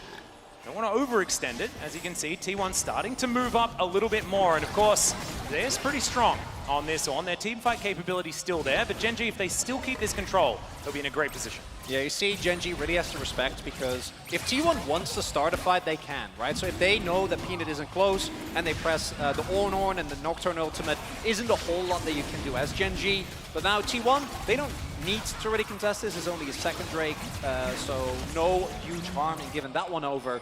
But eventually, they're gonna have to try and actually make a stand, fight back like they did in the game against Mad Lions. Yeah, they're not really in a position, though, to do particularly much on the cross map. You can see Chovy's moved up here to prevent top tower plays, and he has Zhonya's, he has ults. It's going to be very difficult to try and make anything happen onto him. So, now to Light. Trying to return the favor. Shirley is going to get proc there, but see Carrier still going to make it out, but does have to invest the flash. Summon a spell gained here by Gen G. T1 do manage to get all 5 to safety, though. As there is so much posturing. It just feels like a lot of posturing in this game so far. Gen G refusing to start the Baron. And I feel like the Baron should get started. Maybe I've been conditioned in this series so far. It's been alive for the longest it has, the whole series. I think for T1, your best bet here is to send FLICKR to top lane to try and match Chovy on the push. And as long as you just keep pushing waves back and forth, you'll be relatively okay. Like, you're buying time for Gumayushi to get to the late game. The problem is going to be cases like this where Gen G are able to move in and steal your buffs away. But if you can actually try and get Owner to play between the two lanes, maybe you can use the Nocturnal to like gank onto Chovy, blow some of these spells nice and early, or at least get something back on the map, because the moment you're just being bled out. Yeah, and that's actually what I think Gen G has done a really good job at, is when you're playing a Nocturne in a situation like this where everything is warded, you have 0 side lane pressure, and you have 0 catch potential, it's really, really hard. Ooh. Owner just out of range of the Ring of Frost, didn't need the spell shield. It would have been great though, had it been in range. As Gen G in position, Zeus moving forward, he is not the optimal engage target. Once again, Delight moving real fast. There's the Ornn. Paranoia comes down as well as T1. They're looking for the team fight. It's a 5v5. Moonlight Vigil, just massive from Gumayushi, but he's now in the bouncy castle, and he's just destroyed. It's Doran that collects that one. Owner's gonna go down as well, and Gen G are just wiping the floor with T1. And you can't put a monetary value on that stopwatch from Pace. Gen G was ready. They knew the engage was coming. All they needed was to wait it out, catch the engage, and then go in. And you see the fact that Chovy and Peanut are as strong as they are meant that they had more than enough damage either way. And Gen G stopwatches these games have been absolutely insane. Yeah. Again, the fact that Pace does manage to get away with just the Gale Force. He doesn't even have to flash. Able to get away from that is huge. Now Gen G will take the Baron. It's about 2 minutes delayed, but still, they'll be very happy and in so much control. Lads, I think we're going to a game 5. Yeah, I have a feeling you might be right there, Dagda. Let's check out this team fight once again. Oh yeah, you can see as that comes through, like, stopwatch on the Nocturne, on the follow-up, and the cast goes to Gumayushi, means he's not really, like, gets a good ult off, but immediately ends up in the bounce house, pays his to Gale Force away, and it's only Owner who's dealing damage to him. So on the backside, there's just not enough DPS coming through from T1 to try and clean up the fight. Yeah, that's a happy score right there. Of course, still a little bit stressed in this position in a series, but all momentum now with Gen G. And we all know that, you know, T1 in 5-game series, they've been tested many, many times. DRX was a team that did it to them relatively recently. You guys remember, it was last year. But that one didn't go so well for T1. We'll see whether Gen G can get to that position. Of course, they should. They have 10,000 gold in the lead. Now a Baron, Red Bull Baron power play cresting that 2,000 gold mark after this inner turret goes down. And I want to highlight as well the damage that Chovy and Peanut did in that fight, right? Like, even with Pace as fat as he is, he was more of bait, maybe this time around as well. Yeah, let's go for it one more time as, oh my goodness, the damage onto that Nocturne. But they get into the backline and they manage to take down the Jinx. Delight also taking so much as FLICKR is going to clean that one up. And now Gumayusi is still alive at full health as Gen G are looking now desperately trying to escape. And that Baron power play I was talking about, it's not going to crest the 2,000 gold mark. Doran is going to get taken out. They're trying to just stop this fight as Chovy with the claw will create enough distance, but I don't know whether they're escaping this one. Another charm from FLICKR, and Doran will be taken down from that. And T1, look, I'm sorry, I'm not going to say it again. Not going to say it again. Yeah, looking a little bit better in the game. You say potentially game 5, and immediately T1 slammed that door shut. That's one of the most epic cast curses I've done. I've done many in my time, and that was one of the worst, I think. I want to highlight there, it was the combination of Zeus and crucially, this teleport isn't spotted because of the Nocturne ultimate, right? So they don't know that Zeus is there, and I want to draw your attention to Gumayusi, because yes, Zeus is able to single out Pace, but look at this. Moonlight Vigil then over the wall to guarantee the kill, and not only that, but as a result, he is completely safe. He's standing behind his front line, and then without an enemy AD carry, they can just win the ensuing fight. And that Red Bull Baron power play is next to nothing now as T1 will get the Dragon for themselves as well, get some of those objective bounties, and you're looking at Gumayusi's items. 3 items now complete. He's still a little bit behind when it comes to the Jinx, but Gen G, they want to immediately rush mid lane, knowing the team are out of position, but they can collapse onto Pace here. Another 13 seconds left on this Baron. They do manage to make it to the inhibitor turret, but I don't know whether they're going to be able to get there. Only 3 members of Gen G in position right now. Doran and Chovy are going to move up as well. The Baron is now done though. Negative 800 gold in that Red Bull Baron power play, so not much of a power play. I think Gen G got a little bit lucky there that T1 didn't spot where Chovy and Doran were, because if they had just gone for it, that could have been a game ender right there. T1 now getting sieged underneath their own turret though. Good charm. Yeah, Delight going to take a little bit of damage in response. I said a little, I meant a lot. Moonshot doing a whole bunch of work there as Zeus going to have to flash out, but now the Ornhorn comes in. Moonlight Vigil doesn't do anything though. And T1 not going to be able to find the engage they were looking for, but there is still Doran relatively out of position. He's pretty tanky, gets speared up, doesn't have flash though, does have body slam, and now looks to try and escape. FLICKR now gets into position as they dive on forward. They look for Gumayusi and they manage to take down the Aphelios. Now Pace dodging everything. And Gen G just destroy them. That is going to be game 5. That's a clean ace! This series is too much, boys! Are you so jet-lagged? I think I'm wide awake at this stage, man. That one certainly woke me up. I've had a fair bit of coffee, but nothing is like this. We're going to silver scrapes, thanks to Gen G.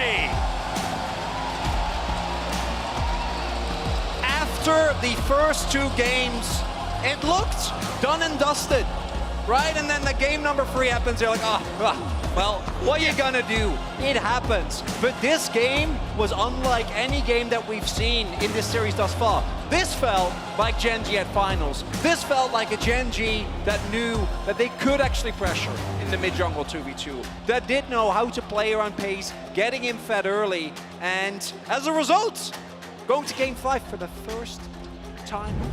The first time here at MSI, exactly. They're going to move past 4 games, and it was Gen G that was the only other team that went to 4 games, thanks to some creative drafting up against G2, but also G2 playing some fantastic League of Legends. But now our first 5th game. As, yeah, Pace did a lot of damage, but honestly, like, so much of that came down to these micro situations, and both Gumayusi and Pace playing fantastically well. First that stopwatch, and then Gumayusi with the brilliant play in the bottom lane. I really want to highlight Chovy, and that for me was the biggest difference maker. Chovy getting ahead early and actually having a really big impact is, I think, Gen G needs that. If they don't have that, we get games like game 1 and 2, and even though they won 3, we saw the same issue there. This time around, he has the impact, and the team fights go a lot smoother as a result. Yeah, and that's the thing, because they managed to get control over the bot side, the team fights are going great, but I mean, the team fighting was incredible. The fact you have so many things that are jumping onto Pays in the back line, and you're seeing everything in the kitchen sink being tossed out to make sure that it can actually stay safe and stay up. Like, this was such an incredible game for Gen G, and I'm so hyped to see what happens now in Game 5. And I'm really hyped to get into some Silver Scrapes. So now let's go to a short break, and when we get back, that game number 5.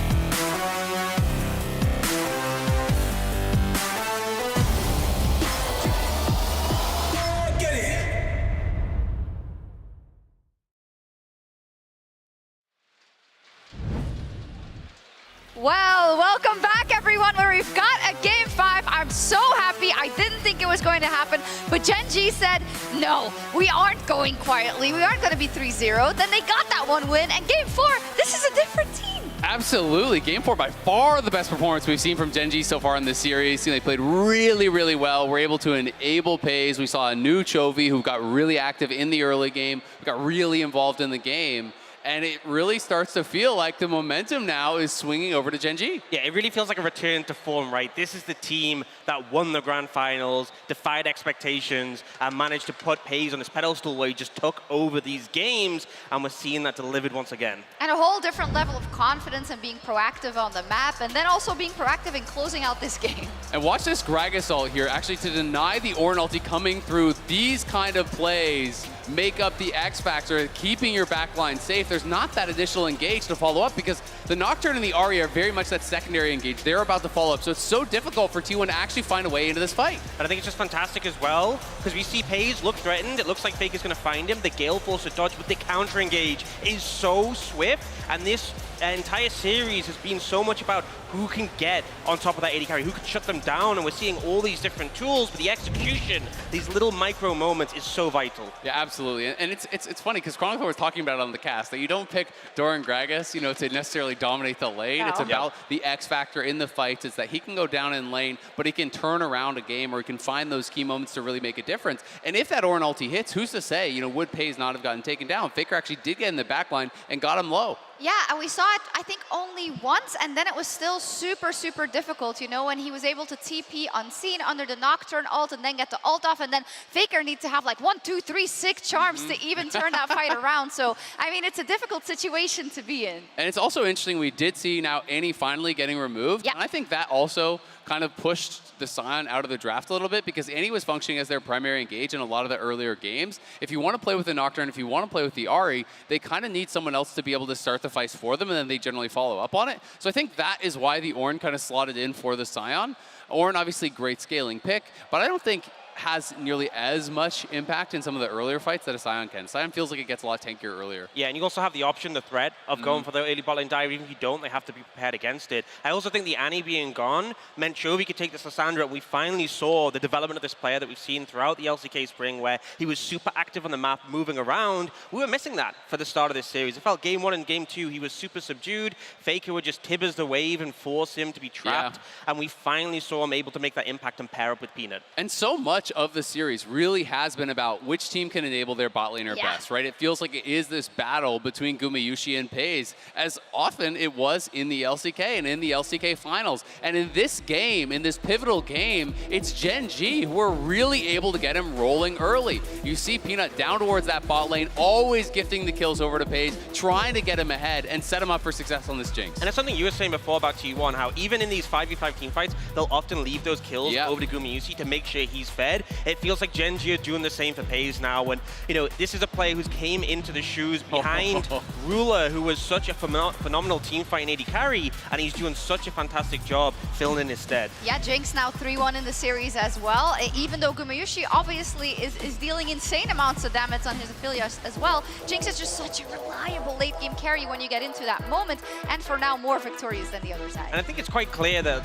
both these AD carries are playing out of their minds. Like, the game isn't decided by which AD carry is playing better or worse, because if they are given the resources, they will both pop off. So it's all about the rest of the team facilitating or shutting down the opponent. Absolutely, and I really like the Gen G draft around a Jinx, right? Because you have Lissandra ult, you have Wukong ult, you have Gragas engage, you have all of these tools to start off the fight in a really explosive manner to get that first reset for FaZe. And when you are playing at this level, when you're playing with marksmen that have such good mechanics, the move speed is just like almost unmatched as a stat. Just getting it excited, getting that reset allows them to completely take over a fight. They did, and if we look at some of the key picks that we wanted to put in this graphic in terms of the series, you definitely see that there's a shift. And I called it up, I said they get a get out of jail free card. Will they now make the actual changes? And I feel that Annie, so incredibly pivotal, taking that away. The Sion that then didn't get picked on the side of T1, the Jinx and the Wukong, of course. Yeah, I mean, all these picks have been really, really big. You know, the Sion is where T1 got both their wins, as is the Annie. The Jinx now 3-1 throughout the series. You know, both sides haven't getting a win on it, but Gen G now back-to-back wins on that Jinx. Also, it was paired along the Wukong both times. You know, that primary engage. Peanut was so comfortable on the Wukong in the LCK. You know, that was what I always kind of thought of as his best pick. But it got some nerfs, and a lot of people were feeling it's just out of the meta. You can't really go back towards it. But I think in this series, we're seeing the power of comfort, and we're seeing the power of these players going to what they really know works for them. They know exactly how to play around the Wukong and how to teamfight with that champion. Yeah, particularly when they have like a combo like the Wukong Rakan. It's so potent because the Wukong can use that stealth, use that gap closer to get in. Rakan follows up, and you can layer like ult into the Rakan, knock up an ult into the second ult from the Wukong, and you just don't get to play the game. Now you get into a game 5 where you've learned so much about either side. You've tried a couple of things as well, and as you say, comfort is usually the name of the game, but there's a lot of difficult decisions to be made, right? And I would definitely say that T1 is on the back foot, being how they were on match point. In fact, they were on the step of tearing down the house and having a clean 3-0 here, Azale. I know, it's crazy. Like they really were moments away from winning the third game and having a sweep, and now there is the potential for the reverse sweep. And it's also incredible because despite the fact that these two teams have matched up historically so many times, it doesn't ever seem to go to 5 games. No. Yep. It's always the 3-1 here. You can see since 2020, 3-0, 3-0, 3-0, 3-1, 3-1, 3-0, 3-1, 3-1. Never once did it go to 5 games despite all of these matchups. So London is being treated to an absolutely amazing series. We're going the distance, and hopefully that 5th and final game really will deliver. Yeah, I mean, it's historic in more ways than one. On international competition, we don't often get reverse sweeps. In fact, we only got 2. One was TES Fnatic 2020, and the other was DRX EDG. No, nothing DRX EDG 2022. I think the added context here is that's a little bit hard for us to kind of quantify it, because this is MSI new format, right? Yeah. It's the upper bracket. You're still going to go ahead and play an upper bracket final. But on the other hand, it is such an incredible momentum booster, right? For either side. I think T1 overcoming the might of that Game 5 pushing against them, and maybe Gen G completing a reverse sweep. That is something that could go a long way in this tournament. I think as well, when you talk about Game 5, last year at MSI, T1 against RNG went to 5 games and T1 lost. Last Worlds against DRX went to 5 games and T1 again lost. Next international, Game 5, they really want to break that streak. Absolutely, and I think it's such a confidence boost to be able to do that in a 5th game when they have kind of had that mental block. And I also think keeping your extra life alive in this bracket is so important, because this is not a standard MSI where there's just the 1 LPL and 1 LCK. There are so many amazing teams from these 2 regions that if you go into that lower bracket, you're going to run into an incredibly strong opponent, and you would only have that one chance to stay alive. Do you want to take that risk is the No, question. you If don't. got it Definitely in not. your hands. No, indeed. Now, we talked a lot about what's going to make the difference, and it's always so crazy, because when you get to a Game 5, it's almost like on the one hand, you take everything into account. On the other, you're throwing everything out. Now, one thing we do know is that these ADCs are extremely consistent, and we've said that it's everyone around them. So tell me then, who is it going to be? Who is the difference maker? Who will bring this Game 5 home for either team? I think enabling the mid-jungle is so massive. If Chovy and Peanut can start to impact bot lane early, start to set up those kills, have control of the map, that's going to set the game in a really good trajectory for them. We saw when Chovy was locked in lane, that is when Gen G struggled. Yeah, absolutely. I mean, I do think setting up mid lane for success is so massive, but I'm also really interested to see in this 5th and final game, will there be a ban on the Aphelios or the Jinx, try to have one taken away and really throw a wrench in the gears, because this series has all been trading Aphelios for Jinx 4 straight games. Will it be 5? Yeah, it's such a weird thing that we've had so many metas in the past 2 years where it's like we have these 2 really strong AD carries that just get traded off. Well, like we don't see one of them banned that often. Like we had Lucian Nami and Zeri Lulu, we had Sivir Yumi and Zeri Lulu, and now we have the Aphelios Jinx, which we've had before as well. It just feels like such a consistent thing with these trade-offs. It definitely is, especially when you have such strong ADCs. But it all comes down to this Game 5. Who will advance in the upper bracket and who will fall down? Let's get into picks and bans. Thank you very much, Shocks. It is time for game number 5, our first Game 5 of the tournament. And I am so ready. Thank you for being here with me, gentlemen. It is an absolute honor to bring you this one. So, Gen G with the momentum, T1 not being able to win Game 5s very well in recent history. But these 2 teams have never been to a Game 5. And so, as far as that is concerned, this is untrodden territory. Can T1 do it? I saw a wry smile from FLICKR as he was making his way out onto the Rift. And I think that, for Gen G fans, should be a little bit frightening. True. True. I mean, well, he did just lose the last game, so who knows? Maybe it's a different time. As we move into this, my God! Decked with the smackdown! Andy and Lucian banned away as well. You love having no horse in this race, don't you? He's not impressed at all. Hey, we've got 2 horses. He's smiling, so what? Yeah. I don't care. Look, you'll see it tomorrow. That's where I'm going to cry, all right? Well, Vi Wukong and the Maokai all banned away here by T1. They've identified that Peanut can be a little bit of a problem. Lucian and the Annie and Nautilus going to be taken away here by Gen G as Cassante gets through. And T1 locks it down first. Double flex for T1 as well as Gen G. We'll see where it's going to be going towards the end of the draft. Yeah, I think Cassante is maybe the most busted champion that we have right now. Yes, Obviously, against T1, you're going to ban Lucianami, but I don't think that that duo is as strong against anyone, because Sante, he can frontline, he can solo kill, he can survive multi-man ganks, and somehow turn them into wins. So, great B1 pick does mean that we will see pace back on the Aphelios as opposed to the Jinx, and I feel like the Jinx has been a little bit more consistent, and I think the range advantage is a really big part of that. Yeah, especially if you're not able to get as many as the beefcakes in front of you. And I mean, Cassante already off to a good start, so it does feel like you're just going to end up trading this across. But bit of a change up here. Perhaps see if it is going to be the early game junglers that are coming through for Peanut to see if they can have a bit more of that early game control. Oh, the Peanut Poppy to come out here, of course. Peanut has in the past played a fantastic Poppy, hasn't been playing it very much recently, as he was alluding to the fact that T1 likely to pick up an AP jungler.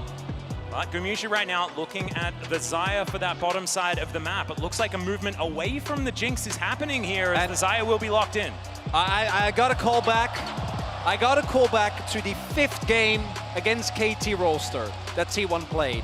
Because that was a 5th game that they were able to win, and it was off of the back of this duo in the bot lane. Gumayushi and Keria in a late game team that I think we've seen like 3 times already this tournament, because that was such a pivotal moment. Get that combo again, but what you give up for it, Ahri and Poppy for Peanut and Chovy, I don't know if that's worth it. That's a lot of comfort. That is a lot of comfort.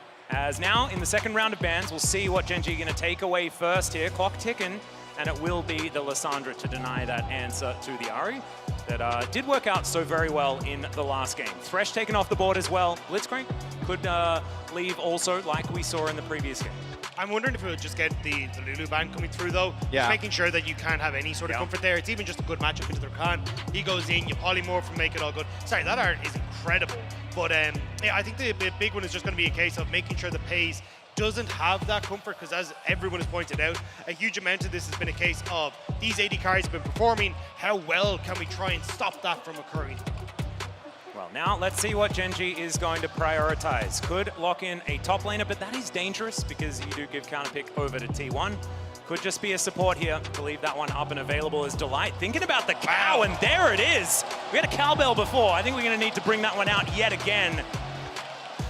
So Delight picking up something new for this series. We'll see how it is going to work out. Fair bit of teamfight prowess there, and compare with the Poppy very well. I'm curious what the plan is here then for Doran, because it definitely feels like you are alleviating the fact that Doran has to go for an engage tool here, because realistically you don't have the strongest engage right now apart from the Alistar, so maybe we get something cute coming out from Doran. And holding onto the flex, here is T1. Now Rumble can go mid or top lane, and Gen G will still not really know where things are going. Of course, one of them going to have to be picked into the Ahri, and maybe the Cassante would do better there, but we'll see where they're going to go otherwise. That is a Gragas. So who's jungling, gentlemen? We actually don't know. Like, this could be a throwback to the Rumble jungle. It's not like he was nearly as strong as he was a couple of MSIs ago, but that is a possibility. It could be obviously just mid Gragas, which we've seen FLICKR bring back this year. But I don't think we can say for certainty, which makes it really hard for Gen G. Yeah, I think it is a lot of the flexibility that they're trying to keep, but I also think it's a big takeaway, because Doran probably would have liked to provide that front line there, have the Gragas to try and at least do something in these matchups, but now taking that away, we will see Doran go back to another late game scaling carry, but definitely something that hasn't been as strong. So good thing that Delight does have this Alistar, because he's going to be so crucial for setting up these fights for Gen G. Still swapping, still swapping, still swapping. We'll see where it does land. It looks like it's going to be the Rumble on the top side, Owner in the jungle there on the Gragas, and FLICKR's Cassante in that mid lane. We kind of expected the Cassante to be used mid. We'll see how Chovy is going to be able to deal with it. FLICKR with... Okay, never mind. Okay, so it will be the Rumble in the jungle. I hope that he picks the skin. He needs the Rumble in the jungle skin in order to play jungle. He does more damage to jungle camps with the Rumble in the jungle skin. That's not actually true, but I like to think that it is. And I want to highlight as well that obviously you want to wait till the last possible second to give the least amount of time for Gen G to plan for this. When it comes to these drafts, T1's draft to me is a bit of a question mark if they can execute on it, but I think the power of Rakan, Gragas, and Cassante with 2 high damage carries is insane. And Doran on Gwen didn't look that good in game number 1. Now, Gen G have looked completely different in the other games, but is that enough? We'll have to find out as we hop onto the Rift here for game number 5, our first of MSI 2023. And it's between Gen G and T1, the rematch of the LCK Spring 2023 Grand Final. Oh man, see who's going to be able to stay alive in this upper bracket and who is going to fall to the lower, because after like a series like this, it's so much worse for the mental to then go into the lower bracket. You're so much more susceptible if a series goes this long and then you barely don't manage to pick up the win. And guys, last time we saw the Rumble in the Jungle, it was Canyon in 2021 in the final of MSI. And it was a loss. Yeah, I remember that one. Oh. Remember the you remember who it was against, Dagda? I think it was an LPL team. Yeah, can you maybe say their name? Yeah, there was an LPL team that won a lot of MSIs, wasn't it? Yeah, was it RNG? Yeah. RNG, yeah. RNG, yeah. I think it's golden. Sorry, that joke goes way too far back. Never mind. Okay, so T1 setting up for the early game. No shenanigans to start this one off. We have to do that check after all of the Scions that we'd seen prior, but no Scion means no problem as far as this early game setup. So, Gen G moving on in, looks like a topside start for them. Just standing away from this ward for now, as Chovy will be able to get that one cleared. Doran going to help out with that. And that's quite big, because it means that there isn't actually any knowledge for T1 for certain where Peanut is going to go. The Poppy Peanut in particular is notorious for just flashing over Dragon Walls. Yeah. Very early on, did it all the time last summer. So him not being known, I think, is a really big win here for Gen Z in the early game. And it's going to mean that T1, specifically the bot lane, I think, need to play it a little bit safer.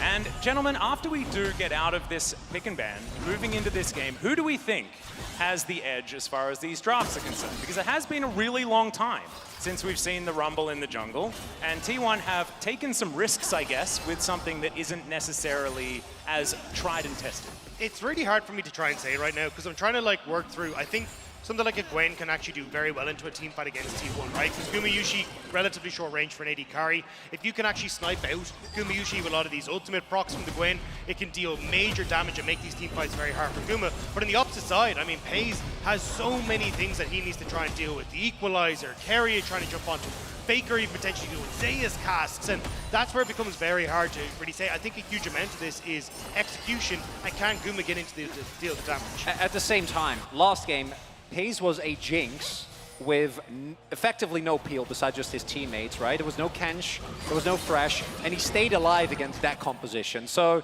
I find it very hard as well, because what I love about the T1 comp is that this is a comp that effectively plays itself, right? You go in with Cassante, with Rakan, and with the Gragas, and then you blow up whoever is in front of you. And really, I think the only thing that you are really going to struggle with is Peanut with that steadfast presence. But I actually really like the Alistar here, so I'm thinking I'm leading to the conclusion that I actually have no idea. As I'm arguing in circles. I like both compositions, and I think the first few skirmishes, getting, for example, this Rumble ahead, might make the complete outlook of the game completely different. But that's exactly where I want this Game 5 to be. I want to see how both these teams can go head-to-head on two excellent comps where you're going to have to see exactly, like, can you try and have major upsets with, like, Gumayusi flying in on feathers, flashing forward, killing off Paze maybe in the backline, or can Delight find those big knock-up combos in the backline as well? Like, so much of this game is going to come down to execution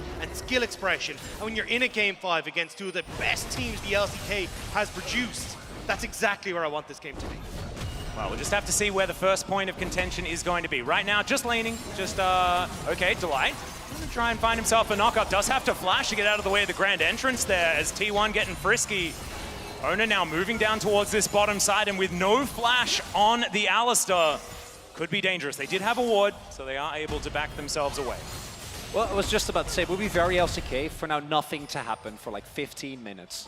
Yeah. It's just, it was waiting for a fight to break out, but fortunately, Carrier able to force a flash there of Delight. Really has to respect, right, the fact that Gumayusi, if he gets the Fatal Recall, can take him down. Post 6, Light not really going to be worried about that anymore, as he will have his ultimate available. But for now, really need to respect, and I do agree with you, Dagda. I think the bot lane matchup, getting someone ahead there, has been a really big part of whichever team is at least able to get a lead and take control of the map in the series. Nice response to the charm there from FLICKR, but still going to lose out on this trade in this mid lane. And the thing I want to talk about is the top lane, because we've been talking a lot about the Gragas of Doran all series long. But Zeus debuted on a Gnar, but then played a lot of Gragas that season and was absolutely insane on the pick. As we check in on it, he's winning out a trade against the Gwen in the early game, something that's to be expected, but he's been able to find some really great angles on this champion in the past, and we'll see whether he can do it again. As once more, Doran going down very, very low, and now Owner is going to move in. Harpoon's at the ready. Zeus very close to level 6. Only one minion was going to do it, I believe, as there it is. I mean, that mid top jungle 2v2 rather is really, really threatening, because Owner, if he hits his spears, especially after the buffs, you're going to get blown up in seconds, right? And particularly if you're Gwen, you rely so much on your Shroud to avoid damage. Neither Rumble nor Gragas is going to particularly care about that. Also looks like, as expected, Zeus is going to go for the AP Gragas build, so a lot of damage coming in from the top side. Yeah, especially since you are so AP focused, like the 24% magic resist that can come through at level 1 if you hit both spears is absolutely absurd. But nothing going to happen here, as both teams are back away. FLICKR will spot out Peanut, but is just going to make sure that he can secure the crab here for Owner. Chovy in the vicinity, but I really don't think Gen G can do much here. Yep, FLICKR just going to move on over and protect his ward. Does so quite nicely. Charm is going to connect, but the Aftershock working out nicely there from FLICKR. And still going to go down low, but he's Cassante. Just doesn't really care about that whatsoever. Gets to work on these minions. The slower paced early game though is going to help out Pace quite a bit. He has the cull already picked up, like your kind of Felios. Like if you aren't worried about dragons going across early or having to fight maybe for early Rift Herald and stuff, you're going to be in a bit of a better spot, especially as level 6 starts to crest. That's where Design and Rakan get so much of that early game presence. So at the moment, if things are not working out, Gen G are pretty happy to just coast on through this. On the flip side, I think T1 also, like looking at the equalizer, right, the Feather Storm and the quickness, a lot of these can be layered to make sure that you win any team fight. And then it comes back again, like if you are able to lock someone in a Charm, Alistair, Poppy combo, take him down, can win the fight from there. Same can be said for T1. The amount of hard engagement they have and ability to punish small individual mistakes is really big. This time around though, no ability for Gen G to contest. And that's why I like that T1 are trying to set these dragons up, starting to imagine move up towards this Rift Herald as well. They're the ones that just want to make sure that they can actually keep the pace of this game up, play off the 2 item spike that they're going to hit with like the Rumble and also Gumayushi as well, and just make things very uncomfortable for Gen G in the mid game.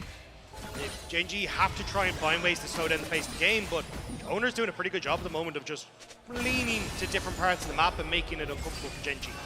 Okay, he's going to have to stop that back there as the Gravitum is going to stun up Gumayushi for the moment. Not too much action as this game goes on. T1 picking up about a 200 gold lead, guys. Something riveting. That I didn't need to mention at all, because it means not a whole lot at this stage of the game, because being risk-averse in a game number 5 is something you'd expect, but Pace going to get knocked up. There is a very offensive Featherstorm as now Owner comes in. Pace is walking it out. Delight not going to be so lucky. Steak on the menu here, and it's going to be barbecued by the Rumble. So I said T1 needed to go for the Rift Herald, but instead they're like, no, screw it. We're going to give that over to Gen G, use the fact your jungler's winning resource there to go for the dive on the bot side and answer for their turrets immediately, with Guma being able to pick up 1 plus the kill. Really big here. Owner also, he hadn't backed at that point. Like, I don't know how much his gold is sitting on, but he is more than 2 M-tomes worth, particularly after the kills. There we get our answer, almost 1900 gold. Play still works out as they know where Peanut is. And for Gen G, at least pace doesn't go down. You know, all right, we're going real aggressive here as they get the knock up. Bouncy Castle in position, and Owner going to be tidied up by Peanut. Answering back 1-1 now is the kill score. Amazing stuff there. You can see the double flash committed. Won't more than likely come back to bite them, just because there's no real objectives that are up for the moment. But I was curious to see if you would actually see Peanut just immediately move down to the spot side and trying to get some of that goal back into Pace, but going to move back in towards his own jungle. Carry now making his way down towards the bot side as well to make sure Guma isn't under any threat from the jungler. And it's just one quick kill for Gen G. Want to highlight as well that with how this early game is going, I the team able to get a huge lead. I also think that how Gen G is going to use this Rift Herald is going to be really important, because if they can use that after maybe a kill, get a bunch of plates, with the right weapon setup with Aphelios, you are even able to just take down a turret right from the get-go, right? Although Guma's ultimate is about a quarter of the way done, so once that's available, probably not going to have that opportunity anymore. Yeah, and that's the thing. That's why I was curious to see if they just immediately went to the bot side. Because yes, you've now got the red-white guns, which is perfect for taking it, but Keria is spot on ward as he moves in, but the fact you will have the ultimate for Guma means he can't really do too much. And all right, well, that is a heroic charge. FLICKR in a bit of trouble here, but does manage to mitigate some of that CC. Goes all out onto Peanut, now just trying to fight the Poppy. Chovy, though, is going to make his way through. FLICKR's still alive for the moment. And he'll survive! that was sick from FLICKR. I had no idea he was going to be able to get out of that one. Still might not, his charm just goes wide. Yeah, Chovy getting caught there, but not stepping too far forward. No opportunity for Owner. Really well done by FLICKR, because we talked about the mid-jungle 2v2. Snowballing that has been such a big part of whichever team gets to take control of the series. This time around, not going to work out for Gen G. Well, Doran being kept at bay here by Zeus in the top side of the map, but man, FLICKR, the fact that he's been this good for this long still blows my mind, and I've seen a fair bit of him. Just ridiculous. Give him a Cassante as well, whose buttons do a whole lot of work. But still, Shelly going to pop down here on this top side of the map. And Doran going to be given some money. Actually really like this idea from Gen G. Yeah, this is what I was kind of talking about earlier, is like, when you have these short-range AD carries, a Shroud and that Gwen can be such a nuisance for them. So it feels like Gen G at the moment are going, look, Pace is going to be fine, he's going to scale into infinity, he'll be all right. Let's see if we can get Doran rolling, get this early Rift Maker. He now becomes a massive threat into Zeus in the side lane. Plus, when we get to these team fights, if he can land these ultimate procs through the T1 team, he can do so much damage to Gumayushi. On to light, getting over that wall, but spots himself a control ward, so not going to find any joy there. And FLICKR now takes a bit of damage in the mid lane, but isn't too worried about it because he's Cassante, he's pretty tank. Doing a highlight, Gen G have not really prioritized early dragons. This time around, I wouldn't really mind it, because with Chemtech and Ocean already, or rather Cloud already on the table, odds are that you're going to get an extremely high value soul, and starting off that chain early would be quite nice, as Doran was waiting for Zeus, but even though Zeus, I don't know if he knew, he was definitely ready. Trade not going Doran's way. Yeah, the AP Gragas actually having a pretty good time here in this lane so far. Oh yeah. So as the dust is settling, the reverse it's take? extremely even. We have another plate going down here. Keria going to lock that one up. Says thanks for the extra bit of cash. As FLICKR's going to have his back stopped, and now Doran in a little bit of trouble here. Zeus continuing to go aggressive. Still, he's Gwen. Does have his leeching there and things like that. Should be all right. Looking for a back timer. If that's game one, they're both throwing their ultimates, and they're going for the all-in. Like we're throwing everything, but now both of them have teleport available. I wouldn't be surprised if we're going to see some pretty heavy aggression towards this dragon here. I think that's the big one, is having those up and available for the dragon fight is going to be so crucial. FLICKR trying to make sure you can get this wave pushed in. Will trade some of his health bar forward. Chovy not quite able to get the Everfrost, but you will see in River already Gumayushi and Keria taking position. Owner going to be coming across in a second. And if T1 can control vision here, you're setting up for Keria with the big ult onto Owner. That's where you can find success here for T1. Without Peanut there, though, it looks like Gen G's like, hey, we don't really need to go for this. Still on the top side of the map, looking for a back right now. And looks like they don't want to take the risk of trying to fight for the Drake early here. I was about to say, I'm curious to see what Chovy does, because you can push in mid, which he's just done, and lean to the top side, potentially look for a dive with Peanut, but Peanut gone for the reset as well. Looks like Gen G don't want to cross map at all. They're just going to say, look, we're going to take this slow, make sure that we're trying to match in case they immediately try to move into bot or mid, and not let Pays fall behind in this one. Well, further behind. Ocean Soul is going to happen, so Mal, we get one of yours. Nice. So triple Dagda, an Orcs, and a Chronicler. Yeah. Love to see it. I miss out. No Atlas yet, but you have plenty. There has been a Cloud Drake in every game, and I'll take that, you know. So we've had 5. So 5 have gone down, so it's more than, you know, a regular game. Yeah. So I think it's nice. Take that. I think it's neat. Riftmaker done for Doran here. That's a really, really big spike for the Gwen. And if we look at how some of these champions use, the Ocean Soul, Gwen to me is the main one. She already feels extremely unfair once she builds up enough AP. The amount of sustain that she gets from her needles and her Q is kind of insane. And let me tell you, if you add an Ocean Soul on top of that, that top lane 1v1 is not going to be sustainable anymore.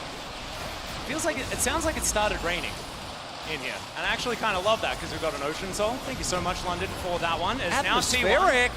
That's the Shirley being started here, down to 4,000 health as Gen G are looking for the team fight. Good knock up onto Carrier, but he gets himself out. Phenomenal equalizer, right in the right position. Carrier has to get out of there though, he's very, very low. The feathers get pulled back, but no joy is almost there from Doran, and it's gonna be Chovy that finishes that one off. Collects another kill, doesn't get the charm, as T1 now just trying to get themselves to safety. And by the end, nothing happens. Well, Carrier went down. Carrier went down. In trade for the Rift Herald, they got so the it's Rift an Herald. even trade. Good Yeah. enough. What I want to highlight there is both the setup from T1, the bait that they were setting up with Zeus, hiding in the pit, and then the response time that we see here. Crucially, this is after Peanut misses the ultimate. That could have been a game-deciding factor. Draw your attention to the flash that's about to come out here. Oh my God. But even though he doesn't go down, crucially, Pace is still zoned away from the fight as Doran. Yeah, Doran could be in a little bit of trouble here. His own is going to move up, lands the harpoons, and Doran not as immune as he wants to be. Just going to get taken down there. Owner collects his second of the game. And not quite the best look there for Doran. Doesn't realize that Zeus managed to stick around in the bush, but you can kind of get the idea that Gen G are going for here, which is, hey look, Chovy's going to be fine on the side lane. Let's stick Doran, who's got that Rhythmic completed off on the side as well. But now, Delight, you don't have the members on the map that you want to, so he'll be forced to back away. Yep, just going to clop his way out of there. Is now FLICKR in a little bit of trouble. Peanut trying to keep him in position, goes all out. We've seen this one before. We'll see whether FLICKR can once again survive it as Chovy is looking to say no. As he gets over the wall, the charm still connects, and Chovy's going to collect it with the Foxfire.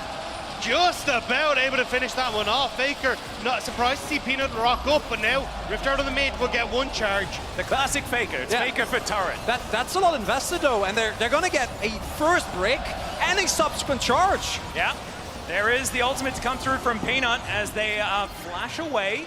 Gumayushi making sure that he keeps himself safe, but won't have that summoner spell for the next engage. It didn't want to end up getting caught by Delight. I wasn't sure if Delight was going to invest it, but you see it here as Chronicler was saying, a huge amount invested. Yeah, because even though they are able, this is one of the reasons why Cassante is so highly prioritized.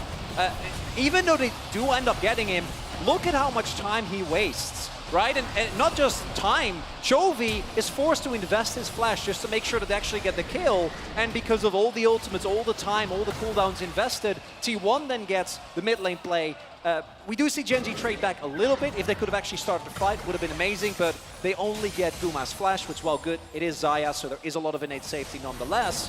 As a result, Gold still dead even at 17 minutes here. You can see though that Gen G were like, look, if we can get a couple of these slows off, Doran does grand, we can get Delight into the fight.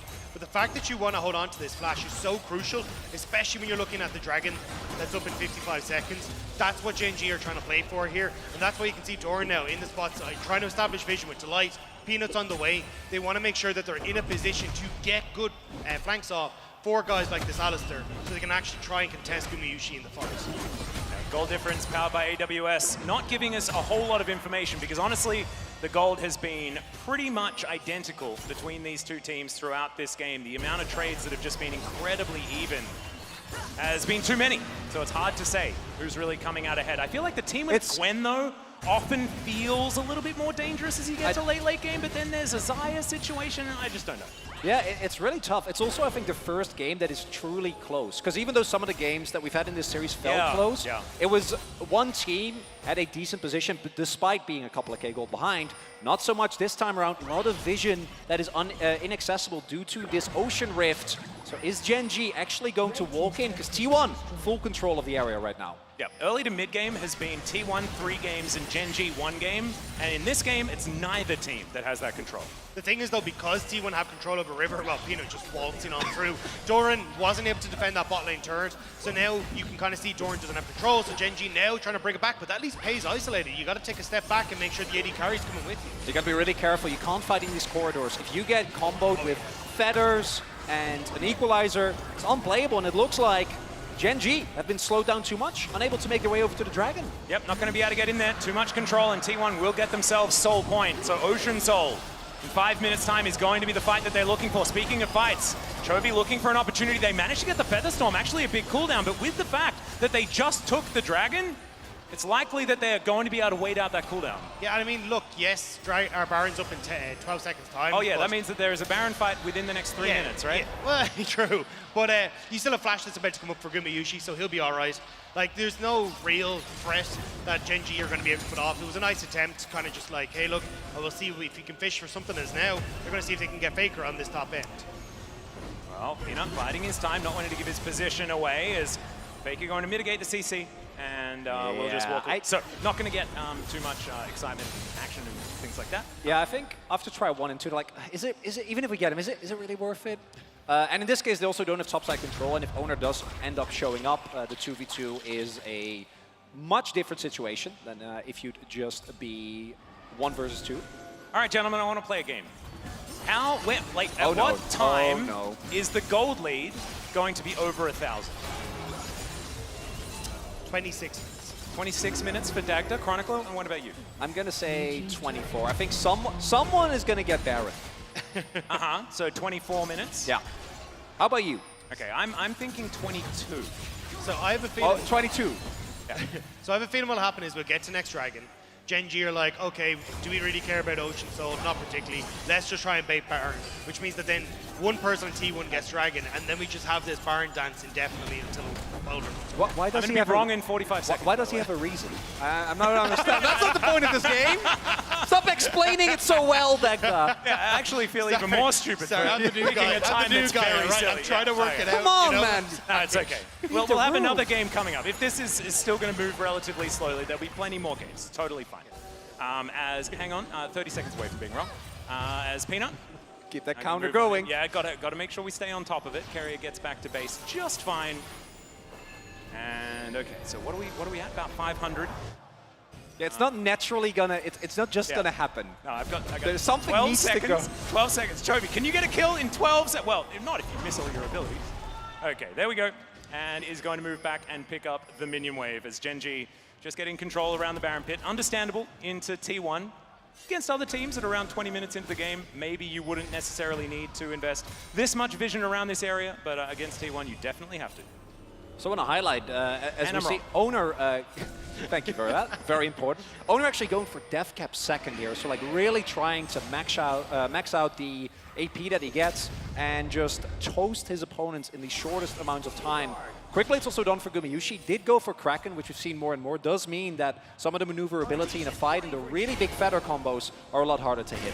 I think it makes sense, though, when you're only really worried about Delight's engage, and it's relatively easy to get a Featherstorm or something, so I definitely like the trade-in. The only thing I'm worried about is that, like, the longer this kind of stalemate continues, we do end up drawing getting to super late game. You'll have the Infinity Edge completed, and I feel like this is, as soon as this Rabadon's deck cap is completed for T1, that's the moment where they're strongest, and that's when they really need to pick it up a gear. It should pair nicely with when the Dragon's up, but as I said, I'd be very surprised if Gen G actually try to commit to anything at that stage. All right, well, I mean, taking that inner turret meant that T1 brought it all the way back to dead even. So we are still waiting for someone to make that play that gets some sort of advantage in this game, and right now, it is just so much posturing. I kind of, it works on so many levels. It works in the context of this series, right? Yeah. Because it has been brought to a 5th game. Also happens, in spite of how much more proactively LCK has gotten, sometimes we fall back into some old habits, like 5 kills in a 23.5-minute game. Surely but not when, Gen G, though. when Gen it G's breaks never been out, slow. when the action starts, I don't think we're going to get any rest. So I think we should collectively enjoy the moment of peace and tranquility. Yeah. He says to the guy who's with the LPL. Peace and tranquility. So much of that over there. Just shaking in the corner like, what's happening? Look, I'm a changed man. I'm now LEC, you know? Yeah, no, exactly. But that was quite recent. My LPL is kind of worn off now after about 6 years. Took a while. How long did it take? I was going to say, like, how long did it take? Yeah, 3 years. To stop just expecting a massive team fight at every moment. Speaking of which, we do have a Dragon coming up. This is, of course, Ocean Soul for T1 if they can lock that one down. Gen G desperate to deny that one. Look as well, all cooldowns are up. Flashes across the board. You don't say. Ghost available. As T1 There we looking for go. the trade. We're just going to trade it. Gen G, of course, denying Soul, fantastic. But getting one Ocean Drake, not going to mean that much. This is the power of Soul Point.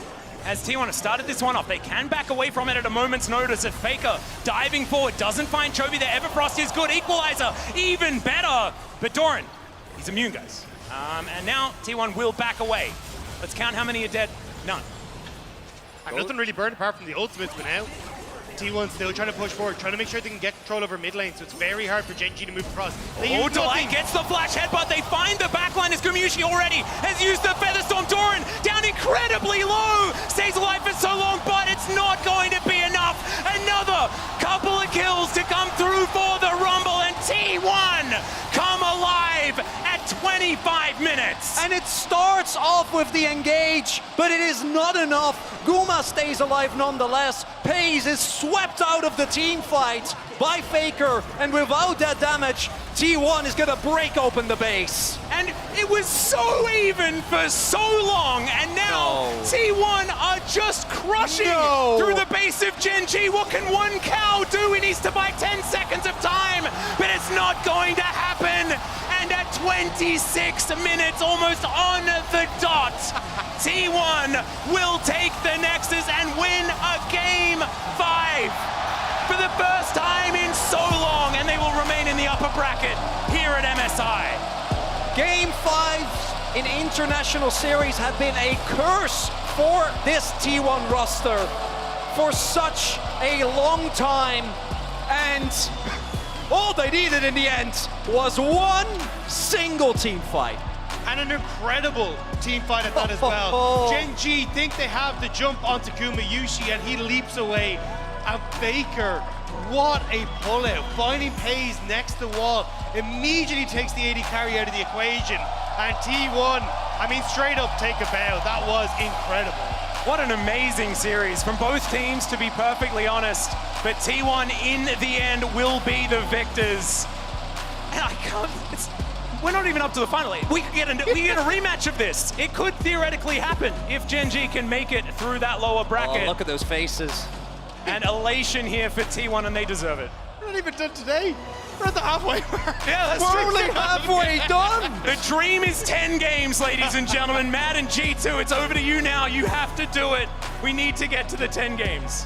And I want to take some takeaways here. After the series, which delivered much more than I think we were expecting. Oh, yeah. Seeing this, as Azil pointed out, it's always a 3-0. Sometimes it's a 3-1, but it doesn't feel close, and felt like that was what we were on track of. What I love is that T1 have fully pivoted away from what didn't work for them, right? What caused them so many issues. They're over-indexing into early game, instead relying on their star AD carry Gumayushi. And on the flip side, Gen G, I think you're still going to be extremely happy with what you achieved today, because the amount of comeback, mentality that they had after kind of getting clapped for the first two games was remarkable. Look at that. Yeah. Like it's a flat line of a gold graph until one moment where T1 found their team fight, and it was started by Gen G. It was that flash headbutt pole on to Gumayushi to start it all off, and I thought that was a great start to the fight that Delight set up there, but all of the answers were there. T1 just so ready to respond. At exactly 26 minutes. Yeah. Beautiful. Yeah. Almost as if we could have predicted it. No, no one could have predicted that. I think no one could have only predicted someone with a perfect reasoning and a deep understanding could have predicted of the LCK specifically. Could have seen that one coming. It's we need an Eastern League of Legends expert, and they needed to be here in order to predict that. So thankfully, Dagda was the one that was able to do so. You can see some dejected faces here on Gen G, but they should still hold their heads high. Making it to 5 games after what was honestly looking like it was done and dusted after that game number 2. And that pull on Paze, right? Like that's the highest profile one. But I think the big moment there was again. I think that when Doran is not on front line, it's not just his Gwen play. I think his Gwen could obviously see some improvement, but specifically how the rest of the team functions when he's not on front line, to me seems so much worse because of the space it buys for the rest of his members. And in that fight, not enough space for Pace to play the game. Yeah, and it goes back to the draft as well and what T1 were able to put together. This is something that a lot of people were skeptical about, right? Preparation, ability to have answers for what Gen G wanted to do in that final, and being able to now find that, absolutely fantastic. Shows the growth of T1. I mean, especially when you get to see picks like the Rumble coming out for Owner, kind of adding like a new layer, because even up until the 20-second mark, we're like, where are these picks going? The flexibility they're offering draft, the fact that they're able to open up, like they've already kind of shifted the meta towards, hey, we can play these mega tanks in the front line. But now they're even shifting the meta again in the goalpost. It's been really cool to see. Owner actually ended up doing the most damage in the game. It's a Rumble. Yeah. Crazy. Just absolutely insane stuff. And after that 5-game banger, we have FLICKR on stage. And so it's now time to throw over and have a chat with the GOAT and see what he has to say. Thank you very much, guys. What a fantastic series from T1 against Gen G today. They take the victory. And FLICKR, thank you so much for joining me for this interview. Congrats on taking down Gen G today. Tell me about the series. The first 2 games were going so well for you, and then it feels like the momentum shifted. How did you bounce back to close out the series in the end? 네, 승리 정말 축하드립니다. 오늘 사실 1세트는 계속해서 T1이 아주 안정적이고 스무스하게 승리 가져왔는데요. 3세트부터 전세가 역전이 되면서 사실은 기세가 많이 기울었습니다. 어떤 식으로 잘 회복해서 5세트에 임해서 경기를 이길 수 있었나요? 경기를 하다 보면 당연히 질 때도 있는 거기 때문에 좀 저희가 졌을 때도 그런 패배 원인을 잘 찾아내서 저희가 계속해서 수정해 나갔기 때문에 이겼다고 생각합니다. I mean, when you're playing a series, sometimes you lose, you know? It's natural that you lose, and what's really important is that you analyze what you lost the game, and then you just focus on making adjustments. Yeah, and it was the adjustment that mattered in the end, but when it comes to an opponent like Gen G, that you know so well, that you've played so many times in series, how difficult is it to prep against an opponent like this? 그렇다면 젠지처럼 정말 항상 만나왔고 서로를 너무 잘 알고 있는 상대를 상대할 때는 어떤 점이 준비할 때 가장 어려운가요? 서로 잘 알고 있을 때는 사실 상대방에 대해서 분석할 시간이 좀 더 적다 보니까 저희 팀의 플레이만 좀 더 집중할 수 있기 때문에 더 어려운 부분은 없는 것 같습니다. I don't really find any difficulties because the fact that we know so well about each other means that we don't really have to put in more time to analyze them, which means we can solely focus on our performance. I see here. Well, maybe a quick question about the draft for this Game 5. It feels like you were swapping a lot and you took a lot of time to swap the last 3 picks between the Gragas, the Rumble, and the Cassante. Did you know exactly where it would go, or were you debating towards the last moment to know what would be the best solution for this game? 그렇다면 마지막으로 5세트 때는 사실은 정말 많은 스왑픽을 가져오면서 마지막 순간까지 계속 시간을 쓰면서 어디로 어떤 픽을 보낼까 고민하는 듯한 모습이 보였는데요. 실제로는 이미 우리가 어떻게 픽할지 어떤 라인으로 보낼지 정하고 오신 건지 아니면 마지막 순간까지 대화를 나누면서 어떤 식으로 교통정리를 할 건지 얘기하셨던 건가요? 저희는 이제 픽을 하면서 이미 어느 라인으로 쓸지 정해 놓았고 그런 스왑하는 거는 이제 좀 상대가 혼란스럽게 하기 위해서 좀 했던 것 같습니다. Well, we actually came with a very solid plan. We knew that which pick is going which lane, but we just wanted to play with their minds a little bit. All right, nice mind game here. But last question for you, FLICKR. You've been playing for so long, and in the hype video last week, we saw that you said you wanted to show people how much you've improved. But when you've been playing for so long, how do you know how you should improve on, and how do you refine your approach into becoming a better player? 네, 지난주에 나왔던 티저 영상에서는 FLICKR 선수가 내가 더 나아졌다는 점, 내가 성장했다는 점을 정말 보여주고 싶다라고 포부를 밝히셨는데요. 이렇게 오랫동안 최정상 레벨에서 활동해오신 FLICKR 선수는 그렇다면 어떻게 내가 어떤 부분이 부족한지 파악을 하고 어떻게 계속 발전을 도모하실 수 있나요?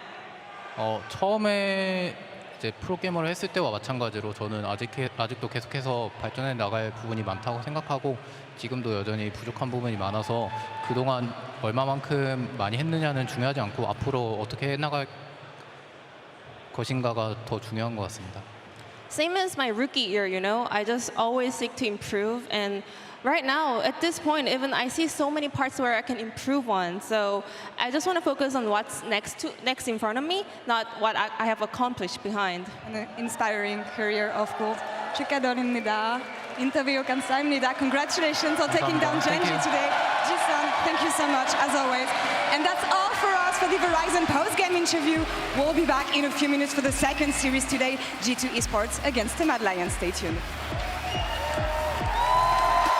5 is something you'd expect, but Pace going to get knocked up. There is a very offensive Featherstorm as now Owner comes in. Pace is walking it out to light. Not going to be so lucky. Stake on the menu here, and a bit of trouble here, but does manage to mitigate some of that CC. Goes all out onto Peanut. Now just trying to fight the Poppy. Chovy, though, is going to make his way through. Faker's still alive for the moment.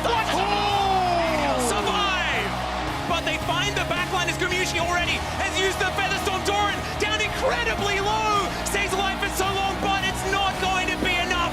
Another couple of kills to come through for the Rumble, and T1 will take the Nexus and win a game 5. Get it.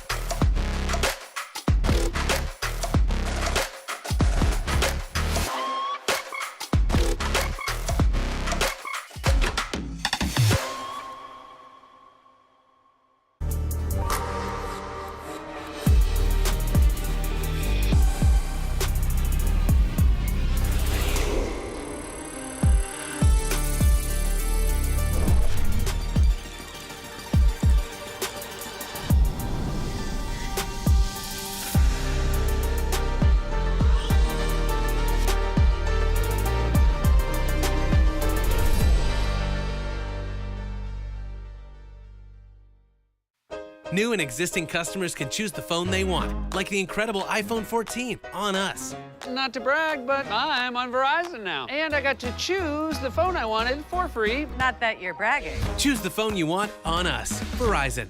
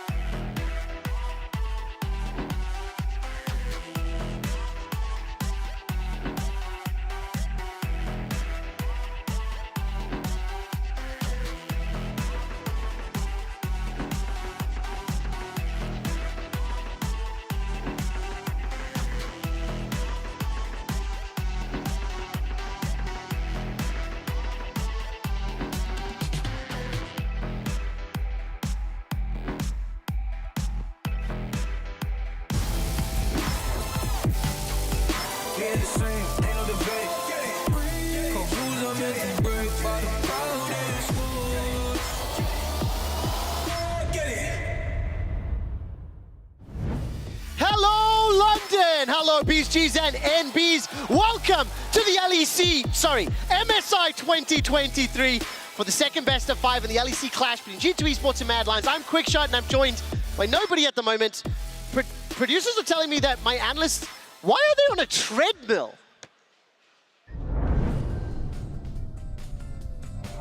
Hello, Trevor. We're out here in London running it down just like our teams. Now, Mad Lions, fastest team in the West, 16:47. That's a historic pace. You gave us hope. You made us feel like we had it, and then you took it away. But still, you managed to make T1 feel like they were playing a final. Anyways, Mad Lions not getting it right the first time. We're used to that. All right, G2, listen up. You thought you had that game 4 against Gen G, didn't you? I did too for a bit, honestly. But hey, you are the only Western team to take a game off the Eastern team. That has to count for something. When it comes to the sprinting pack, you're already ahead or behind, because sprinting is a bad thing. So, you're playing against G2, down in the lower bracket. Where have I seen this one before? That's right, LEC Spring Championship, and you managed to take it all the way. No fans believe in you. I didn't believe in you. They were praying for your downfall. You managed to make it happen anyway. LEC lower bracket, 80% speedrun. Historically, when G2 were at their apex mountain, the best team in the world in 2019, they were the ones who got ahead of the meta with creative picks. Of all remaining junglers at this mid-season invitational, Yike has played the most unique champions. Caps is the one who brought out Nautilus mid first at this tournament. Lean on your creativity and strong performances. G2, you already have the historical record and the creativity to win this. And Mad Lions, it's time you start figuring out yourself. Continue to play with confidence. Do not hesitate, but slow the pace down a bit every now and then, especially around those strakes. Wait for your prey to come in, and then, when the moment is presented to you, you strike, and then you show them what it means to play against Mad Lions with ferocity. Either way, you still got G2 figured out. We see that already. So they figured out that Gragas is strong? Just ban it or pick it yourselves. Like I said, you're the most creative team. You already know how this matchup goes, and now you're the team that can readjust going into it and destroy Mad Lions. You are G2, Kings of Europe, or one of them. I'm led to believe that there are a lot of European kings, but whatever. I know you can play with creativity and confidence and surprise. You've got this. It's time to stop running it down and play your game. And holy crap, Goldborg, we have to get to the desk. We need to stop running it. Please, no more 1647. No more of that nonsense.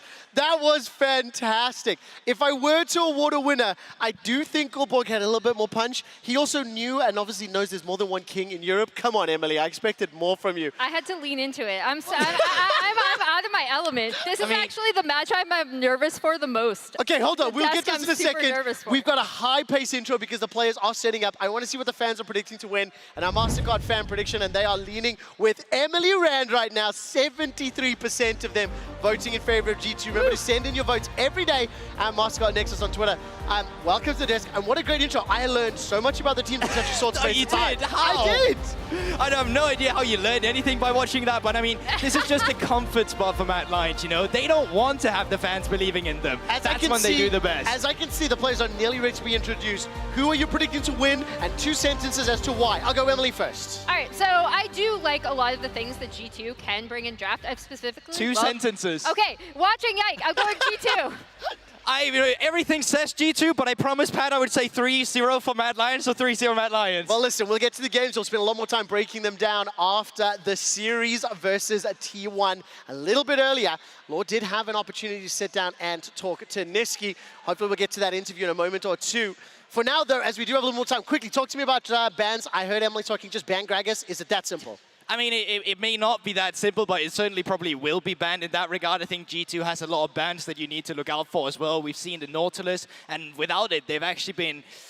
I don't really... They're just a bit uncomfortable, really. Seeing Caps on the Facilitators doesn't have the same true ring to it that he used to in the past, where he actually gets enabled on a side lane. But yeah, these are some of the picks that you can certainly see on the ban list. Emily, what's your take then in terms of some of the priority picks and maybe some of the players that you're also going to look to step up today? I mean, obviously, from G2, it's still a bot-focused meta. I am looking at their bot lane specifically. I think the cool thing with G2, when I've looked at them across the split, again, to focus on certain champion picks, I think each of their players seems to have a few wrenches that they can throw in, and then you're like, okay, I have to worry about banning this. Oh, I have to worry about banning that, etc. Well, we're going to find out. I actually have heard the players are just about ready for picks and bans. So Emily, Mikkel, we will spend a little bit more time breaking it down later on. For now, ladies and gentlemen, and everybody else, let's introduce our second TriCast for the day for G2 versus Mad. Thank you very much, Quick Shot. I'm Medic. This is Kobe, and on the end there is Vedi. You're in the middle of a Medi-Vedi sandwich. Kobe, how are you feeling? I'm feeling great. I feel like I'm a fan that just won a sweepstakes to come cast LEC. Do you want to cast Mad Lions versus G2 with the famous Medi-Vedi combo? It's going to be a banger. Yeah. We've had the pleasure of casting them Winter Finals, Medic. We cast them in the lower bracket in spring as well. Right now, the best of 5 score between these two teams is 1-1. Yeah. This is all the marbles, okay? This is the decider, the best of 5 to end all best of 5s, as Europe will be fighting to represent, well, the rest of Europe as they move out throughout the rest of the tournament.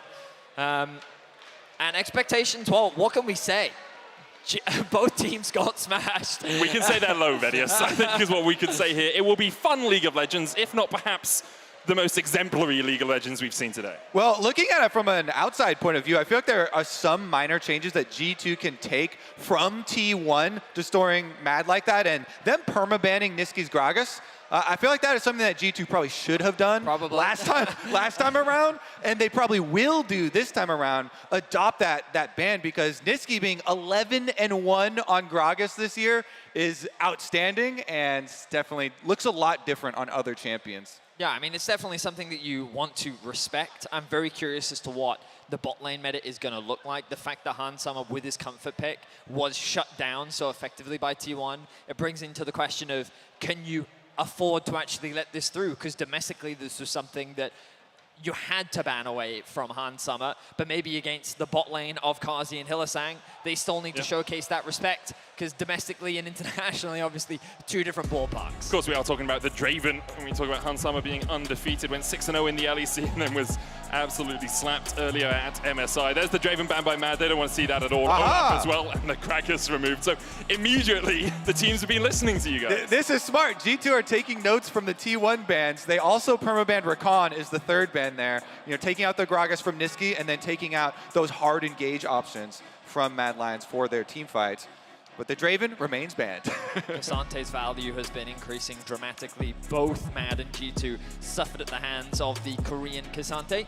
And it looks like that is going to be removed from the pool. Will the Rakan, the Maokai though, is just copy T1 homework. There you go. Will it be the Maokai first pick? And it looks like that will be the direction for Mad. What is the answer that G2 have prepared? Of course, Yike has a wide array of different champions that he's more than happy to play into the matchup. The question is, what would G2 look to pair alongside it? Will it be the Aphelios? Will it be the Jinx, as we've often seen be a high priority at this tournament? Yeah, I think G2 probably look the best when they've got Caps on a facilitating mid and Yike on one of those carries. Love to see them lift up a jungler to be that carry. And here we go. Looks like it might be locked in early. Yeah, the Nautilus for Caps. We saw him bring it out at the start of play-ins. It is a facilitator in the mid lane. There's the Aphelios alongside it. And I think I very much agree with you, Kobe. Caps at the moment seems to be in a little bit of a slump, but he does still move around the map relatively effectively. And if Yike can get ahead, Caps is great at facilitating him. As far as I can tell, this will be Hansama's first Aphelios game this year. Definitely is. I mean, when we think about it domestically, it was not a champion that he often went for. Usually he would handshake it for the Jinx instead. He also played a lot of Varus during the regular season. Aphelios was something that you don't often associate with the player Hansama, so we'll see how he's able to manage his guns as he brings that out as a debut here this year on MSI. Yeah, I've got this weird feeling that we're going to get a lot of Jinx Aphelios for this tournament. They're so good at carrying a lot of these team fights.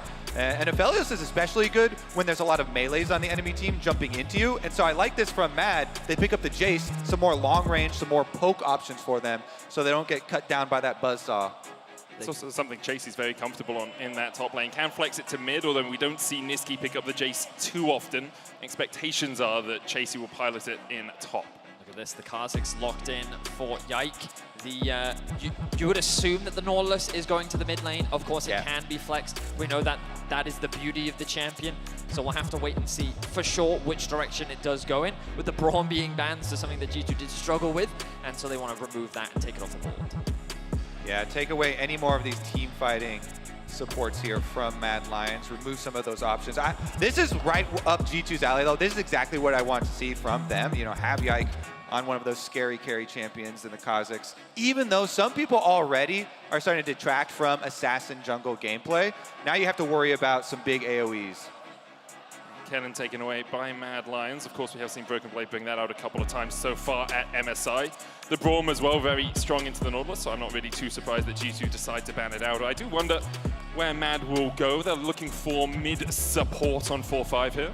And the Scion is up too. You know, Broken Blade usually plays a lot of carry champions, but Scion into Jace has been very, very potent soak up. And Scion allows you to do all those level 1s invades as well. G2 have the luxury of going for something like a top Kenshi if they want to. Of course, it would guarantee where that Nautilus would be going, but perhaps they're more than happy to accept that. Remember that you don't know where the Jace is going. You did mention it earlier, Medic, the flexibility of Chasey and Nisqy being able to play it. But maybe that's the safer approach with the Thresh band away. I wonder if they are... There's the Scion. I wonder what they are considering here.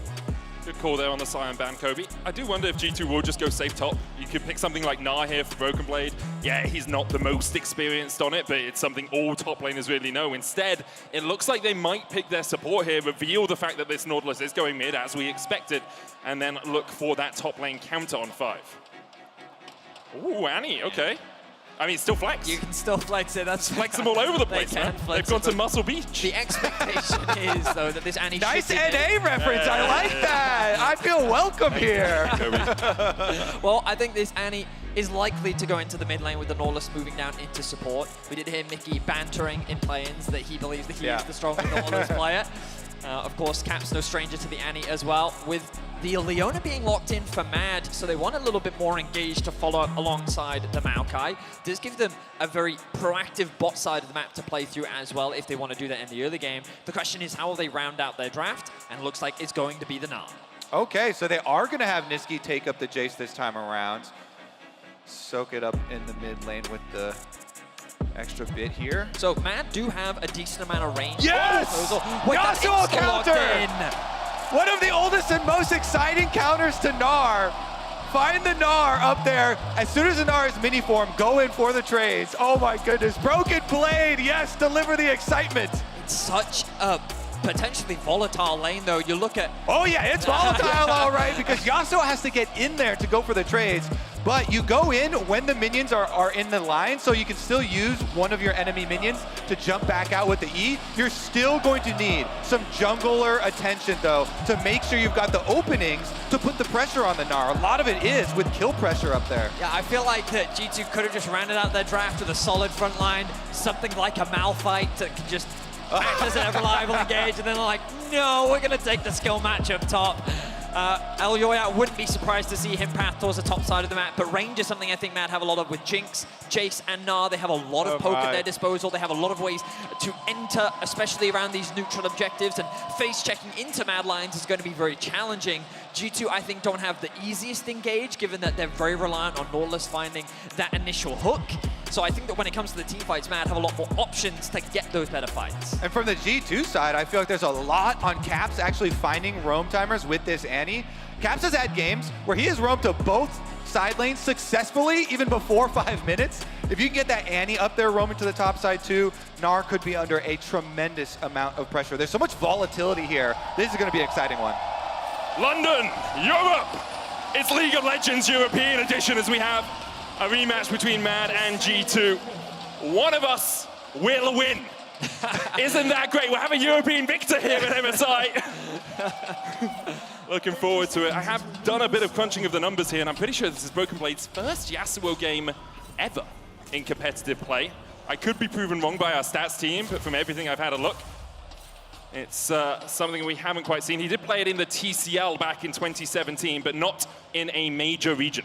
I mean, the truth is, Medic, being on G2, playing Yasuo is a rite of passage, you know? Everyone in G2's history has played Yasuo at some point, or will play it in the future at some point. This is just Broken Blade's opportunity to prove himself.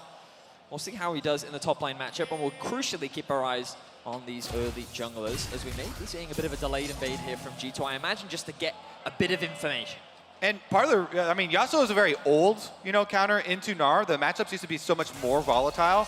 Now Gnar, you can go full defensive runes here. He's got the extra healing from the fleet, plus the double resolve secondary for himself as well. So it's going to take a lot of effort to make it worthwhile, but very, very exciting with all of the damage on the top triangle of the map. And both junglers are starting on their top side of the map as well.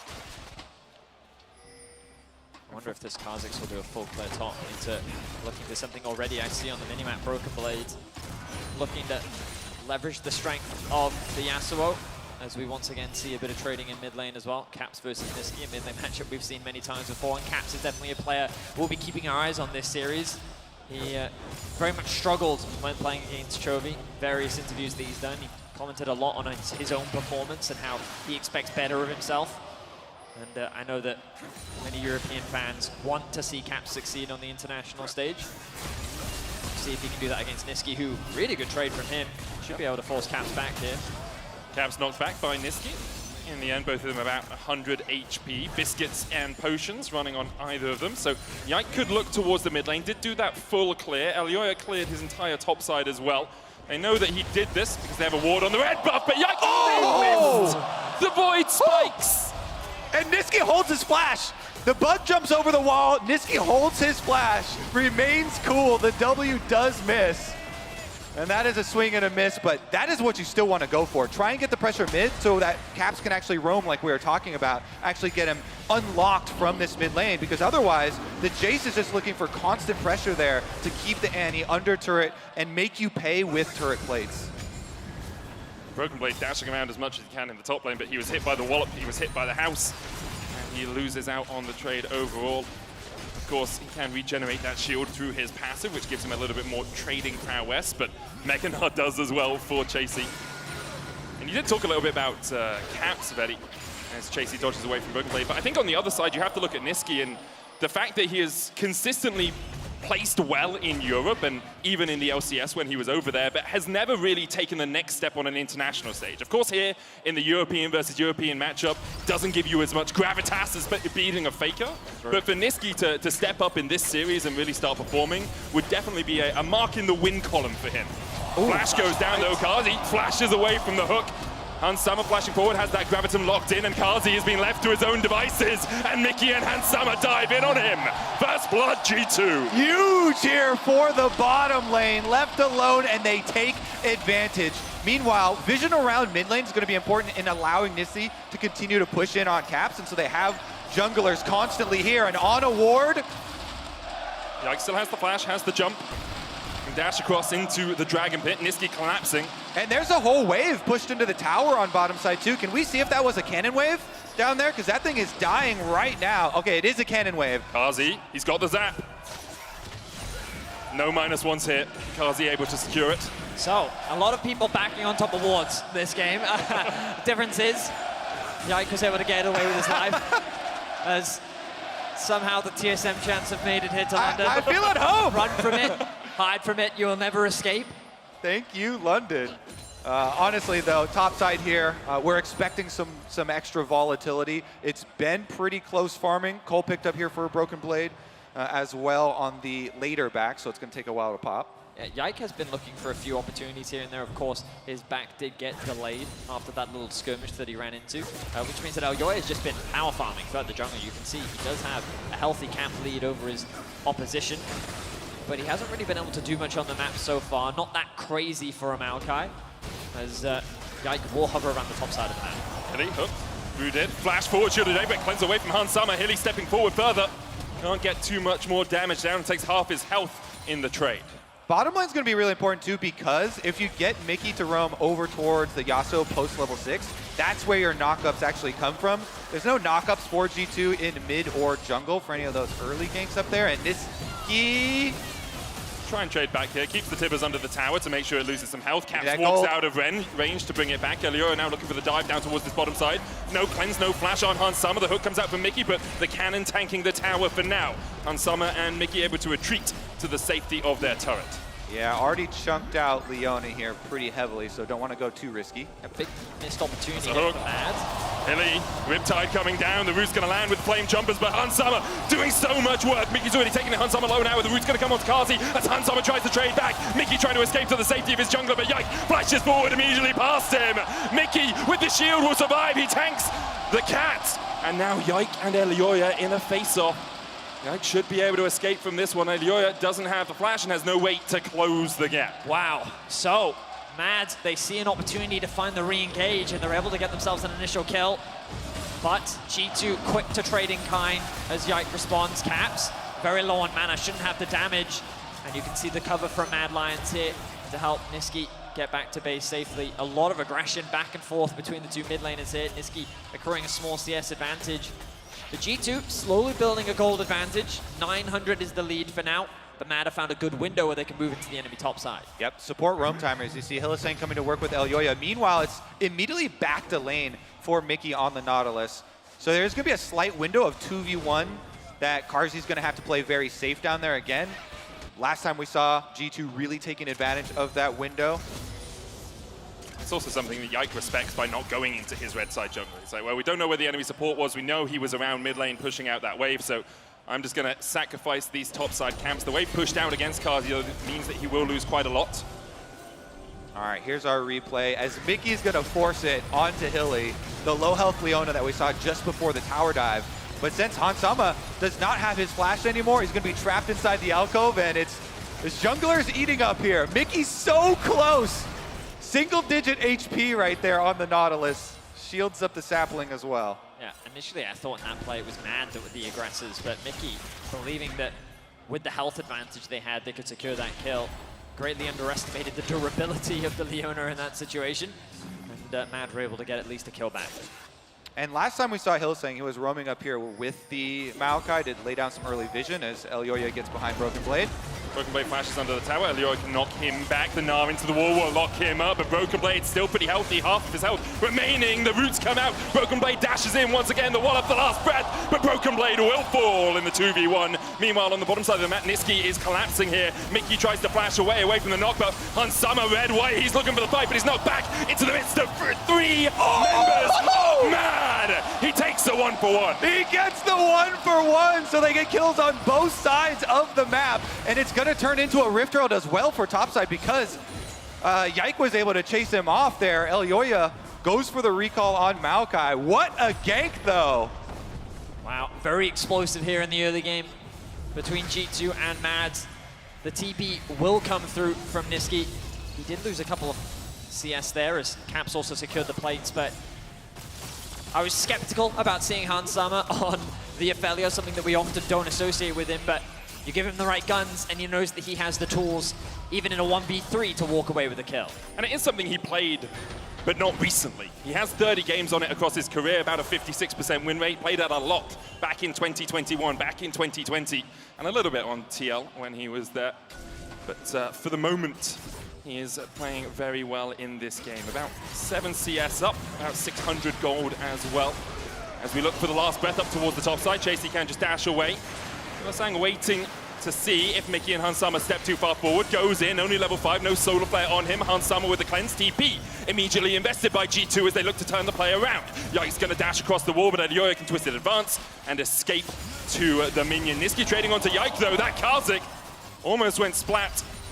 And Nisqy unable to put any more damage down. Yike immediately popping the ultimate there so that there was no target for Nisqy to lock onto. But They got to get pushed off here. Caps is holding stun. Look at all the chakrams as well on Hans Summer. Yike has he'll put it down, flash forward. Mickey looking for something. Hylissang will force him, make that rocket coming out as well as Cass tanks up the tower. Yike so low. Nisqy trying to do what he can. The Tibbers pulled back, and in the end, another 1-for-1. Both the supports fall. Tibbers here trying to block and hold their time. Nobody dies to an extra shock blast. Extra turret plate goes down to nothing, but it's going to also be top side.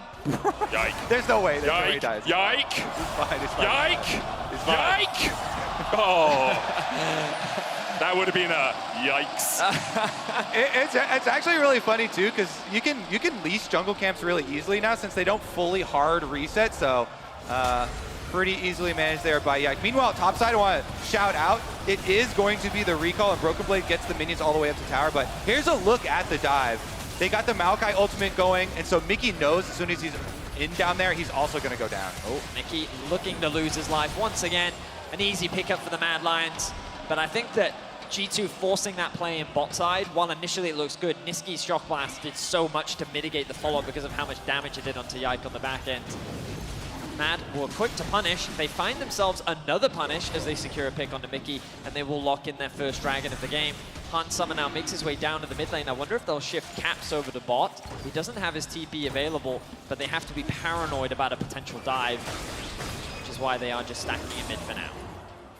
Always a risk when you start moving your AD carry and your support into the mid lane that people on the side lane can be a little bit weaker. Caps actually joining up with Mickey and Hans Summer, working his way downtown, moving fast, and now he's going to go home to the mid lane as Hans Summer and Mickey just catch the wave. A Shock Blast hits Yike in the back and takes about a third of his HP. Niski in a pretty strong position. Doesn't have first item yet, but already serrated Dirk. Manamune going to be stacking up as he's got almost 200 stacks on his tier. Yeah, that poke damage is going to be pretty important for them for their soften up before the objectives. Another hook from Mickey. Really, there's a Gravitum on Hans Summer. The root's going to come out, and Mickey has every type of CC at his disposal. A slow, a stun, a root, everything you can do, and a pull back with the airborne, the knock-up as Hans Summer kills off Hilly. Mickey has had his number. What? That was like 28 HP. Perfectly calculated by Mickey there. But the second time now we've seen the bot lane with their backs disjointed ever so slightly, and Mickey was very ready to punish that, but now G2 are threatening a dive bot lane. And Yura is here. Pops out the Nature's Grasp. Caps dodges away from the zap, and Yike can just dash across the wall. So in the end, the dive comes to naught, but didn't have to invest the Maokai ultimate to stop it from happening. Yeah, it's been pretty good defense for Mad Lions, defending the recent couple of dives on bottom side. It's just that their bottom lane keeps getting picked off by Mickey when they're on those desynced timers for themselves, really costing them in gold. There's a battle that's always a lot of fun to see. The two best supports to ever come out of Europe, Hylissang versus Mickey, constantly trading near the top of the table. And here, trading to be Europe's last hope at MSI as Yike dashes forward. Hylissang pops the Eclipse. The hook's going to land, though. And now they try and turn it back onto Yike. He is low, but Mickey flashes in front of the zap. Yike, though, falls first, and Kazi now starts to get excited, and the crowd does too. Kazi opens up on Mickey, and there's no escape for the Nautilus. Sent to the depths below. He uses the Titan's Wrath for a shield, but the flames will follow him down. Niski now trading onto Hans Summer, no mana really, and the Super Mega Death Rocket won't find its mark as Niski secures the shutdown. 3 members lose their life as Mad once again find a great play in the bot side of the map. Niski is finding so many opportunities to unlock himself and able to find that shutdown onto Hans, funnels more gold into him, and now Kazi finds himself with 4 kills. This game is so fun. The war over bottom lane continuing to rage, and Mad Lions getting the advantage this time around, because you saw Caps stayed in mid lane on the Annie. Meanwhile, river control for Mad Lions. Maokai's walking down.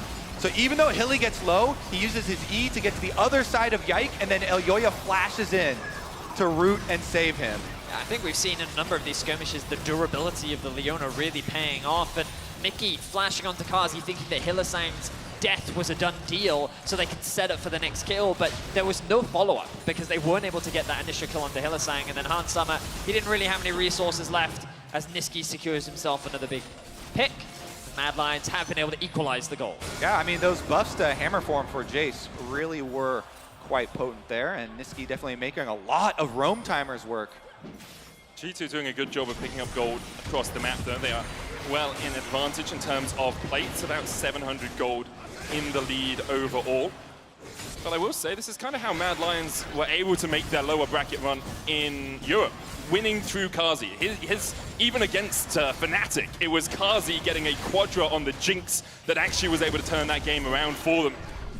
And giving Kazi the ability to carry has worked out well for Mad in the past. Yeah, and now we're getting towards the mid game. So as Broken Blade goes on, chasing gets his flash. Now we're getting towards the mid game where you also get to see the big difference in these two jungle champions. as we get a 1v1 preview. Tracy's going to get up to Mega here. I don't think G2 really want to go for the dive. Oh, but they're going to TP in. Rift out-used as well. G2 have other things on their mind. The root's going to land on the Broken Blade soon. Mega coming in as well. Hansama is here to join the party alongside Caps. Alioyo and Chasey trying to survive underneath the tower. In the end, Yike will get one. They'll get two, and the dive perfectly executed by G2. Nisqy continues to push in the bot lane. He could very well secure another tower as Kazi does the same thing.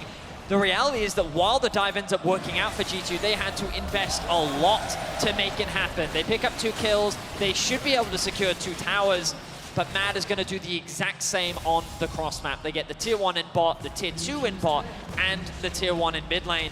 Overall, a pretty even trade across the board. Yeah, look at that. Still very, very close right now. Hylissang getting back to trying to retake some vision control here pretty early as G2 go for it, but talking about those 2 jungle champions, once again, the difference really becomes when you get to these team fights and why, even with all these shiny new buffs on Kha'Zix, some people start to pull away from the champion in pro play because Maokai is just so OP in setting up for objectives and team fight zone control. You talk about playing around Carzzy, Maokai is perfect for it.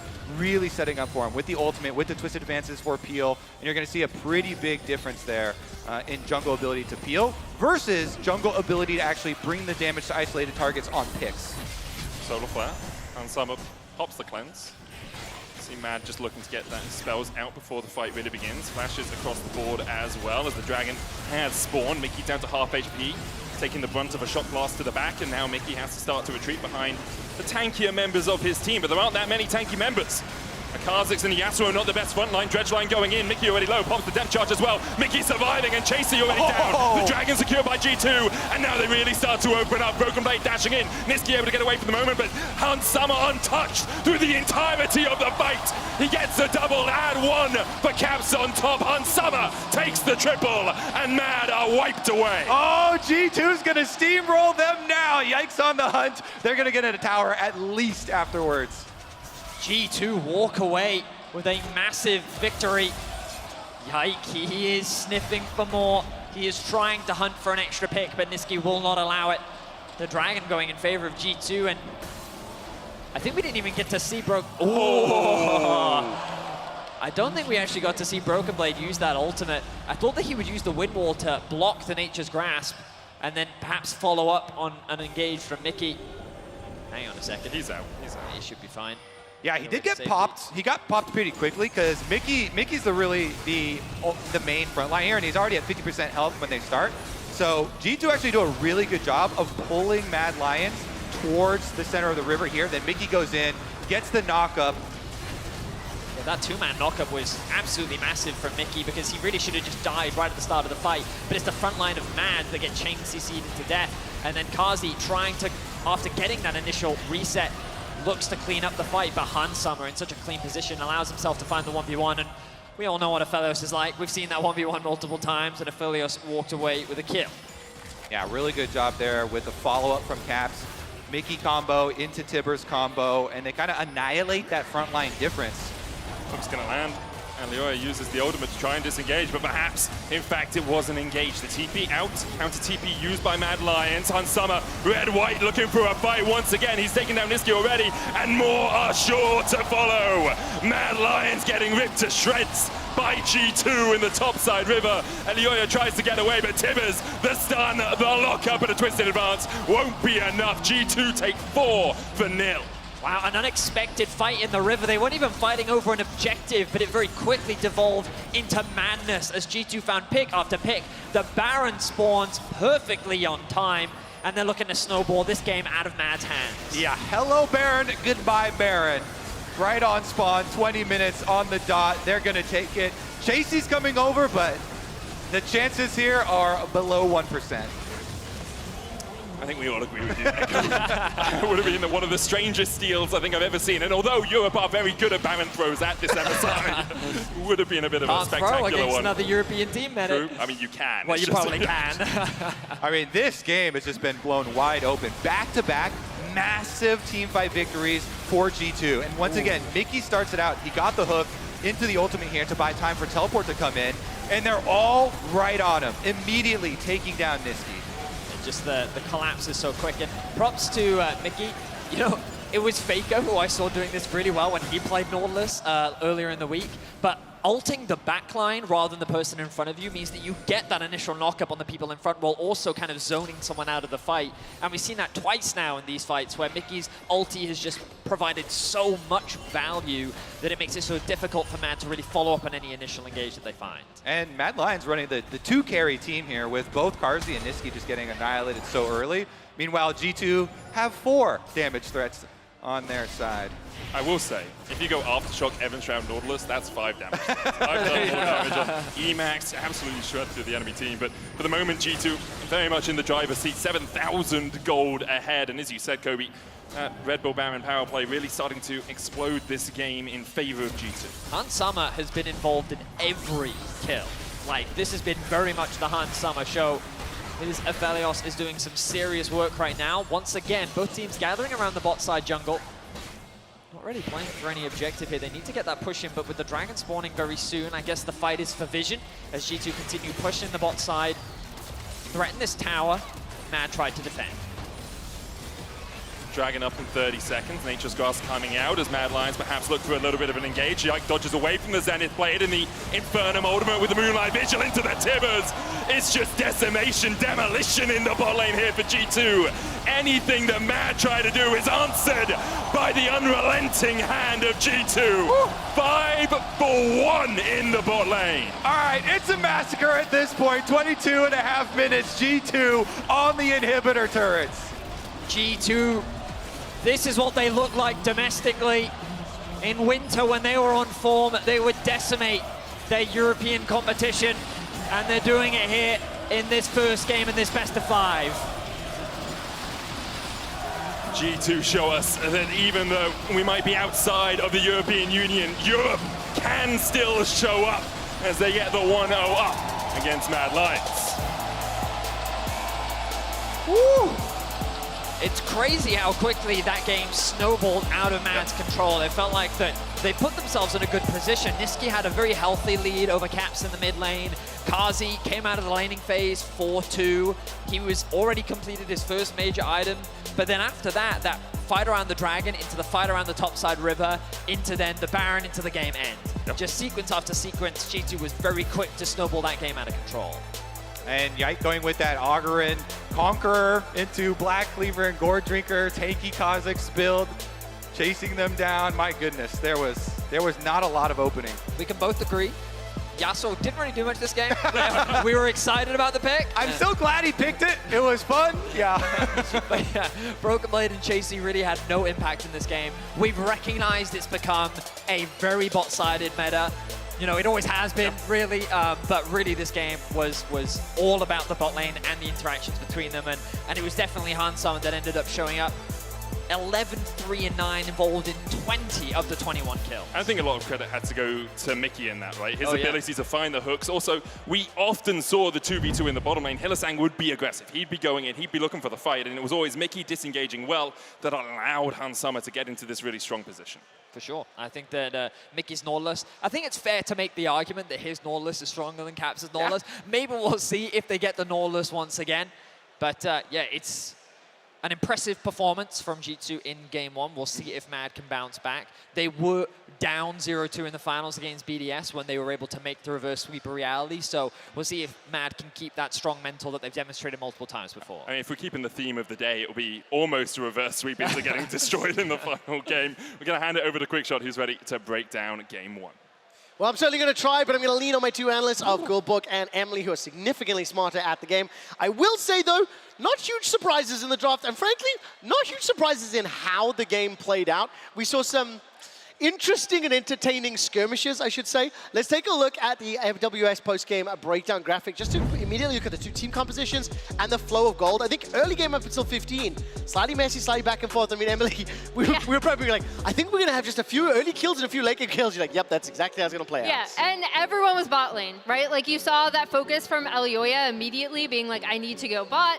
everyone, it was a party in bot. The thing that's actually surprising me looking at this goal graph that I wasn't tracking was like how G2 did manage to stay ahead for most of it, even in like tiny amounts. Even a few hundred goal counts. Yeah, because I mean, Mickey was contesting like every single time he possibly could, and then Mad were trying to counter by sending more people bot. But I'll be honest, this game kind of felt like a simulation in some way as well. We only pretty much saw one cross map where G2 played up towards the top side. Nisqy got bot 2 turrets. There was a Kanzi in the mid lane as well getting that. But outside of that, it was pretty much, here's an isolated pick where we get a kill. Here's a team fight we're setting up for. Here we're fighting again. It just screamed fight after fight after fight. And I think in terms of those particular picks, when we do take a look at the draft, Mickey's Nautilus had a significant impact. I think particularly in those early games, that big brain play where he interrupted the back for Kazi, managed to set up the kill. I don't think I was too surprised about the way the draft played out. I do think, though, Annie Nautilus is an interesting one for me because we were even discussing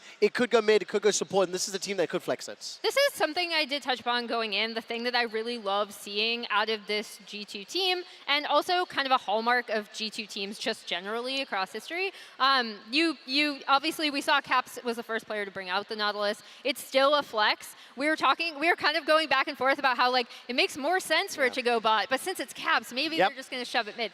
And then the Yasuo up top, which BB hadn't played since TCL. So that was really cool. That was kind of like the big wrench they threw in at the end. It was definitely the deciding factor. That wasn't the. No, but I think as well in a meta where so many people go for Aphelios and Jinx, it was a really clever way as well to just have this lockdown because Na was counterpicked by Yasuo, and Yasuo would also function well into the Nautilus combo afterwards. And speaking of that Nautilus, Mickey was on fire in the early game.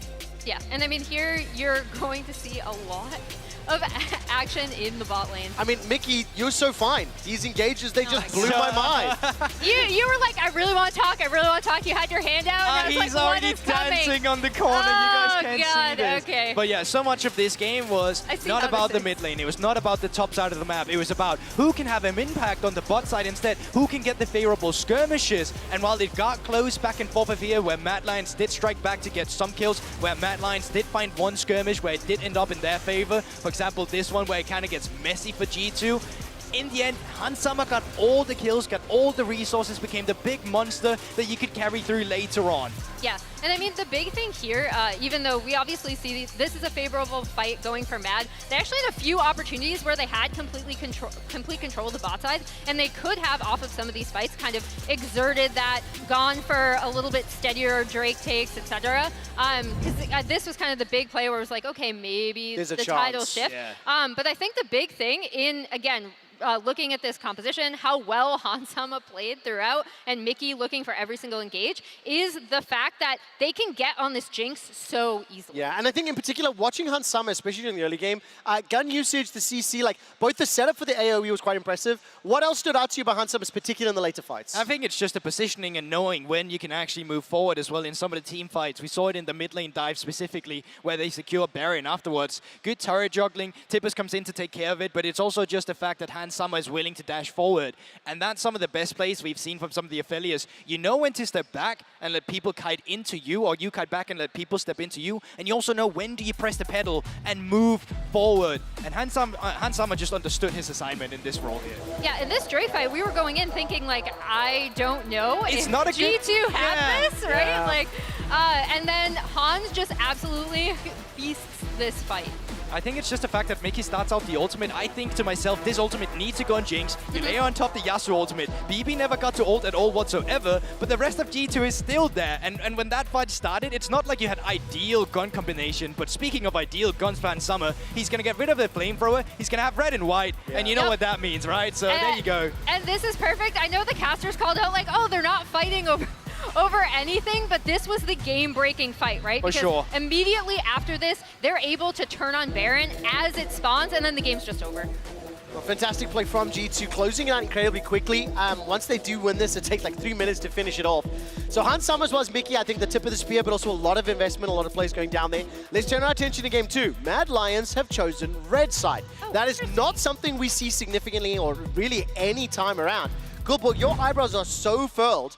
Why? What do you think the approach is here? So FlexPix, you get so much value of them going into the second ban phase, and specifically on blue side, when Mad Lions was so good at the Gragas Flex, they had a lot of value in that. Now you end up in a situation where the Nautilus has been a huge priority for G2. That's going to be great flexing it down. Going into the second ban phase, you're most likely not going to have any idea what you're going for, but you will have an idea going all the way down to that R5, and maybe that's really what you're looking at. Because G2 can be such a flex-heavy team, you want to have the last say in that draft with the last pick. Yeah, I was going to say, maybe you take a look at their solo laners, and it's like, okay, we know G2 are going to maybe try to do something really tricky. We can try to get a better lane matchup, like you said. I think it is very interesting to me that they decided to choose red side. I would have expected them to continue to go for blue, but... The other thing is I want to see what happens with Chasey. I think it's very early, there's not a huge amount of games, but in comparison to what we saw in domestic league, Chasey is not having the laning phase or the impact that we saw domestically. Now, admittedly, this is his 4th game, right? So it's very small sample size, but I'm wondering where the counter pick's going to end up going, and we may not be able to find the answer. We have to see impacts and bans. G2 strike first in the elimination battle between the LEC teams. Let's see how the reigning champion Mad Lions will bounce back in game number 2. Don't go anywhere, we'll see you in a minute. Hansama flashing forward, has that Graviton locked in, and Kazi has been left to his own devices, and Mickey and Hansama dive in on him. First blood, G2. Hansama red, white, he's looking for the fight, but he's not back into the midst of 3 others. Mad! He takes a 1-for-1. Okay, Jinx. Yeah. Nice, no flash. Nice. No flash. Actually, give me. Nice, guys. Yeah, good job with this. G2 show us that even though we might be outside of the European Union, Europe can still show up.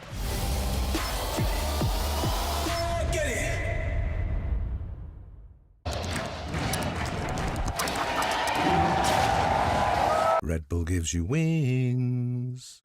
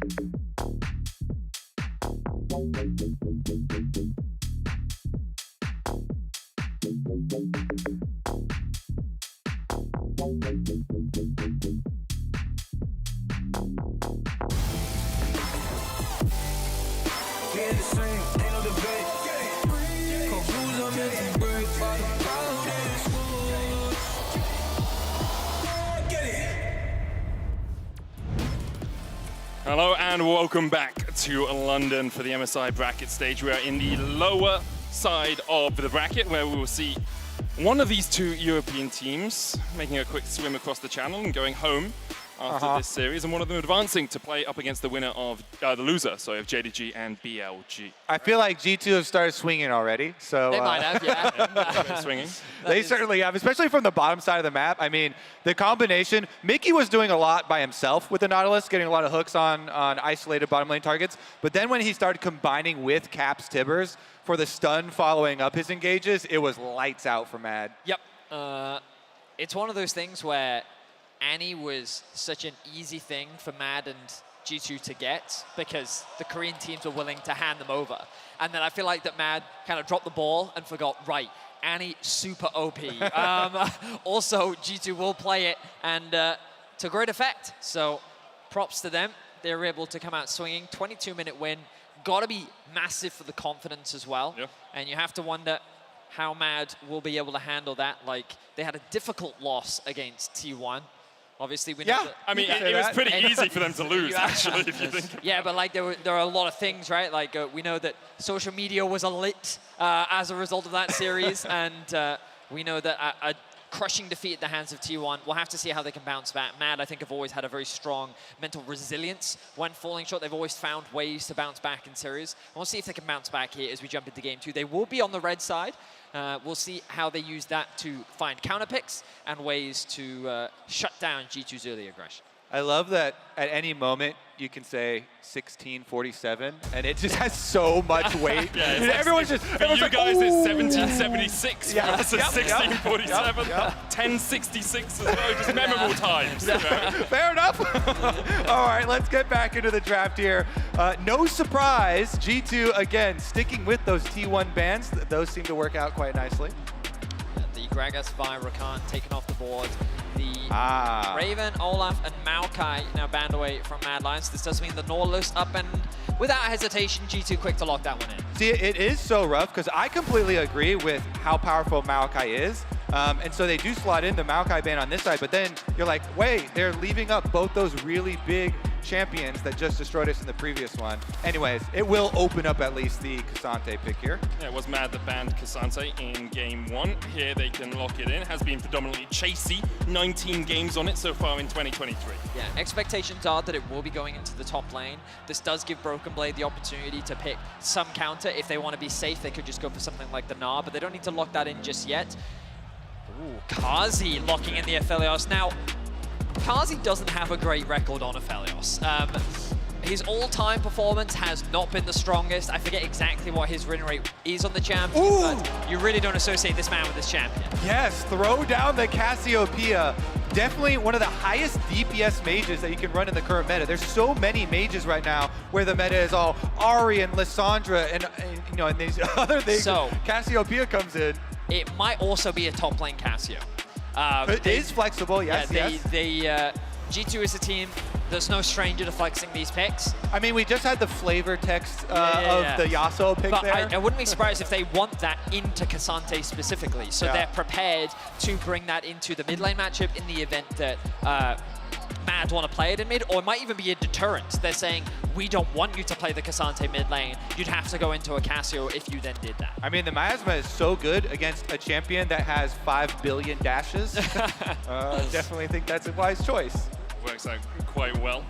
And Braum locked in finally for Mad Lions. Obviously a counter to the Nautilus, but that Naut could still, as we said, go towards the mid lane with the Cassio moving up towards top. Thresh banned away. You can see Mad respecting the fact that there is still this flexibility from G2. Curious as to what direction they'll go. supports still being banned away from Mad, because as you rightly said, like, expectations are this Nautilus is going into support, but so many flex options on the side of G2. We think back to the glory days. We often love to reference those in Europe.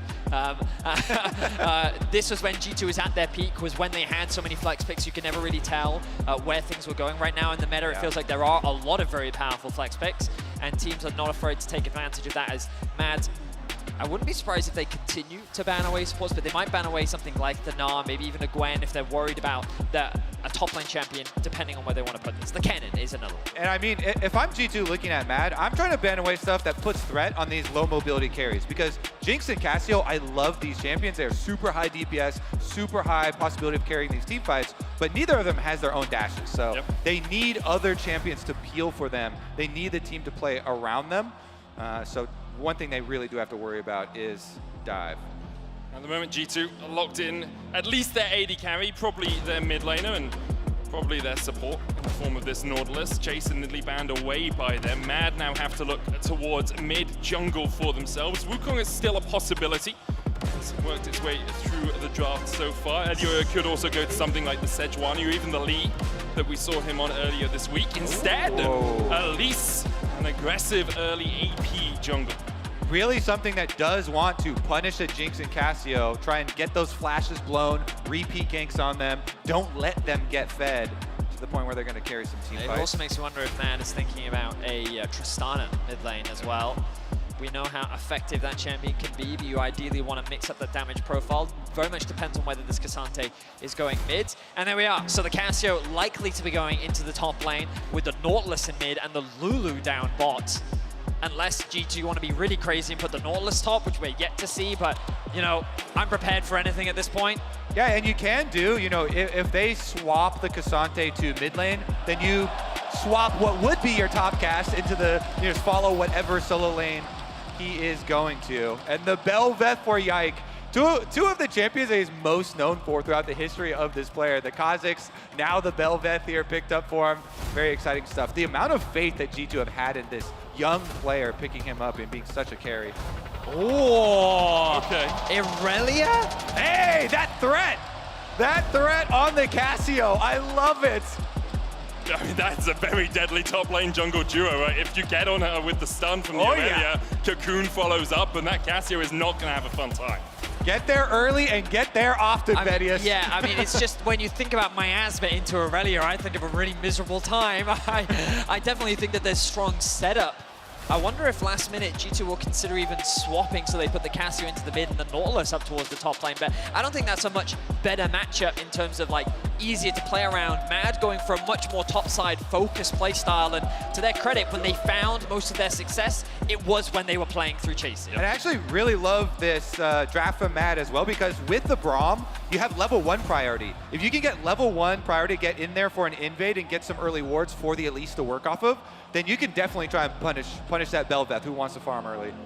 I will say, as much as Bel'Veth does want to farm early, you may not have seen G2's Bel'Veth ganks. Yikes. Level 2 ganks, level 3 ganks. It was like 4-0 in the early game. He does love, of course, to stack up that passive Death and Lavender, gives you all that extra attack speed. But Yike can, if he gets ahead in the early game, really snowball on this Bel'Veth. All right, I'm hoping for a level 1 hard push here for Mad, though, to try and make this series exciting. They need to strike back here, I feel like. Yeah, well, they've taken a bit of a gamble with the Irelia top lane. It's going to be an interesting one. Mad Lions and G2 make their way back out onto the Rift for game 2. As we mentioned, Mad's no strangers to being in this position. Welcome to the LEC! Anyone got a Kit Kat? Yeah. Oh, man. I will say, even though we only got like 2 seconds of a look at the map, I'm already kind of happy. 5 members of Mad Lions heading together for a level 1. Some Braum. You lead with the Braum, you have the Q, you have the passive. I'm still just trying to get it, like, of course. It's an LEC v LEC game. Fnatic pause. Yeah. I'm sorry, it's kind of my fault. I wanted the full LEC experience coming up here. I gotta cast 2 LEC teams So normally together. we get the wheel out, and then it's the wheel of activities that we would do in situations like this as well. I would like to play. I love games. How familiar are you with drill? Because we're going to write a drill song. I have no idea what you just said. It's a music style that originated in London. Okay. Yes. Neither Vedi nor I should ever participate in it. We can't write drill. That's why I was hoping he could. I do think we're going to get back on into the game. Just a brief pause. And we see Mad working their way down towards this bottom lane. Question is, will Mickey step too far forward? Oh, little Lulu. In the bush, there be monsters. Oh. Okay, shh. Crowd. Can't give it away, okay? I don't think anything will be given away. No. Happy little Lulu in the river. Nothing to see here. Danger averted. So Broken Blade, we have to have this conversation, gentlemen.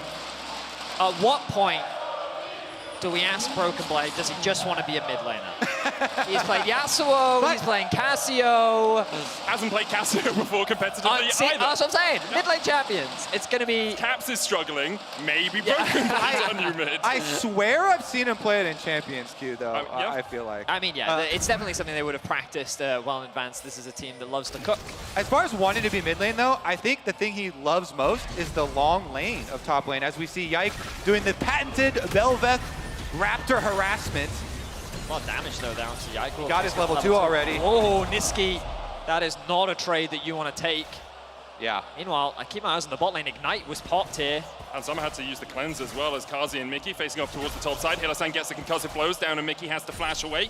In the end, 3 summoners he's for coming 3 bottom. in the bottom lane. As you say, Illyria working his way down. Hansama does have the flash. Can he get away from the cocoon? Needs one more minion, but can't get it. Flash away from Hansama. He'll survive, and now they try and turn the damage back down onto Illyria. He goes up, comes down, and dashes back to the safety of his teammates. Yeah, nice little chunk there. They do have that ward, too. You can see the ward for G2 up on blue buff and Gromp. The problem, Kobe, is what you talked about was you want to see early investment topside from that. The map has now just been split. Like, you now have Were we Belveth. just looking at the bottom side of the map? Yeah, because Belveth has done a full clear topside, level 3, and this Aurelia is now left isolated. And, like, sure, the idea, Aurelia plus Elise, very lethal combo. But when isolated, the Cassio just bullies that matchup to no end. Exactly. I love that point because it also relies so much on jungle pressure. Otherwise, the Cassio just gets to bully you with that range advantage, constantly poisoning you, constantly harassing you, as we watch our wet noodle fight. Is that what you guys are calling this? These tank a bit of battles? handbags between these two guys.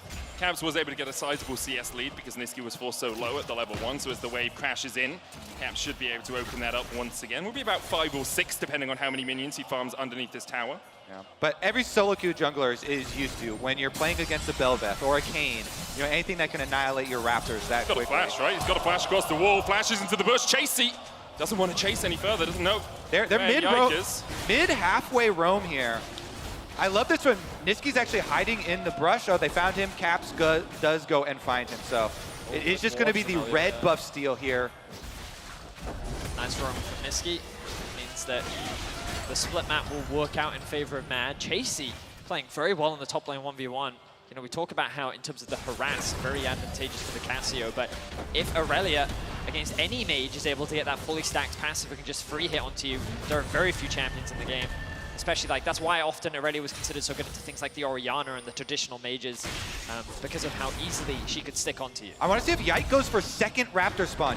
Since he started on Raptors, he can push out mid. TP goes in, path maker used by Niski, has that Q3 as well, looking for the knockup. Yike's going to dash away, flash forward on the Caps, the stun with the cocoon, and Illyria draws first blood. Great trap here from Mad. They know what G2's plan is. Yike has the timer on second Raptor spawn, so he goes mid. They want to push out mid and help him go to counter jungle again. But Chasey comes with the teleport. Illyria comes up through the river. Elise is there, and they counter the play before it even gets started. Excellent. Punish that from Mad. The bot lane now looking to trade once again. The stun comes through from Hilly.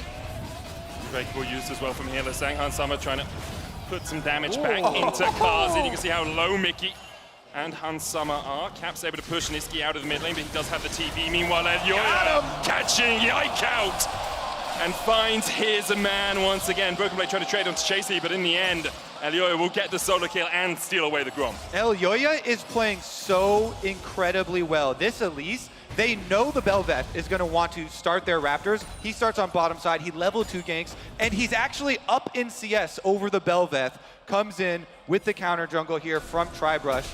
Gets the extra kill as well as the camp, but Cap's already on the move. And Elyoya is here to cover. Elyoya will spot him as he comes around the corner. There's a control ward in the Tribush as well that will keep eyes on Caps. As Broken Blade and Caps were looking for something, with Chasey being underneath his tower, but Elyoya's protection will make it very easy for Chasey to farm up this wave. Yeah, he's just been so active on the map here, influencing each matchup. And with his early upgraded sword keys off those kills. All out doesn't take him across the wall, which means Caps does still have the flash and can use the dredge line, but knocked back with the Q3. Caps flashes under the tower, can't quite get the damage down. Nisqy looks for more and will take him out above and below. From Yike with the flash forward will find his mark. Concussive blows, 1 stack on him, and Yike will just dash back away. Wow, good punish overall from Mads, but the execution slipping a little bit means that a lot has to be invested from Nisqy to be able to get that kill. Gonna get 6. Down threat of a dive. Yes, 6. Cocoon wide, petrifying gaze, though finds them both. And Broken Blade just stares into their eyes and takes the 1v2. Kazi trading on the bottom lane, the zap comes out, but in the end, Mickey and Hansama will just back away. Yeah, more like broken ankles. He dodges the Cocoon, hits the ultimate, and puts Elyoya in the dirt. Does mean as well G2 with Elise showing top side. Since their top lane are 2v1s, they know they have pressure. Matt gonna try and react to this. Mickey already so low. Pathmaker's gonna lock him up for the moment. One more order would be enough to stun the concussive blows. He flashes away. Kazi has blue and white, and he is ready for this battle in the river. They'll get one more. The dragon secured. Yike trying to dash away, but he can't get his enhanced form in time. Mad take 2, although they do lose the dragon. Mad though, they're playing incredibly aggressive in the early game. They know that they're so much stronger, largely thanks to this Elise, and they're more than happy to take these skirmishes, really showcasing the power of the K'Sante in the mid lane. Yeah, actually, Mad are like, you know what? It's fine. We got 2v2 or 2v1 outplayed on top side, our Elise side. It's okay. We get 2 kills on our Aphelios, and now they've got a 2v1 at the tower. Everybody's coming. Yike's still not level 6 either, so couldn't even got the true form from that dragon. Doesn't have it for this fight. Hansama cleanses away, but he's dead before any reinforcements can arrive. The Mad Lions are eating well tonight, and they're gonna repeat.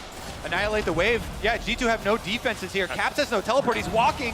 Mickey has no flash, no dash, no way out. As Hillesang trading onto Yike up towards the top side. Yike trying to dash around, an endless banquet perhaps for him, but he's stunned up, locked up. Kazi flashes away from the tower range to make sure that he wasn't the next to meet his maker. And it's 4-0 on Kazi. Wow, Kazi is popping off right now as Nisqy's presence on the map is monumental. This K'Sante pick is just doing so much work in the fights, in the skirmishes, and in these dives that G2 are very quickly falling apart. Broken Blades in all chat right now. Guys, what's going on? Mad Lions are destroying G2 on the bottom side of the map, despite Broken Blade on this Flex Casio. I mean, we saw it in game 1 as well. Nisqy just finding better roam timers than Caps, and really on the Jace being able to unlock more options from that lane, but it didn't really convert into the team fights later on. This time, though, Kazi being in such a commanding position on the Aphelios, and this Lulu so squishy in the early game. Hillesang not afraid to get into the fight, and it's very easy with these early power picks for Mad to really dominate. And credit to Nisqy and Elyoya for this early game. Both of them have been involved in 7 of their team's 8 kills, and it's their synergy that is paying off dividends here for Mad. G2 3,000 gold behind now, and you look at it, Yike's had a really poor early game. Caps has had a really poor early game. Hansama is only just ticked over to level 6, and he hasn't got any kills in the bot lane either. You are really looking at Broken Blade as the one guy that has any gold on this team. Look again, Nisqy on the roam down. Caps very early in his transition from mid to bot, but Mad is threatening the dive. No cleanse or flash on Hansama, but he puts the Flame Chompers down, and the dive is dissuaded, at least for the moment. Another plate, though, for Kazi means that his gold continues to accelerate. Oh my god, he's got kills, plates, and CS advantage, covering all gold bases here for the Mad Lions 80 carry. Right, Kazi has 1.7k gold more than Hansama right now. 4.4 thousand gold.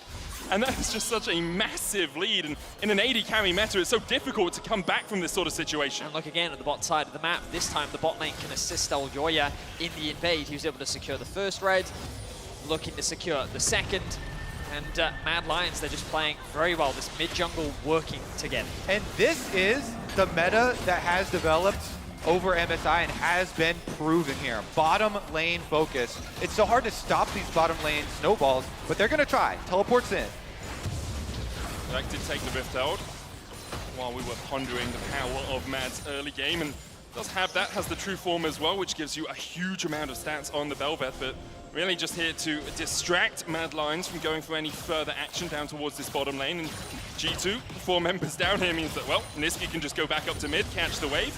It might be that G2 decide to invest the Rift Herald here, even though they know they can't take the tower. It's very much more about just getting some gold into Hans Summer. Yeah, level 6 Braum has a lot of defense options here. It's pretty tough to dive. Caps needs to be careful. He's just trying to zone them away from the tower. That third plate didn't quite get secured for G2, but you look at mid, Nisqy pushing as well. Will secure himself another plate. So overall, the trade not too bad, and Mad still find themselves in a 3K gold lead. Huge props to Nisqy and Elyoya. We talk about the mental resilience of this team, and very quickly in this game they bounce back. They've been working together very well, and they are dominating in the early game. Yeah, I think the last couple minutes here have been very, very good for Mad Lions. Getting the teleport out of Caps, who has had a lot of trouble on Nautilus trying to keep up with these Cassante roams. No teleport now for him as well. And the Rift Herald not getting a lot of effectiveness, even requiring an extra person just to get off that tower shot that even only got 1 turret plate. So Mad very, very happy with this. They only had the one little blip on the radar that was the topside tower dive in. Now they're looking to correct it, and they're bringing Cassante too, but it looks like Nisqy did pass through a little bit of vision here, so maybe Yike Chasey threw the ultimate out. Chasey! Yeah, Chasey's just losing the 1v1. He went in on his lonesome, trying to dash around with a Blade Surge. Broken Blade still very happy. Chasey tanks the tower, and Broken Blade takes him out in the 1v1. Yeah, I think we can all agree with Broken Blade there. Broken Blade's actually kind of 1v9 right now. The emote is for him and the rest of his team. Well, I'm very surprised that Chasey's play there. He committed the E early, so that had to be forced on cooldown, which meant that there wasn't any kind of follow-up or even setup with the dive before the Elise is dead. Then he throws out the ultimate trying to force a 1v1, and then he ends up just getting solo killed. And while the fancy feed didn't look cool, he just handed another kill over to this Cassio. Yeah, I'm looking at the minimap. Oh, look at the rotations coming through here. And he's like, what is Aurelia doing? Yeah. Well, I guess that's not a play. Dragon now up, though.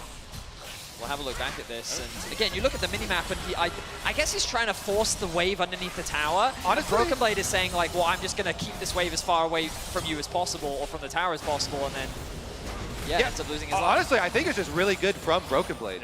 Yeah, because Chasey there, okay, maybe he's a little bit like a micro unit, a little bit up and needs to wait for the rest of the dive to get there, but that was just a really good play from Broken Blade. Jumps on him. We mentioned the miasma from Champ Select, the power there, even with the back step on the ultimate.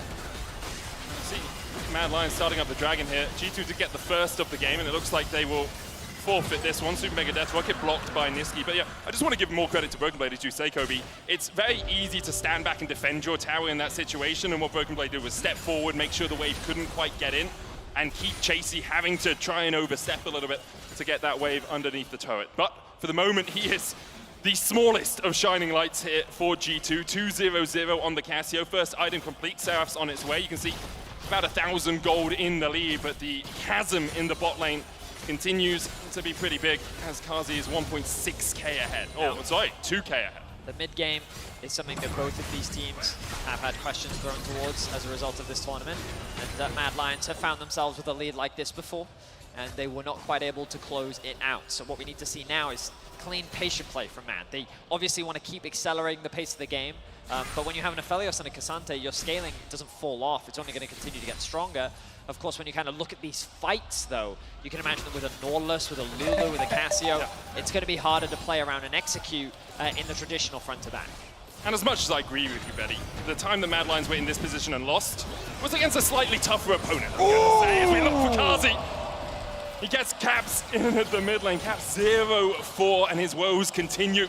as Mad are able to pounce and find their prey. Hylissang puts up the Unbreakable. Chasey trading with Broken Blade, dodges away from the Petrifying Gaze. Broken Blade tanks up a couple of tower shots. Chasey down to half HP, but should be able to just clear out this wave. Elioya on his way down to protect his top laner, as is Yike for Broken Blade. Funniest thing about that tower dive is Carzzy is the same level as Caps. Just blows him up there with the giant gold lead as well. Broken Blade, though, has Yike behind him. You can see the protection being added here. Chasey going forward, TP used as Cap's going to join the party, and now Elioya is caught in the midst of G2. Repels away, they're tanking the tower, and they'll get another 2 for 0 in the bot lane. Hylissang looking to see perhaps if he can get some small semblance of mercy out of this. And Summer locked up, cleanses, has the blast cone to escape and doesn't even use it to go towards the bottom side. Broken Blade diff is actually going to be the win con here for G2. Mad Lions, with the commitment of G2 to back up Broken Blade on the bottom side, will at least get a tower in payment. But that's what I do right now as well on G2. Everybody just go to Broken Blade. He is the one massively carrying. He's got the OP double item power spike here with the rod plus the Seraphs transformed on Cassio. Broken Blade is your god now, G2. Pray to him. Of course, for Mad. Carzzy is still having an incredible game. But let's look back at this play as Yike finds himself in a great position. Broken Blade, of course, knows he can play this aggressive with the TP coming in. Mickey on his way down as well. A very quick initial pick onto Chasey. Elioya is forced to run away, but he gets chain CC'd by the Nautilus. Caps tanks up the tower and is able to walk away to safety. But Carzzy and Hylissang did find a pick as well. They forced all of the summoner spells out from Hans Summer. And Carzzy, no sums himself, could prove fatal in upcoming fights.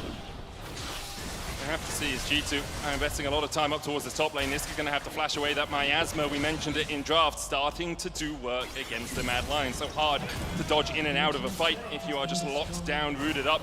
In the bot lane, Chasey will be able to take a tower. Carzzy's pushing mid, but the tier 1 there has already fallen, and G2 will answer with a tier 1 in the top lane of their own. Rift Tower being put down as Yike clears away these minions. Remember, those Remora will spawn for him, buffing up the push here for G2. Carzzy trying to work his way around, but has to go all the way through the back of his own jungle to make sure that he's not caught out by G2 on the rotation. The charge comes out from the Rift Herald. Carzzy will join up with the rest of his team. Yike stunned up for a second. Nisqy going in with a Q3, locks up Mickey. Glacial Fissure used as well. The death charge going to come out, but already Yike has gone down, as has Mickey. And now Carzzy really gets the opportunity to shine. A double. And a double for Elioya and Nisqy. Oh, Mad Lions say, guess what? Your god is not here. There's no Broken Blade, G2, and they wipe them off the map. A big overstep there from G2, and Mad realize it, and without any hesitation, force the fight. Mickey gets melted right off the bat with a really good ultimate from Hylissang, and Carzzy just being left untouched in these fights with the Infinity Edge completed now as well. You can't afford to underestimate this team, and let's look back at this engage. Oh, actually, Nisqy to start us off. I thought it was the Hilly ultimate. Yeah, huge pick there from Nisqy. Gets Mickey under the tower, so then it's just a scramble for G2. They're trying to skip their lives, but Cassante will not let it happen. I mean, Nisqy really just did everything in that fight, didn't he? Killed the support, killed the AD carry, and back out on the map, and already he's looking for another kill. Mickey's already fallen as well. Elioya on a killing spree now, 5-2-7 on the Elise, and Mad Lions are just tearing into G2. We didn't even get to see Mickey respawn. That was Death Timer into Death Timer. It's the life of a support Lulu in games like this. You ever overposition this position, you are caught out. A 5,000 gold lead extending now for Mad Lions. Carzzy trying to raise this tower. We'll be able to get through half of it. The Dragon secured as well for Mad Lions as Elioya takes a second of the game. It is a Chem Soul, so not the most impactful in the world, but still something that you want to get if you can get your hands on it. And will wisely split up their resources, send the bot lane mid, send the mid lane a bot, and have Elioya solo out the Drake so they can keep the pressure up, force G2 onto their side of the map. And look at all this river control that they've now conceded. Our observers are highlighting it now. Vision across the board, just lit it in favor of Mad. And as they reset, they will of course lose some of that vision, but G2 now have to fight their way back out onto the Rift, and they still haven't even been able to secure this mid lane tower. Yeah, I think Mad Lions, all they have to do is track Broken Blade and play around his positioning. Broken Blade does have teleport right now, so G2 are at a point where they do have the options of him traversing, but it still is going to be such a difficult setup for them. Mad Lions constantly taking over vision control. They'll continue to get these picks like we just saw on Mickey with Elyoya on this Elise. Every time they move up, they advance into the brush with the control wards. Cocoon always a threatening pick tool. And it's important to recognize that Caps is spending a lot of time grouped up with his team, and he is so poor right now. He is nearly 3,000 gold behind Niski. And he, alongside Matt, are just going to start off this Baron. Of course. Niski doesn't have TP, and he's in bot lane. They're going to like Niski doesn't have TP. They are melting through it, as you say, Kobe. But this is going to be a 5v4 if G2 decides to collapse. Mad Lions called for the Baron. They try and collapse in. Caps going in. Good double dead shot. Jike going forward as well. The above and below is going to find it, and already the shutdown.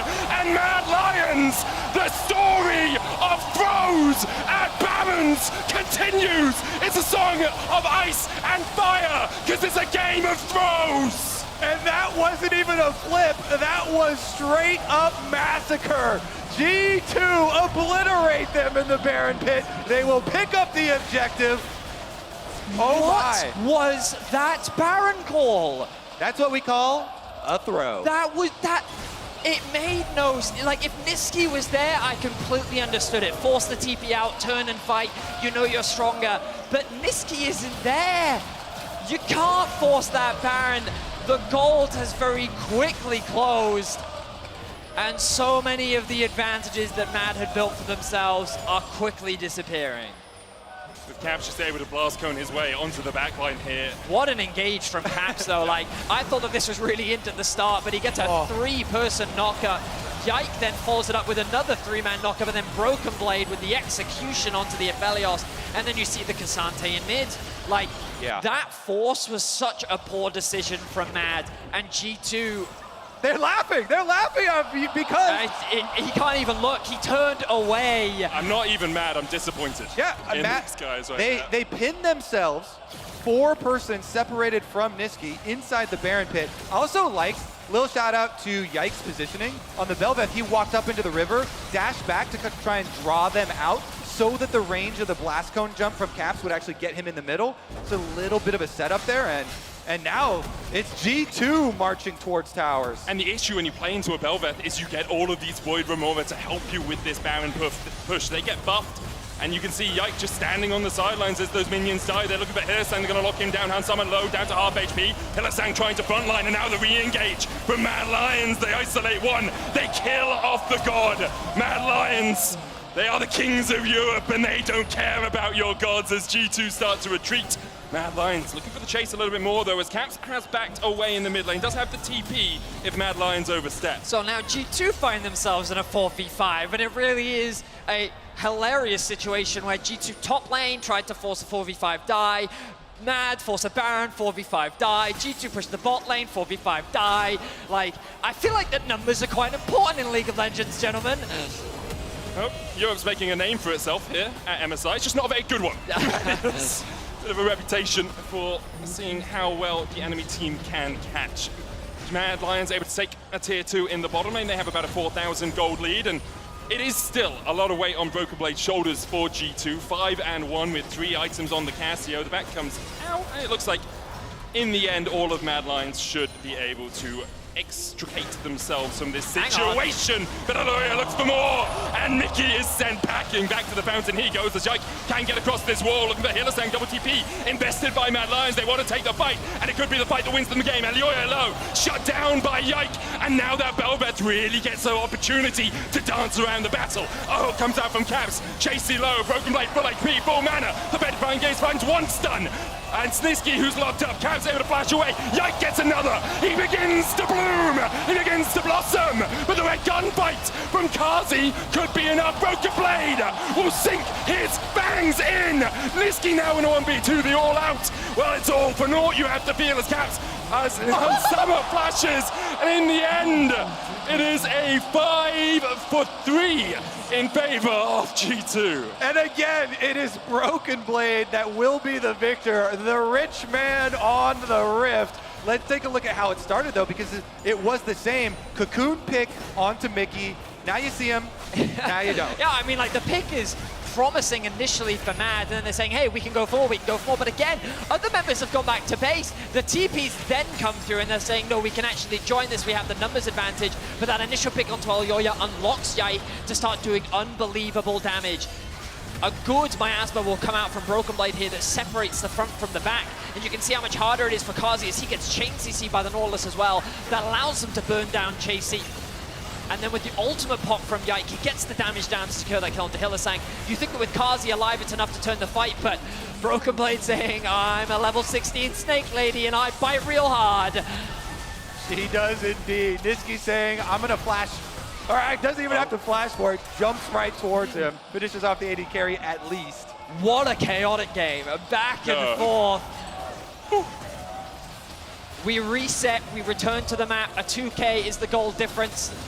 Kazi on the Aphelios is very strong, but he is 3 whole levels behind Broken Blade, who has his 4th item completed. I actually love the Stone Plate as well, because he knows he actually has to 1v9 in this scenario.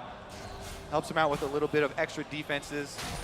And we've seen if he does have the opportunity to stand behind his front line, stand behind Caps, Broken Blade just melts anyone on Mad Lions. A veritable Medusa there for G2. And he melded the objective as well. So during that very, very long replay, they picked up the extra Dragon.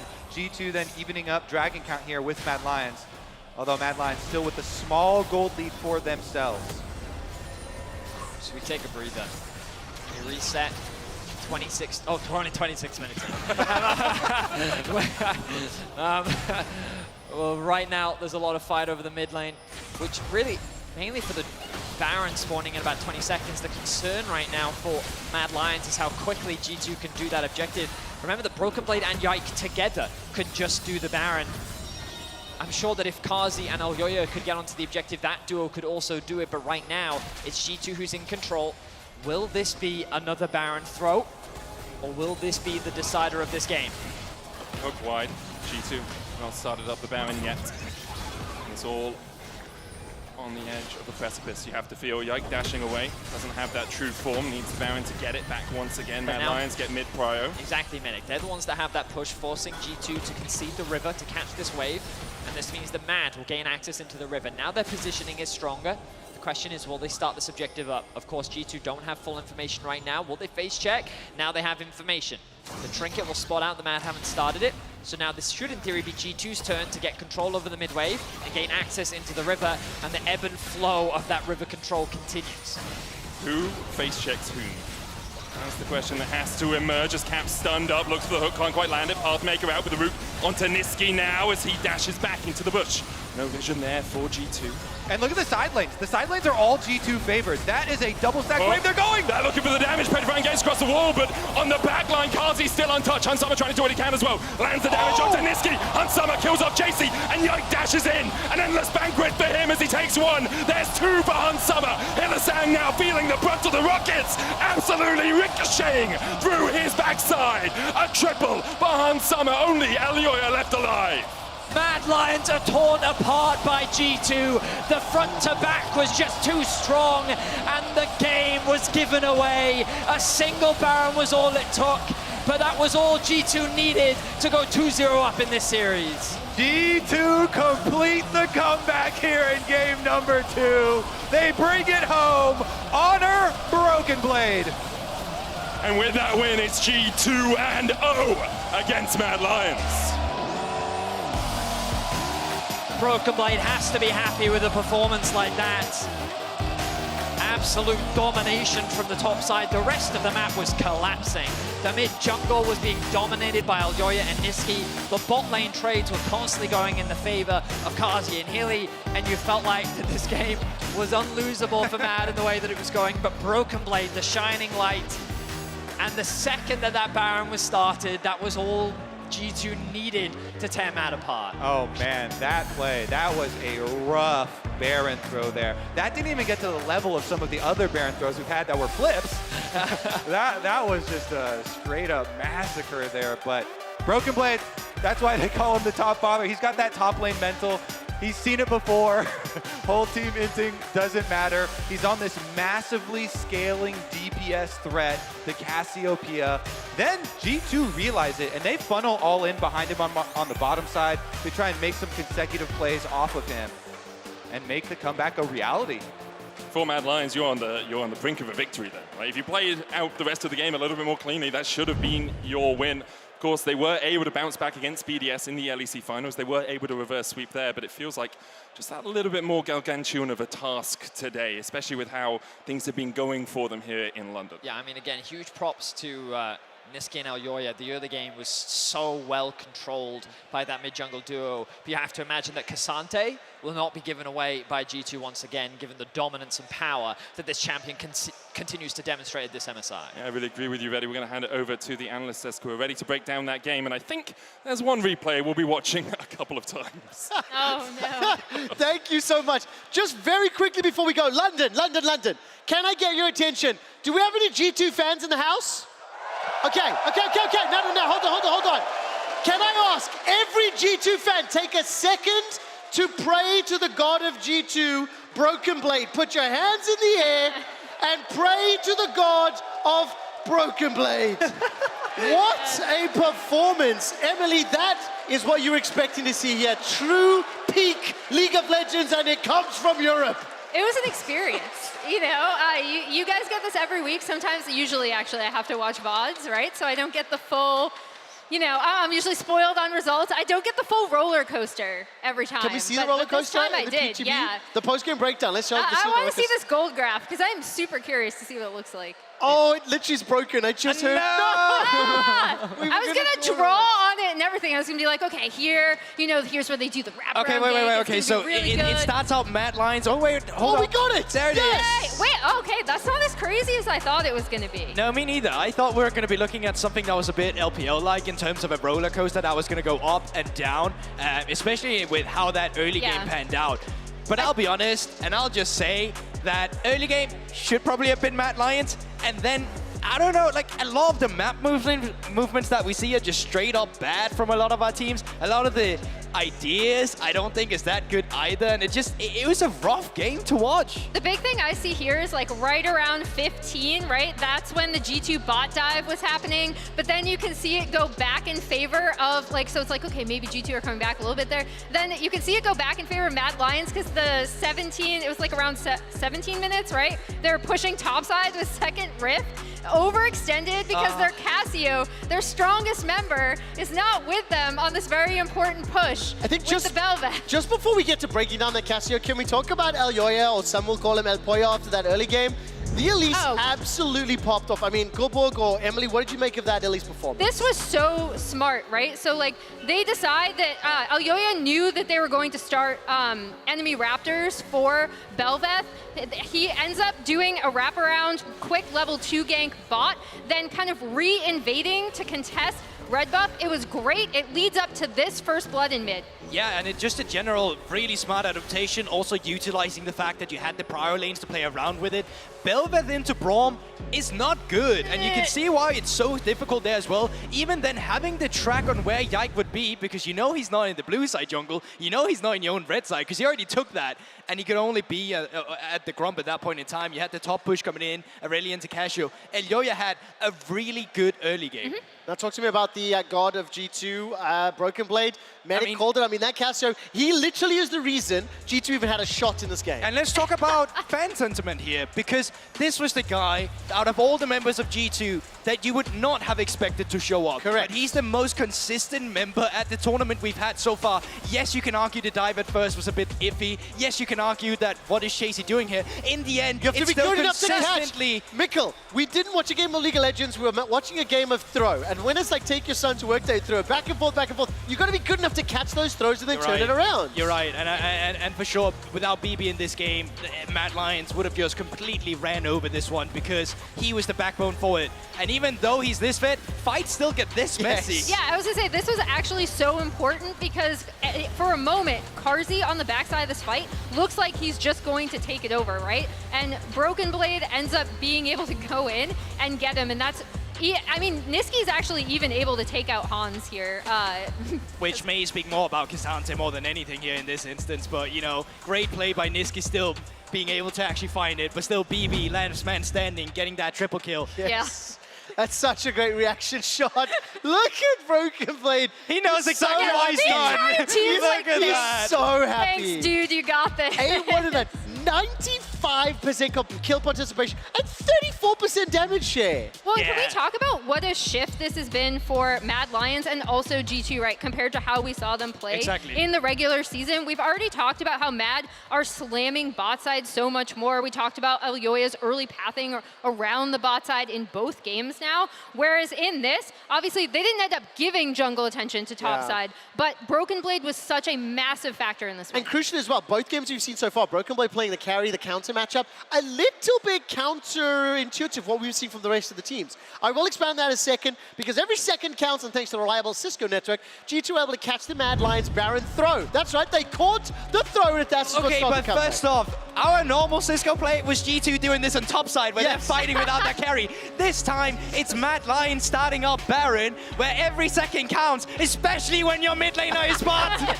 And you start off the Baron. When your top laner is missing too, both teams making those mistakes. Yeah, it was a rough one, but G2 ended up capitalizing on it. After this team fight, they had every tool they needed to take the rest of the game, getting the Baron, and just in the end, just rolling them over after a very messy game. I love the Nautilus. So, Emily, now that we've broken down the game, what do you think of your first real, LEC experience here in Copper Box? I don't feel prepared for what's to come. Quality. I mean, NA is also... I will say it. I will go on the record. I'll go on the record. I'm going to get flamed for this.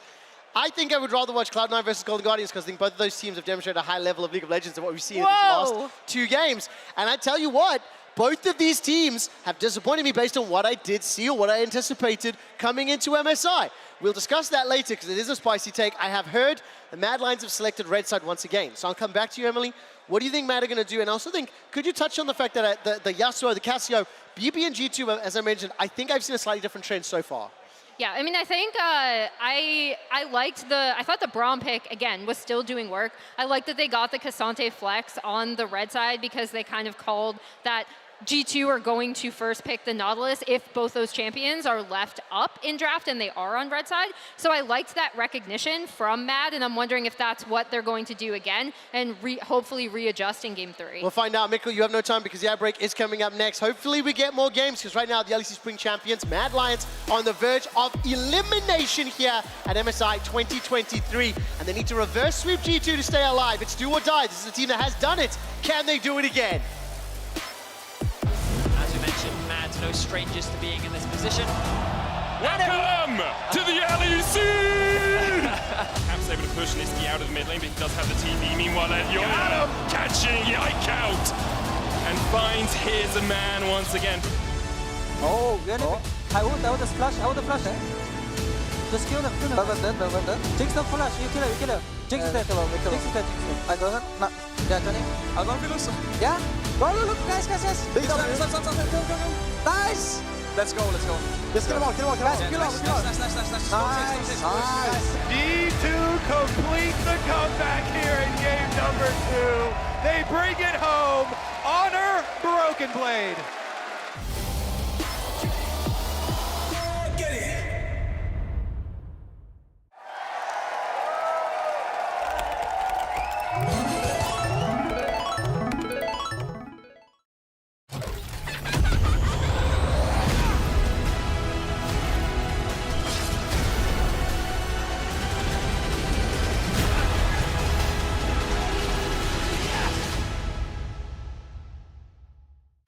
New and existing customers can choose the phone they want, like the incredible iPhone 14 on us. Not to brag, but I'm on Verizon now. And I got to choose the phone I wanted for free. Not that you're bragging. Choose the phone you want on us. Verizon.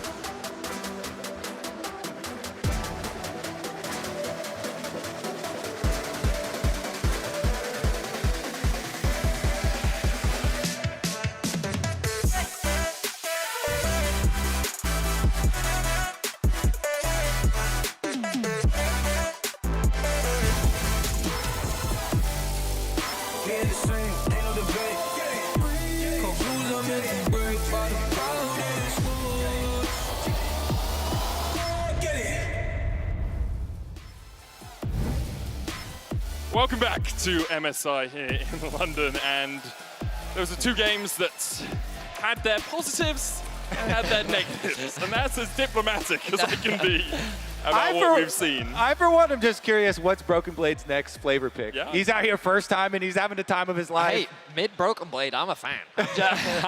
I like the adventure that he is going on right now. We'll see once again if Mad can back. They did bounce back. I just really wish that we would just stop going to Baron. Just EU collectively. We're going to be jumping straight into pick and bans once again, and the bans will remain the same. G2, of course, on the blue side with Mad on the red, Gragas, Vi, Rakan for G2, and Draven, Olaf, Maokai for red. So I've had a preference for the Jinx side of it, but we've seen it completely flipped as well for the Aphelios. So looks like they're going to lock the Nautilus once again, and they don't really care that much. They're just going to run it back. Why wouldn't they? I think G2 was early game from their perspective. Okay. It's just we threw that game. Why would we pick anything else? So let's see how G2 change things up. The answer is that they will not. They're doing the exact same thing. No way is this a salty run back. No way. Is this a Braum lock-in right now? I think we're definitely going to get something besides Aurelia. Oh, yeah, we are not getting Aurelia. We're not that salty. I mean, I don't know, right? The Aurelia only failed because I will bet you any order of magnitude of whatever you want right now that there's not going to be another Aurelia. Okay, I really want to take it because you said anything. That's the bet I kind of want to take here, Kobe. In-game? In-game? In-game only? Okay. Is the Braum locking. Last game, Mad Lions banned out Thresh Cannon. G2 banned out the Jace. Okay, we're getting something different. Okay. No salty run back, okay? We've learned, okay. Imagine G2 ban the Aurelia now. Don't expect it to happen. The Elise ban does make a lot of sense. So AP junglers will be the name of the game. You know, you were joking earlier, Kobe, about like what other pocket picks does Yike have, and then Medic said Lilia, and then I was like, oh, well, unlikely to see that. Well, it's getting more likely, Kobe. We are getting closer. However, I do really want the Cassiopeia to be the only AP. Because then you're the only AP threat. They're not going to stack with a lot of magic resist. And I think that was very beneficial last time around. I agree with that. Lulu banned away. Mad Lions now looking probably for, hey, you could go jungle here, and then you save that Cassante flex for R5, means that you have the ability to move it either into mid and top and then counterpick what we see from G2. We assume this Cassio is top lane, but Caps can always bring it out. He's been well known for his Cassio over the years, and you can just move that Nautilus down to support. So there's the jungle, Wukong, for Mad Lions. Yeah, I was going to say Wukong's really good for these team fights, get into the low mobility backline, and already they want some sort of extra escape now for those carries, it looks like. Makes a lot of sense. I think the Thresh does provide that added extra safety. And we expected this Nautilus to go into the mid lane with the Cassiopeia alongside it. But wow! The buffed Janna with the shield regen. We also saw Janna in the LEC playoffs. I forget exactly who it was, but I swear we saw a Janna. It's so good versus Wukong. They just locked in the Wukong. You can try and boot It's like the ultimate disengage tool, right? Yeah. We don't see it very often. But into a Braum, I feel like there's just a free lane, right? It was Trimby against Mad Lions. It was Trimby, yeah. I knew I'd seen a Janna somewhere. And the Kindred locked in for Yike. Okay, so the front line for G2, only really Nautilus, but disengage, their survivability, their peel, very prevalent here on the G2 side. They really are putting a lot of weight into the Hans Summer Broken Blade carry basket. Yeah. Janna looks kind of flimsy, but really so much CC in this kit. So many options here for Mickey to keep his carries safe. Niski rounding things out with an Ahri, tried and true in terms of the meta. Mad have a very traditional composition.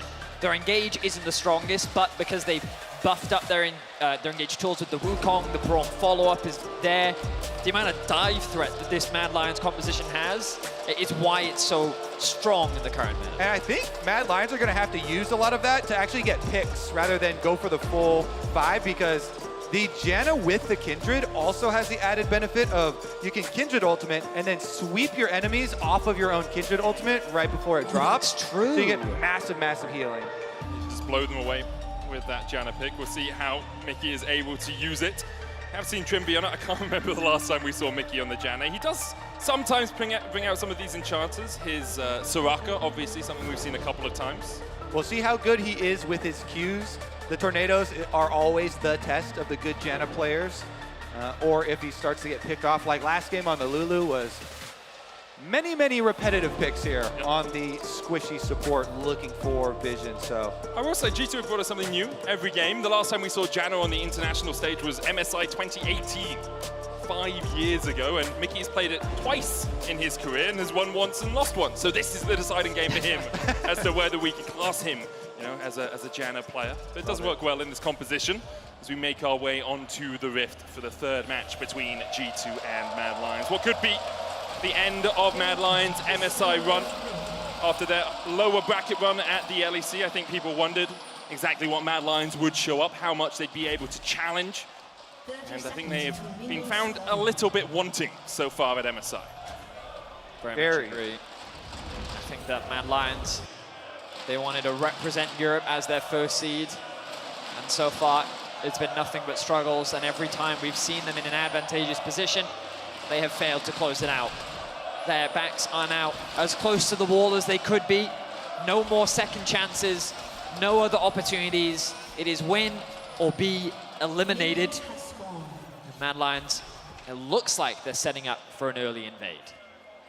Braum obviously so good in these early invades. Cap's going to step next to the wall here. Gets a little bit more vision on the bot side of mid-bush, but now he steps forward. Hylissang's going to mark him with the Winter's Bite and flashes away because he knows Niski can flash for the stun follow-up. There's the charm, and Caps isolated from the rest of his team. He will be the first to fall. Exactly what Mad Lions need right now. Backs against the walls, must-win game. They go for delayed invade level 1.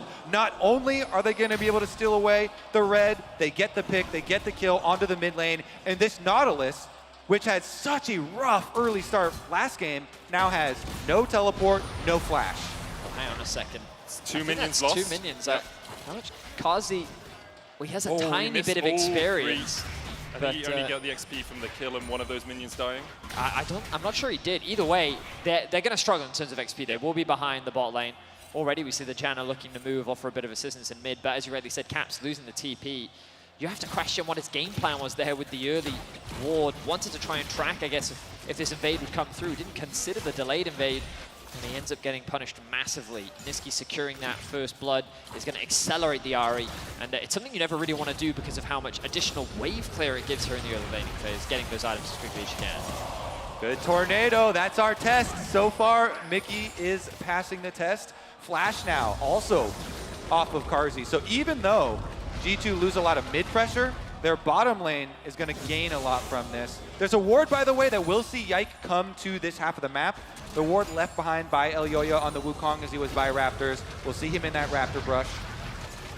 Kazi without flash really has to respect the fact that Kindred could work his way down towards the bottom lane and look for a gank. Of course, Kindred wants to get her marks early as well. He's marked Ahri in the mid lane. Nisqy, no flash on him. He doesn't really have much mobility until he gets to level 6. Another Howling Gale will find its mark, and Mickey starting to set up a little bit of a moving castle in the bottom lane with how many of these Howling Gales he has been able to land. So it's really important that Mad play around their stacked waves. I feel very strongly that they need to dive this bot lane, because if you just let it play out the way that it's playing out... I think they feel the same. Oh god, it's G2 setting up the dive, and they're going to try and attack it while it's still weak. Kazi only level 2 right now. Elioya is out of vision though. Yike's going to step forward, spots Elioya. He dashes in, dashes back with the decoy, wave pushing in. It's going to be 9 minions underneath the tower, and G2 will not look for any further part of the fight. Yeah, the real test there is, could they pressure hard enough to get a Nisqy teleport while not fully committing? Yeah. And that is a dangerous game to play at that tower, so they just back off instead. Back. Another Howling Gale lands, the zap intercepted by Hylissang. That turret plate does fall. So overall, good defense there from Mad. They also hold on to Nisqy's teleport from mid. Nisqy has the 6 CS lead still. Yeah, that cover from Elyoya was so important. Yeah. If they had fallen behind in that dive, it would have been catastrophic. The advantage, though, that G2 gained is the double scuttle. While Yike did lose the 50-50, he then wins it because he gets 100%. It's a weighted coin. Yeah, sometimes you expend a lot to counter jungle away a red like that. And since Elyoya also had to cover bottom, he's going to be pretty far behind on this Wukong. Whenever you get an accelerated Kindred as well, everyone from solo queue has dealt with this before. So annoying. This champion is very good at coming into your... Hilly. Like, sometimes Hilly sees these windows and sometimes they're immediately slammed in his face. He flashes away, the heal comes out. The root as well will keep Hans Sommer in place, and Hilly is able to escape. Hashtag worth. He interrupted the backs and he gets away with his life, medic. And he got a summoner for Summoner's Trade. Yeah, actually, 2 Hans Sommer burnt Ghost. There you go. Hashtag worth from his perspective. I like Vetty doing PR for Team Hylissang over here. It's one of those things where trying to explain everything Hilly does is challenging, so instead you just try to understand it. Yeah. So, blind faith is worth a lot. Yeah, man, Hilly, I love the expression that if you don't love him at his worst, how can you love him at his best, you know? Obviously a very storied player in Europe. He has made his way down into the mid lane. Mickey looking to do the same. Charm connects. Hylissang's going to dash forward. Dredgeline away from Cap. Stun connects with the concussive blows. The Howling Gale, though, for Mickey stops Mad Lions in their tracks, and Caps is able to escape to the relative safety of his tower. As you say, Nisqy does get 6. Hans Sommer's worked his way up from the bottom lane. Hylissang, no flash on him. Oh, that's a good trap. And Elyoya dodging away. Down to 300 HP as Yike dashes forward, but in the end, nothing happens in terms of deaths. If Caps had dropped a couple minions mid and rotated quicker from mid for that, oh my goodness, that was going to be a massive pick for G2 because Karzi was still on the bottom wave there. But without that Nautilus hook following up, and Caps was also a little chunked out, so maybe didn't want to get too risky with it. So this is a wave where you'd consider maybe Mad want to try and dive, want to try and punish this Janna, Jinx, but because the Braum was forced to go the long way around, they already gained access to the wave. They were able to thin it out, and of course, due to that earlier skirmish, Elioya just didn't really have the HP to facilitate, so the number of windows to really punish this bot lane 2v2 are very quickly disappearing, and as long as Hans Summer and Mickey have the freedom to lane, you're going to see how challenging it is for Hilly and Kazi. Yeah, we're going to see a cover here as Elioya starts to recall in the brush. Mickey shields himself, and in the end, much ado about nothing there, Kobe. Yeah, if you see the mini-map during that last play, Elioya, instead of Wolves, walks all the way down to recall in this brush by River, just on that wave crash. But then we have the reset from Yike. Kindred is fresh. Noon Quiver Spike for Kindred with red buff. Only one stack that has marked the Braum. This ward in the bot bush will spot him as he steps forward, and with the wave pushing in towards Mad Lions, they can just back away and catch it. Cannon minion there for the taking. Yike trying to work his way across again as Caps looks for the dive. Flash hook. Hylissang blocks it. Kazi knocked up with a death charge as well, and Hylissang will be the first to fall. Mickey takes him. Support or combat in the bot lane. That's what you know. That's what you want from Caps on the Nautilus. Get your ganks off. You're not going to win in that mid lane. Niski now will have a timer from mid because Caps dropped the minion wave and went bottom. But Kazi has flash. Yike not yet. 6 needs 1 minion to get there. Mickey down. Kazi looking for 2 but can't find it. In the end, G2 juggle the aggro well enough to make it a 1-for-1. Meanwhile, in the top lane, Elioya looking for more. The charm goes out, and Broken Blade will fall. Chasey died before all of that really happened, so I have to expect that Broken Blade was able to get that kill. The hook connects with the Spirit Rush from Niski. Still available means that he can dash to safety. And that's that price you pay. When your mid laner roams bottom, their mid laner are going to roam top. It's just the double down from G2 is good on bottom, so they get the extra kill. But Mickey taking the extra tower shot. It's just Hylissang things, right? Yike doesn't have a huge amount of mana here. Hylissang keeps him around. Winter's Bite comes out. Hilly has the ignite. Yike, how much mana does Yike have? Does he have enough for the ultimate? Yike tries to turn it around. The ignite is ticking. A 1-for-1 in the bot lane. Hashtag word for Hylissang as he gets himself a pick on the Yike. The Herald will be started by the Mad Lions. Caps and Mickey in the area. Hans Summer on his way. The eye opens up and Mad Lions start to put the damage down onto it. Mickey and Hans Summer here to help out Caps. Chasey, Elioya, and Niski backing away. The patience expires, and Shelly will go back to her Yike is perch. alive already. Wow, just the 3 members alone from G2 was enough to dissuade Mad from that. But yeah, welcome to the support from Europe. Hilly is the biggest support chat I've ever seen in my life. Love it, love it. It's a player that won't let you get away with anything, even if it costs him his life. G2 will now be the team to start off the Herald. Kazi has arrived with the team. Red-white, as Medic loves to say, means that you fight. But their positioning is not ideal. Instead, they'll prioritize the waves. And Wukong looking to go back to base. Elioya does have ult and flash. Oh, Gonna go in too late if he blast goes over now. Yike secures the Rift Herald. Too large a wave for Kazi to ignore in the top lane means that Red-White meant let's farm this time instead. That doesn't rhyme very well. I'm so sorry. Yeah. Red-White, it's right. We give it up to them. No, it's all right. Stop now. No? I'm sure someone in the crowd can think of a good one. As Hilly looking for more as Hans Summer locked up for the moment, but nice knock up there from Mickey. Just as the sun comes through, Hans Summer's not in any danger because the CC was good from Mickey. Kazi does have a bit of an XP advantage over Hans. Elioya makes his way up towards top lane. Yike here to cover. Well. Moonlight Vigil goes wide. Kazi was looking for the Gravitum stun. Elioya chased down towards the bottom side. The Cyclone from the clone will stop Yike from getting any closer. And in the end, an ultimate invested from both Kazi and Elioya. That is actually real big for Yike. They burned the first Wukong ultimate. Gonna reduce so many of the Mad options now as Yike chases him off of his little Kruglets. Those things, by the way, that's most of the camp. Yeah, it's so much gold. I still see people walking away from the little ones. That is the majority of the gold. Wow, it's a bit like Twiglets, you know, not that tasty, but most of the gold. Has made his way up top lane. Niski is quickly following. Hilly has flash, has the 6 as well. Kazi under the tower, there's the TP invested, and G2 back away from it. Broken Blade now does get a bit of an opportunity to push in that bottom lane, and G2 able to back away from any further foray in the top lane. Oh, so much value there. You draw all 5 members of Mad to the top side of the map. So big to allow the unseen Cassiopeia to farm up. It's a situation where typically Mad probably wouldn't have TP'd. They would have just taken the fight because Ari was on her way. But the problem was Caps was so much ahead of Nisqy in the play that Nautilus could have done some very serious damage with that chain CC. They didn't want to risk it. Nisqy, though, wave throwing in mid does have a very sizable advantage in the mid lane. It's 2 European teams here. We're in London and they're chanting TSM. I'm sorry, what was that, Medius? Nisqy, though, as you say, does have 1,000 gold lead, 30 CS lead as well. Yike looking for Chasey up towards this top side. The all-out available for the Kasante. Obviously has many tools to outplay as Broken Blade tries to dodge away down towards the bottom side. Yike going for turret now, gets one plate. Hillesan going to mark off Broken Blade here. The miasma as Broken Blade dodges in between the alcove. He's gaming right now. 2 tower plates fall in the top lane, but Broken Blade is locked up for the moment. Kazi trying to open up, but the Petrifying Gaze is blocked by the Unbreakable. The Twin Fangs can't get any further forward as Kazi tries to trade back, but Broken Blade stunned up, locked up, and killed off. In the end, Chasey has to back away in the top lane as Thrifthold comes down. Yep, G2, they finish off the top turret. Broken Blade trapped inside the alcove. Can't quite get the outplay down there. Actually, nicely played by Karzi and Hilly. Karzi let Hilly actually proc most of the Braum stun. Then as soon as it gets done, he knows it's going to be dangerous going for the kill, but they do actually get it. Caps now making his way to bot lane. Karzi doesn't have a huge amount of HP. Hilly just used ult to stun Cap. Like, you're not doing anything here. All you're doing is stopping him from getting to the wave. Oh, Nisqy.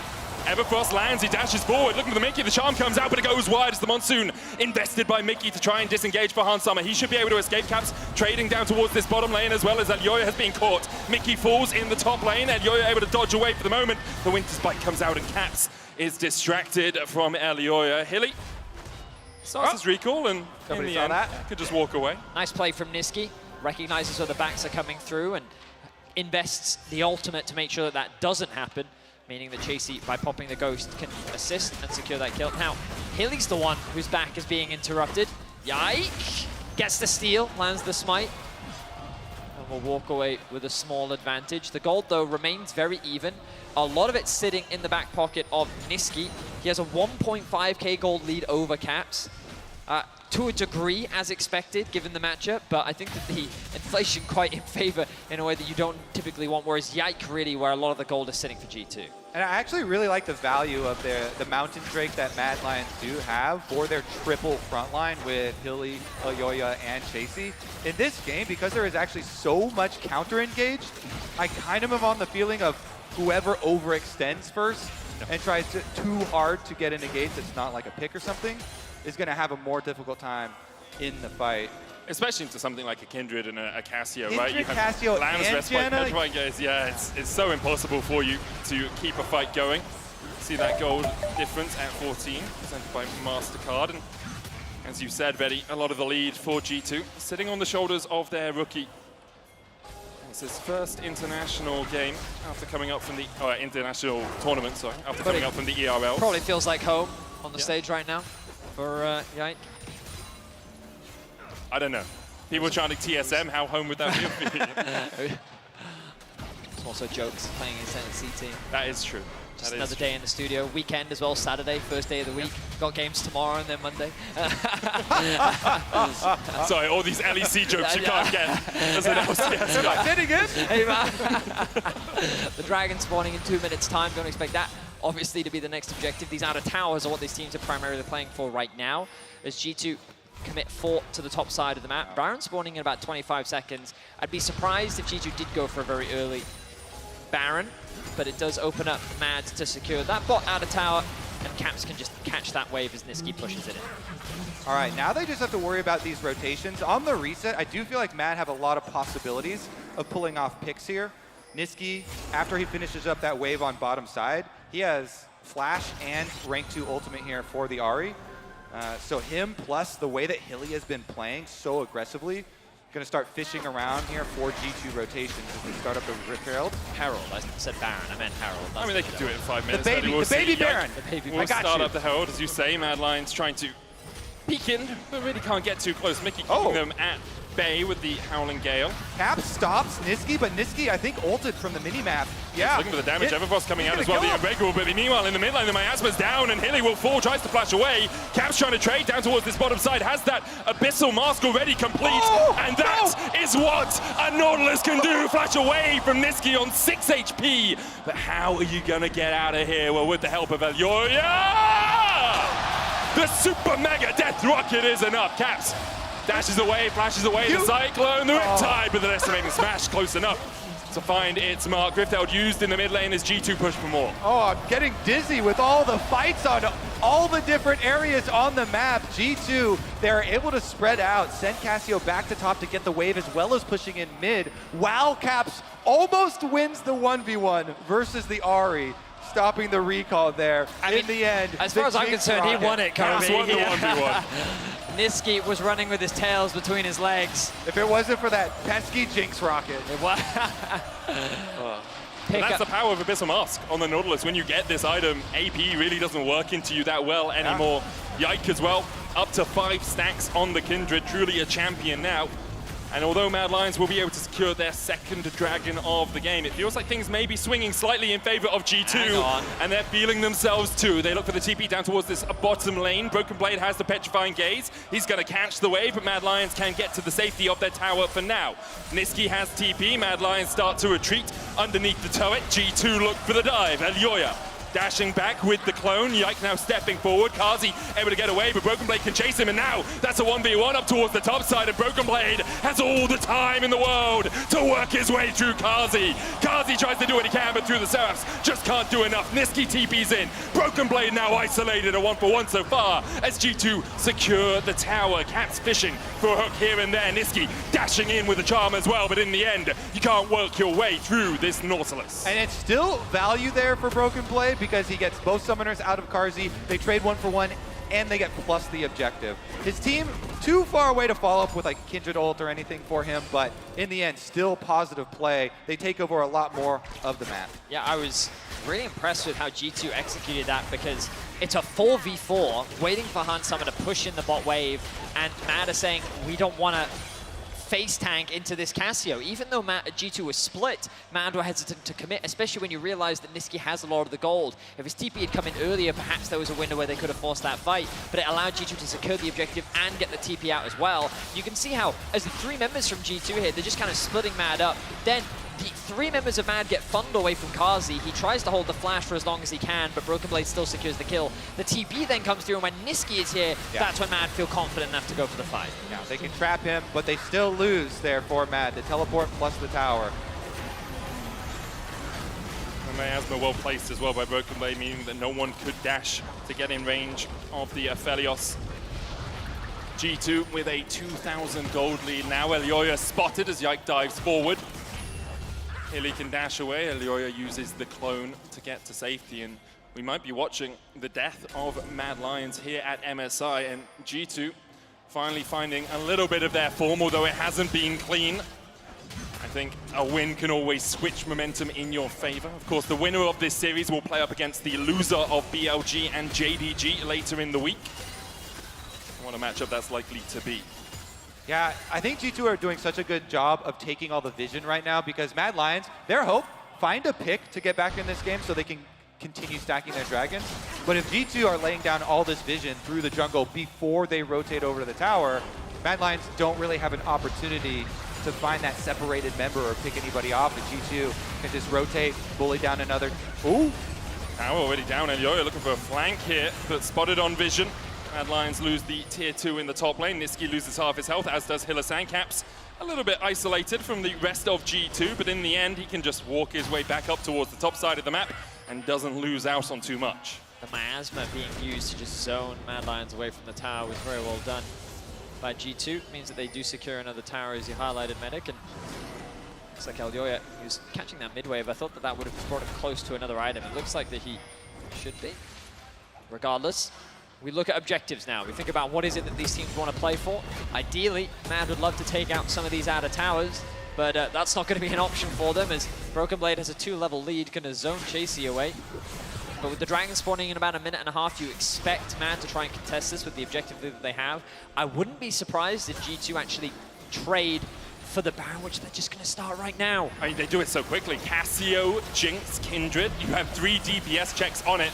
Caps can come in and tank, and now already the Baron down to 5,000 HP. Is it a flip? It's definitely a flip, Betty. We'll see which way it goes. The Miasma coming down, though, stops them from getting into the pit. And now Hansama looks for a little bit more damage on the back of it. G2 secure the Baron and stop Mad Lions' advance. And that's how you do it. It took us a while for all the Western teams, but the Miasma down on enemy jungler, can't dash over. This Cassiopeia pick still playing dividends for G2. The Nautilus ultimate as well to make sure that Elyoya was properly CC'd. They were just like, nope, we will throw as much as we can to prevent you from getting into the pit. And G2 are able to secure that Baron and cement a 4,000 gold lead. The Dragon now spawns in 30 seconds. The resets come out from G2. They've been able to push in mid, they've been able to push out bot. They're likely going to concede this next mid wave, but they will still have access to the river. They can then send Caps to go and catch this mid wave. Or actually, the rotation is very quick from G2. The TP now comes through, and so we'll find another 5v5 in the river. Fighting over the third Dragon. TP behind Mad Lions here, and Chasey is locked up. Broken Blade keeps Chasey away from the rest of the team, and Chasey dives forward, all out onto Broken Blade, but Mad Lions all hailing the retreat. Chasey isolated, and G2 find him. He will go down to the fangs of Broken Blade, and now the Dragon very much in G2's eyes. Oh, G2 are so ready for that teleport. They instant answer. Broken Blade comes in behind them. They get the pick on the Cassante before the Dragon's even there. That thing is free, and now they're looking for some more stragglers. G2 still have this Red Bull Baron power play to play with for 90 more seconds, already 2.5k off it. And alongside that, it looks like it will be their first Dragon of the game. Ocean, more to delay the soul than anything else, but while G2 do the Drake, Mad Lions look for the engage. Hansama stunned up, but Hilly is all by himself on the front line there, and now he's getting locked up by G2. Caps opens back up, Yike takes the kill. Kazi forced away, and he'll fall as well. It's 2 for Yike. Mad Lions look for something, but the door was slammed in their face. And such is the name of this series as G2 wipe Mad Lions off the rift. 5 members strong, 3 members dead, 23 minutes in, and G2 could very well look to end the game right here, right now. Only Elyoya and Chasey left alive. Hillisang up in 5, though, means that G2 will just back away. They didn't even take the Ocean Drake in the end. Instead, they cracked open the base of Mad Lions and cracked the heads of their players. Yeah, you know what the comms are for Mad Lions there. They're desperate at this point. They know they're down a person, so the only hope is to try and jump on the G2 members that are pushing while the rest of them are on Dragon. But G2 immediately pull off the Dragon. DPS comes to the rescue. They secure not only the kills, but the objective as well. Here was the hope, the desperation play from Mad Lions. Caps lives, Hansama lives, and then they turn. And Niski was just not there, unfortunately for Mad. Like they ended up being 3v3, but so much time was bought by Caps' utility and just tankiness that G2 were able to very quickly collapse and turn this game once again. Well, I say in their favor, just like cementing their control over the game, I should say rather. 7k is the goal difference. G2 with an exposed inhibitor in the bot lane just need to take their time, play through mid, play through top, start to squeeze Mad Lions for all they have left. 5 players strong. They'll push in this top lane. Caps is going to go and catch the mid wave as that does push forward. Broken Blade spotted with the far side automation. The charm coming out as well as Broken Blade is locked up, but they don't have the damage to get through him. And Caps comes in from the bottom side of the fight, and you're already down. Niski having to dash away with the spear rush. Hillisang trying to back up his teammate, but he'll be hooked for the good of it. Kazi and Chasey doing whatever they can, but all they can do is die in the base of G2. It's time for the G2 victory lap. The door is open. Mad Lions down for the count. It's the veritable Cain and Abel story here. Brother killing brother, and G2 are looking to take their place in the next round. Mad Lions did everything they could, but in the end, it just wasn't enough. We've gone biblical, fratricide, as G2 sweep Mad Lions and will make their way into the next round. But before they do, they want a little bit more. They want every ounce of blood they can find. Mad Lions lose as G2 go 3-0. G2 will get their revenge from Spring after losing a nail-biter 3-2 series in the lower bracket of the LEC playoffs. At MSI, they will now be the LEC's only representative, but they will do so in convincing fashion, 3-0. And now they will have to fight their way to the international lower bracket, the first of its kind, with only stronger opponents lying in wait. Really enjoying the versatility G2 showing here on stage 2, the Cassiopeia pick, but also the Janna pick in bottom side of the map. Mickey hitting tornado after tornado, showing a lot more of possible counter 5-on-5 options here with so much of the meta, revolving around these dragon fights, around these objectives. Yeah. And of course, for G2, it's a level up. Being able to pick some wins up on the MSI stage is great, but they only have a couple of days before they face off against whoever it is from the LPL, and you have to feel they need another step, they need another gear if they're really going to be able to challenge a BLG or even a JDG if they do get knocked down into the lower bracket. Yeah, Mad Lions, they're naturally going to be disappointed with their performance. Not a single win here at this year's MSI. Nothing but struggling, both against T1 and G2. Second seeds seem to be their kryptonite at this tournament. And of course, they will be rejoining us in the LEC in summer, but a lot to look back on and reflect upon as they return in summer. And it is a punishing format, right? Like, if you match up against two teams that you don't have a good read on, that somehow are beating you out in draft, you don't have another opportunity to bounce back. Whereas in the past, you had a bunch of best of ones. It's like, okay, we think we match up well into this team. We don't match up well into this team, and you're only losing one game at a time. Whereas obviously, Mad here, 0-6, as you say, Betty. G2, though, beginning to show some signs of life. I don't want to say they are revived yet. Perhaps a bit of a ventricular arrhythmia, but maybe if we get the right paddles on, we can bring them back. I mean, G2 continue. This roster has always been quite creative with the champions that they're willing to bring out, and Broken Blade continuing that trend in the top side of the map. You talked a lot, Kobe, about his pocket picks, and while he showcased the Cassio, I wouldn't be surprised to see more come out. But yeah, impressive stuff from G2 overall. They showcased some strong performances. Some very hectic ones, but we'll see how they bounce back as they have to make that run through the lower bracket. Don't worry, North America already softened up the LPL teams for you. Thank you, Kobe. So they're primed. I'm sure you're going to have an easy time. We just need, Licorice. Although Broken Blade probably playing at a similar level to Licorice, at least in this series. So perhaps Cassante top, you get some solo kills, see what we can do. And huge credit to Yike. I think overall he continues this high level of performance. A young player performing on the international stage is always a pleasure to see. We'll see if he can continue that level of performance throughout the tournament, because really he was a big shining light in that series against Gen G. And I think that, again, 6-1-5 on the Kindred. He actually had, the second highest gold, only after Hans, who picked up a bunch of kills in the final 5. Yeah, I'm extremely excited for Yike as a player. Really exceptional stuff from him. A lot of really good footwork, small dodging plays. And a lot of room for growth, so I feel like he's going to be a really strong talent. Really a strong prospect for the future. I agree with you, Kobe. Obviously, we saw Hilly there as well. Regrettable for him. First time he'd won a championship in, I think it was like 5 years in the LEC. He did get that kill with the Ignite, though, on him. Yeah, he did. He did kill Yike, the guy we're praising. So obviously, Hilly wins in the end. We'll get to see him back in the LEC in summer. We are just preparing an interview on the stage with one of the G2 players. I can see Law getting ready for it. Before we go there, maybe a brief moment to talk about tomorrow. Obviously, we have the JDG BLG top of the bracket match, which I'm sure is going to be a banger. Maybe go to 5 games like Gen G T1 did earlier today. And Golden Guardians versus C9. I guess the beauty of the rematches is that it's the revenge opportunity for a lot of teams.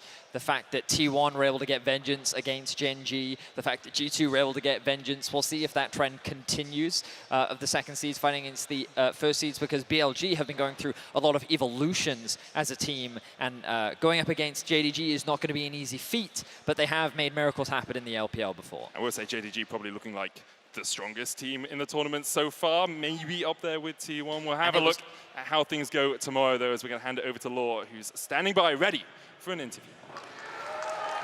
Thank you so much, guys. Yike, congratulations on taking down Mad today.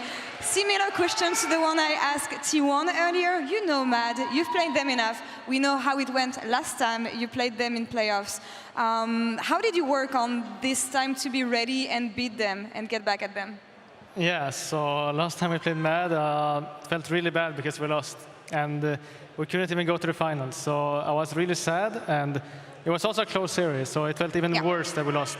So I think we've been thinking a lot about that, and we really wanted our revenge, and I think we got it today. So I'm really happy with that, and I think we had really good preparation. So that's really nice from the staff and all the players. And I'm really high that you're saying this, because when I've talked to the MAD players, they were telling me that neither of you and them improved before the series. Of course, so talk me about the preparation coming in ready today, and if you feel that you made improvements as a team.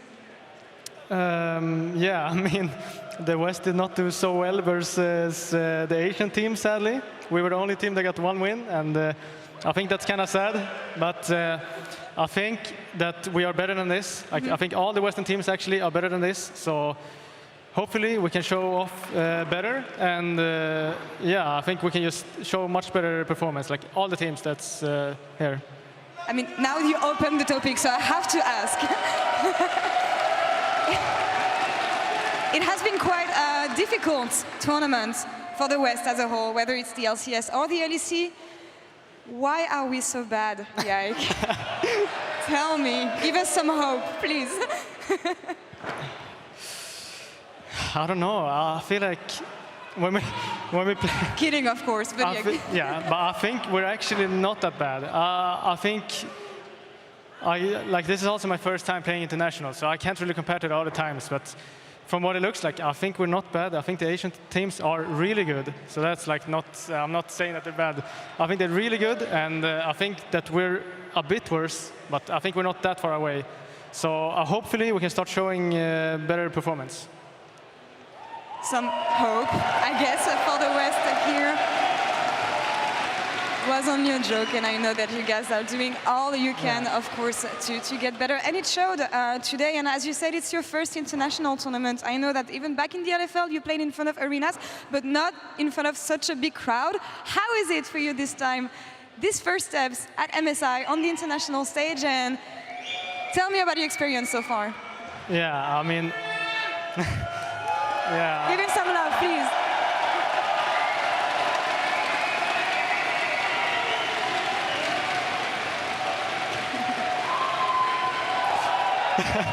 Okay, right. You want to talk?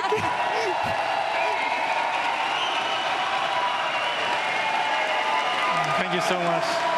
Thank you.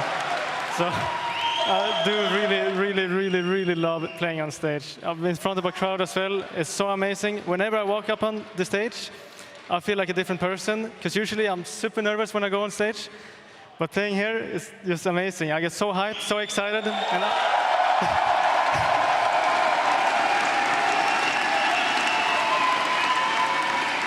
all the fans cheering for us, it feels so good. I feel really lucky playing for this team, playing in front of these crowds, and it feels amazing.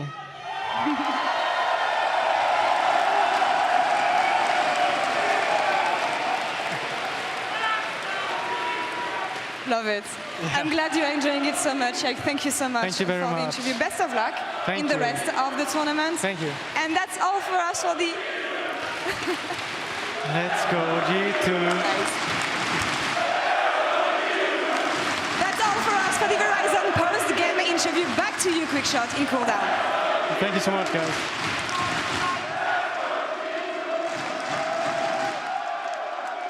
The Copper Box Arena showing Yike some love. Thank you, London. That was a fantastic response to a fantastic interview from Law as well as Yike. Welcome to MSI Cooldown. I'm still Quickshot, she's still Emily, he's still Gulborg. And that was a roller coaster of a 3-0. Let's talk about Game 3. Gulborg, I think there was a few more things to be celebrating in Game 3, at least as far as gameplay is concerned. Still some oopsies. This level 1, he's playing into Brawl. Okay, so for anyone not getting that reference, I was maybe losing my mind a little bit when I did see him not anticipate. Maybe, a little bit. You know, someone can make the argument. But I do agree with your sentiment, Trevor. I think the level of gameplay did evolve going into Game 3, specifically the mid to late game for G2 specifically. Yeah, I mean, I think the big thing I saw from G2 coming out of their mid to late game is that did actually have a really nice run of play after that bot dive where they did go 1-for-1. They were able to set up on top side, use second Herald to take that tier 2 on the top, go into a Baron, go into Drake setup, kill Mad and then push to win. So as we roll through some like earlier highlights here, I thought that run of play specifically was really, really good, and something I would like to see more out of them. And it shows like, you know, once they do get into some of these advantageous positions, if they are more well coordinated, you can see the potential is there. Yeah. It was nice. Like, I really did like that run of play. But yeah, honestly, it may sound a bit harsh actually, but I was a bit disappointed by this series. I did expect more. I hoped that this was going to be a kind of stepping stone for both teams, because you obviously went against two amazing, great teams in Gen G and T1 for Mad Lions and G2 specifically. But I was hoping that, you know, now that it was a little bit of an easy approach, that we would see cleaner macro, cleaner thing now that you weren't getting pushed all the time. But I would actually argue it got even messier when they were playing against each other. I think so too. Maybe this is training against LPL teams. That's maybe the idea. Maybe EU's close to LPL than this. One interesting thing is coming into the series. Do you know what the head-to-head best of 5 record between Mad Lions and G2 was? I'll tell you. It was 4-3 in favor of Mad Lions. They, in fact, had a winninger record against G2. Then that was a bit surprising to me. Now, obviously, that head-to-head is tied up at 4-4. This is the very first ever EU versus EU best of 5 at an international tournament. G2 come out on top. Why do we pick Broken Blade as our OP player of the series? Frankly, it was a tough task. I think a lot of the players struggled. I think in particular, though, I liked his champion picks. I like the Yasuo, Cassio. I like that G2 were leaning on him. And the games he didn't carry, he absorbed pressure. Yeah, I think that's the big thing, right? Because you could have said also Mickey X for his exactly. play. But I think the most important thing is, especially on this Cassio pick, he was able to do things like this, right? Like, he was able to get in, assassinate the right carries on Mad, and he was, I mean, that second game was all because he was able to get ahead, you know? Like. Yeah, I mean, I completely agree. BB, you know, we've talked about him quite a bit, actually, at this tournament. First at play-ins, when he had phenomenal performances, specifically on the Darius as well, on the Olaf as well when he was running Rampage, but level was a bit lower, going into an even matchup against Chasey here, where in LEC, Chasey was probably the better top laner between the two of them. Yes. That did not show here today. Chasey couldn't really get an edge on Broken Blade and in pretty much every matchup, even if you had assistance, which you didn't really have much of your jungler, and when you were playing isolated, BB was just the one coming out ahead. And I'll tell you this as well, part of the reason that I'm voting for BB is all of his backstage shots. Hell yeah. Showing off the mouse, fashion poses, it does. Of course, you have to have swag on and off the Rift here, okay? I mean, I can't pull off these poses, you know, that takes something specific. Yes, I can't either, so it's fine. Okay, try? let's update the bracket. I think Vedi said it best, that it was, of course, the day of revenge here, as both G2 as well as T1 got revenge against the squads that put them down to those lower seats. Emily, when you look at the bracket, are you surprised at the results? No, I think the only surprise, I'll say, like the big surprise for me today was that T1 were not able to close out that game 3. Yes. I know everyone is focused on like the Chovy play in the fountain. A lot of kind of small things went wrong for T1 in that specific series. They did end up coming back and winning the series, and I really do like T1's meta read right now. I think they're looking really, really strong. I think they're looking like the strongest team here. I mean, that series was just an amazing watch. Yeah, and I think, you know, she summed it up pretty well. There was really no surprises. The only surprise was that we got game 5, and outside of that, yeah. The thing I really appreciate is coming into the day, I was sulking a little bit, like rewatching so many series and so many teams, but actually standing here in London with thousands of fans that like never get to see teams at all, it actually did change my mind. It also has been quite fun to see the revenge arc. I want to see whether or not Billy can pick up the surprise against JDG tomorrow, as well as Golden Guardians stepping up, because I think Golden Guardians are definitely impressing. You're going to see the matches on your screen. Just a reminder that the loser of BLG, JDG, will face G2, and the winner, Cloud9 Golden Guardians, will then face Genji. Now I know if this is spoilers, because I'm on the BLG. Spoilers? I'm on the BLJDG series. Okay, give me spoilers. I'll save what I have to say for that. No, but for spoilers. C9 for C9 Golden Guardians, that's why I was spoiling my presence on the game. Yay! This rematch from LCS Finals, I think Golden Guardians as a team have evolved a lot. They did make a lot of the same mistakes you saw them make in their series yesterday against C9 in the final. but I do think they've improved, and I'm looking to shore those up in their battle against C9 again. I think it could end up being a lot closer. Yeah, and this should be my last day, so I'm just going to go ahead and be biased, okay? So, JDG, you know, they have some of my favorite players. Kanavi in the jungle, Ruler. I can't wait to see these players goes up against BLG. I think BLG has not necessarily been sloppy, but they've not been playing the style they played in the LPL specifically when they reach finals. So I'm curious to see how they're going to match up against JDG. And for Golden Guardians versus C9, I mean, Hu He's turning into one of my favorite players to watch. He is so fun to watch. FLICKR continues to impress me. I'm a support player, so I look at Hu He at first, and then later, you know, top lane. Yeah, I'm sure that's so listen, a thing. you're obviously predicting then JTG to win. And then Golden Guardians. And then Golden Guardians. Give me your predictions. Can't spoil No, you she have can't to. Come spoil on. it. She's on Come top. on. That is peer pressure, sir. Okay, tell you what, pull a mark. I'm Do not the a opposite. flip-flopper. No, you don't Flip a watch coin. you don't watch LCS obviously because I stand with my L's. I've called so many wrong. You can predictions. predict then Cloud9 GG because you're not on that one. Okay, I think it's still going to be C9. Still gonna be C9? Yeah, I think it'd be cool to see GG take it. I think it's going to be 3-2 C9. Listen, it was so much fun being with you guys today. Thank you to everyone still sticking around in London. The crowd has been phenomenal today. Thank you to everybody watching at home. We're going to do a little fist bump here to finish this one off. Fa-la-la-la-la. Y'all were not shit. You were amazing. Tomorrow, LPL and LCS. We'll see you all then. Good night, goodbye, wherever you are in the world. Yeah, FLICKR moving very, very quickly towards this Gwen, who wanted to be immune, but she is most certainly not. Cool guys don't look at explosions, know it. They want to try and get this turn soon, but the knock-up on Zeus, he's taking so much damage here from Gen G, but it's a phenomenal ult from Ona, and they will secure the Baron. He's going to get interrupted, and immediately the paranoia comes down. The fear is going to come through. Second Nexus turret going to be taken down, and Gen G will keep themselves alive in the series. How the hell did Gen G win that game? Doran right now with a decent health lead as he gets beside, just puts him in play. Does manage to mitigate some of that CC, goes all out onto Peanut, now just trying to fight the Poppy. Chovy though is going to make his way through. FLICKR's still alive for the moment. He'll survive, but they find the backline as Gumushi already has used the Featherstorm. Doran down incredibly low, stays alive for so long, but it's not going to be enough. Another couple of kills to come through for the Rumble, and T1 will take the Nexus and win a game 5. Okay, Jinx. Yeah. Nice, no flash. Nice. No flash. Actually, give me. Nice, man. As we mentioned, Man's no strangers to being in this position. Welcome to the LEC! Oh, really? I would just flash. Just kill them. That was dead. Jinx no flash. You kill her. Jinx is dead.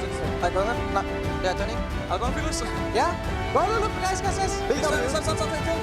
Nice! Let's go. Just kill him out. Nice. It's like gets around, Winter's bite comes out, here he has the Ignite. Yike, how much mana does Yike have? Does he have enough for the ultimate? Yike tries to turn it around, the Ignite is ticking! Oh, 1-for-1 in the volley! But how are you going to get out of here? Well, with the help of Elioria! We kill them all. I still have ult. They can't do anything. I saw it. Maybe we can end. I have ult. I still have ult. Nice. And it just wasn't enough. We've gone biblical. Fratricide as G2 sweep Mad Lions.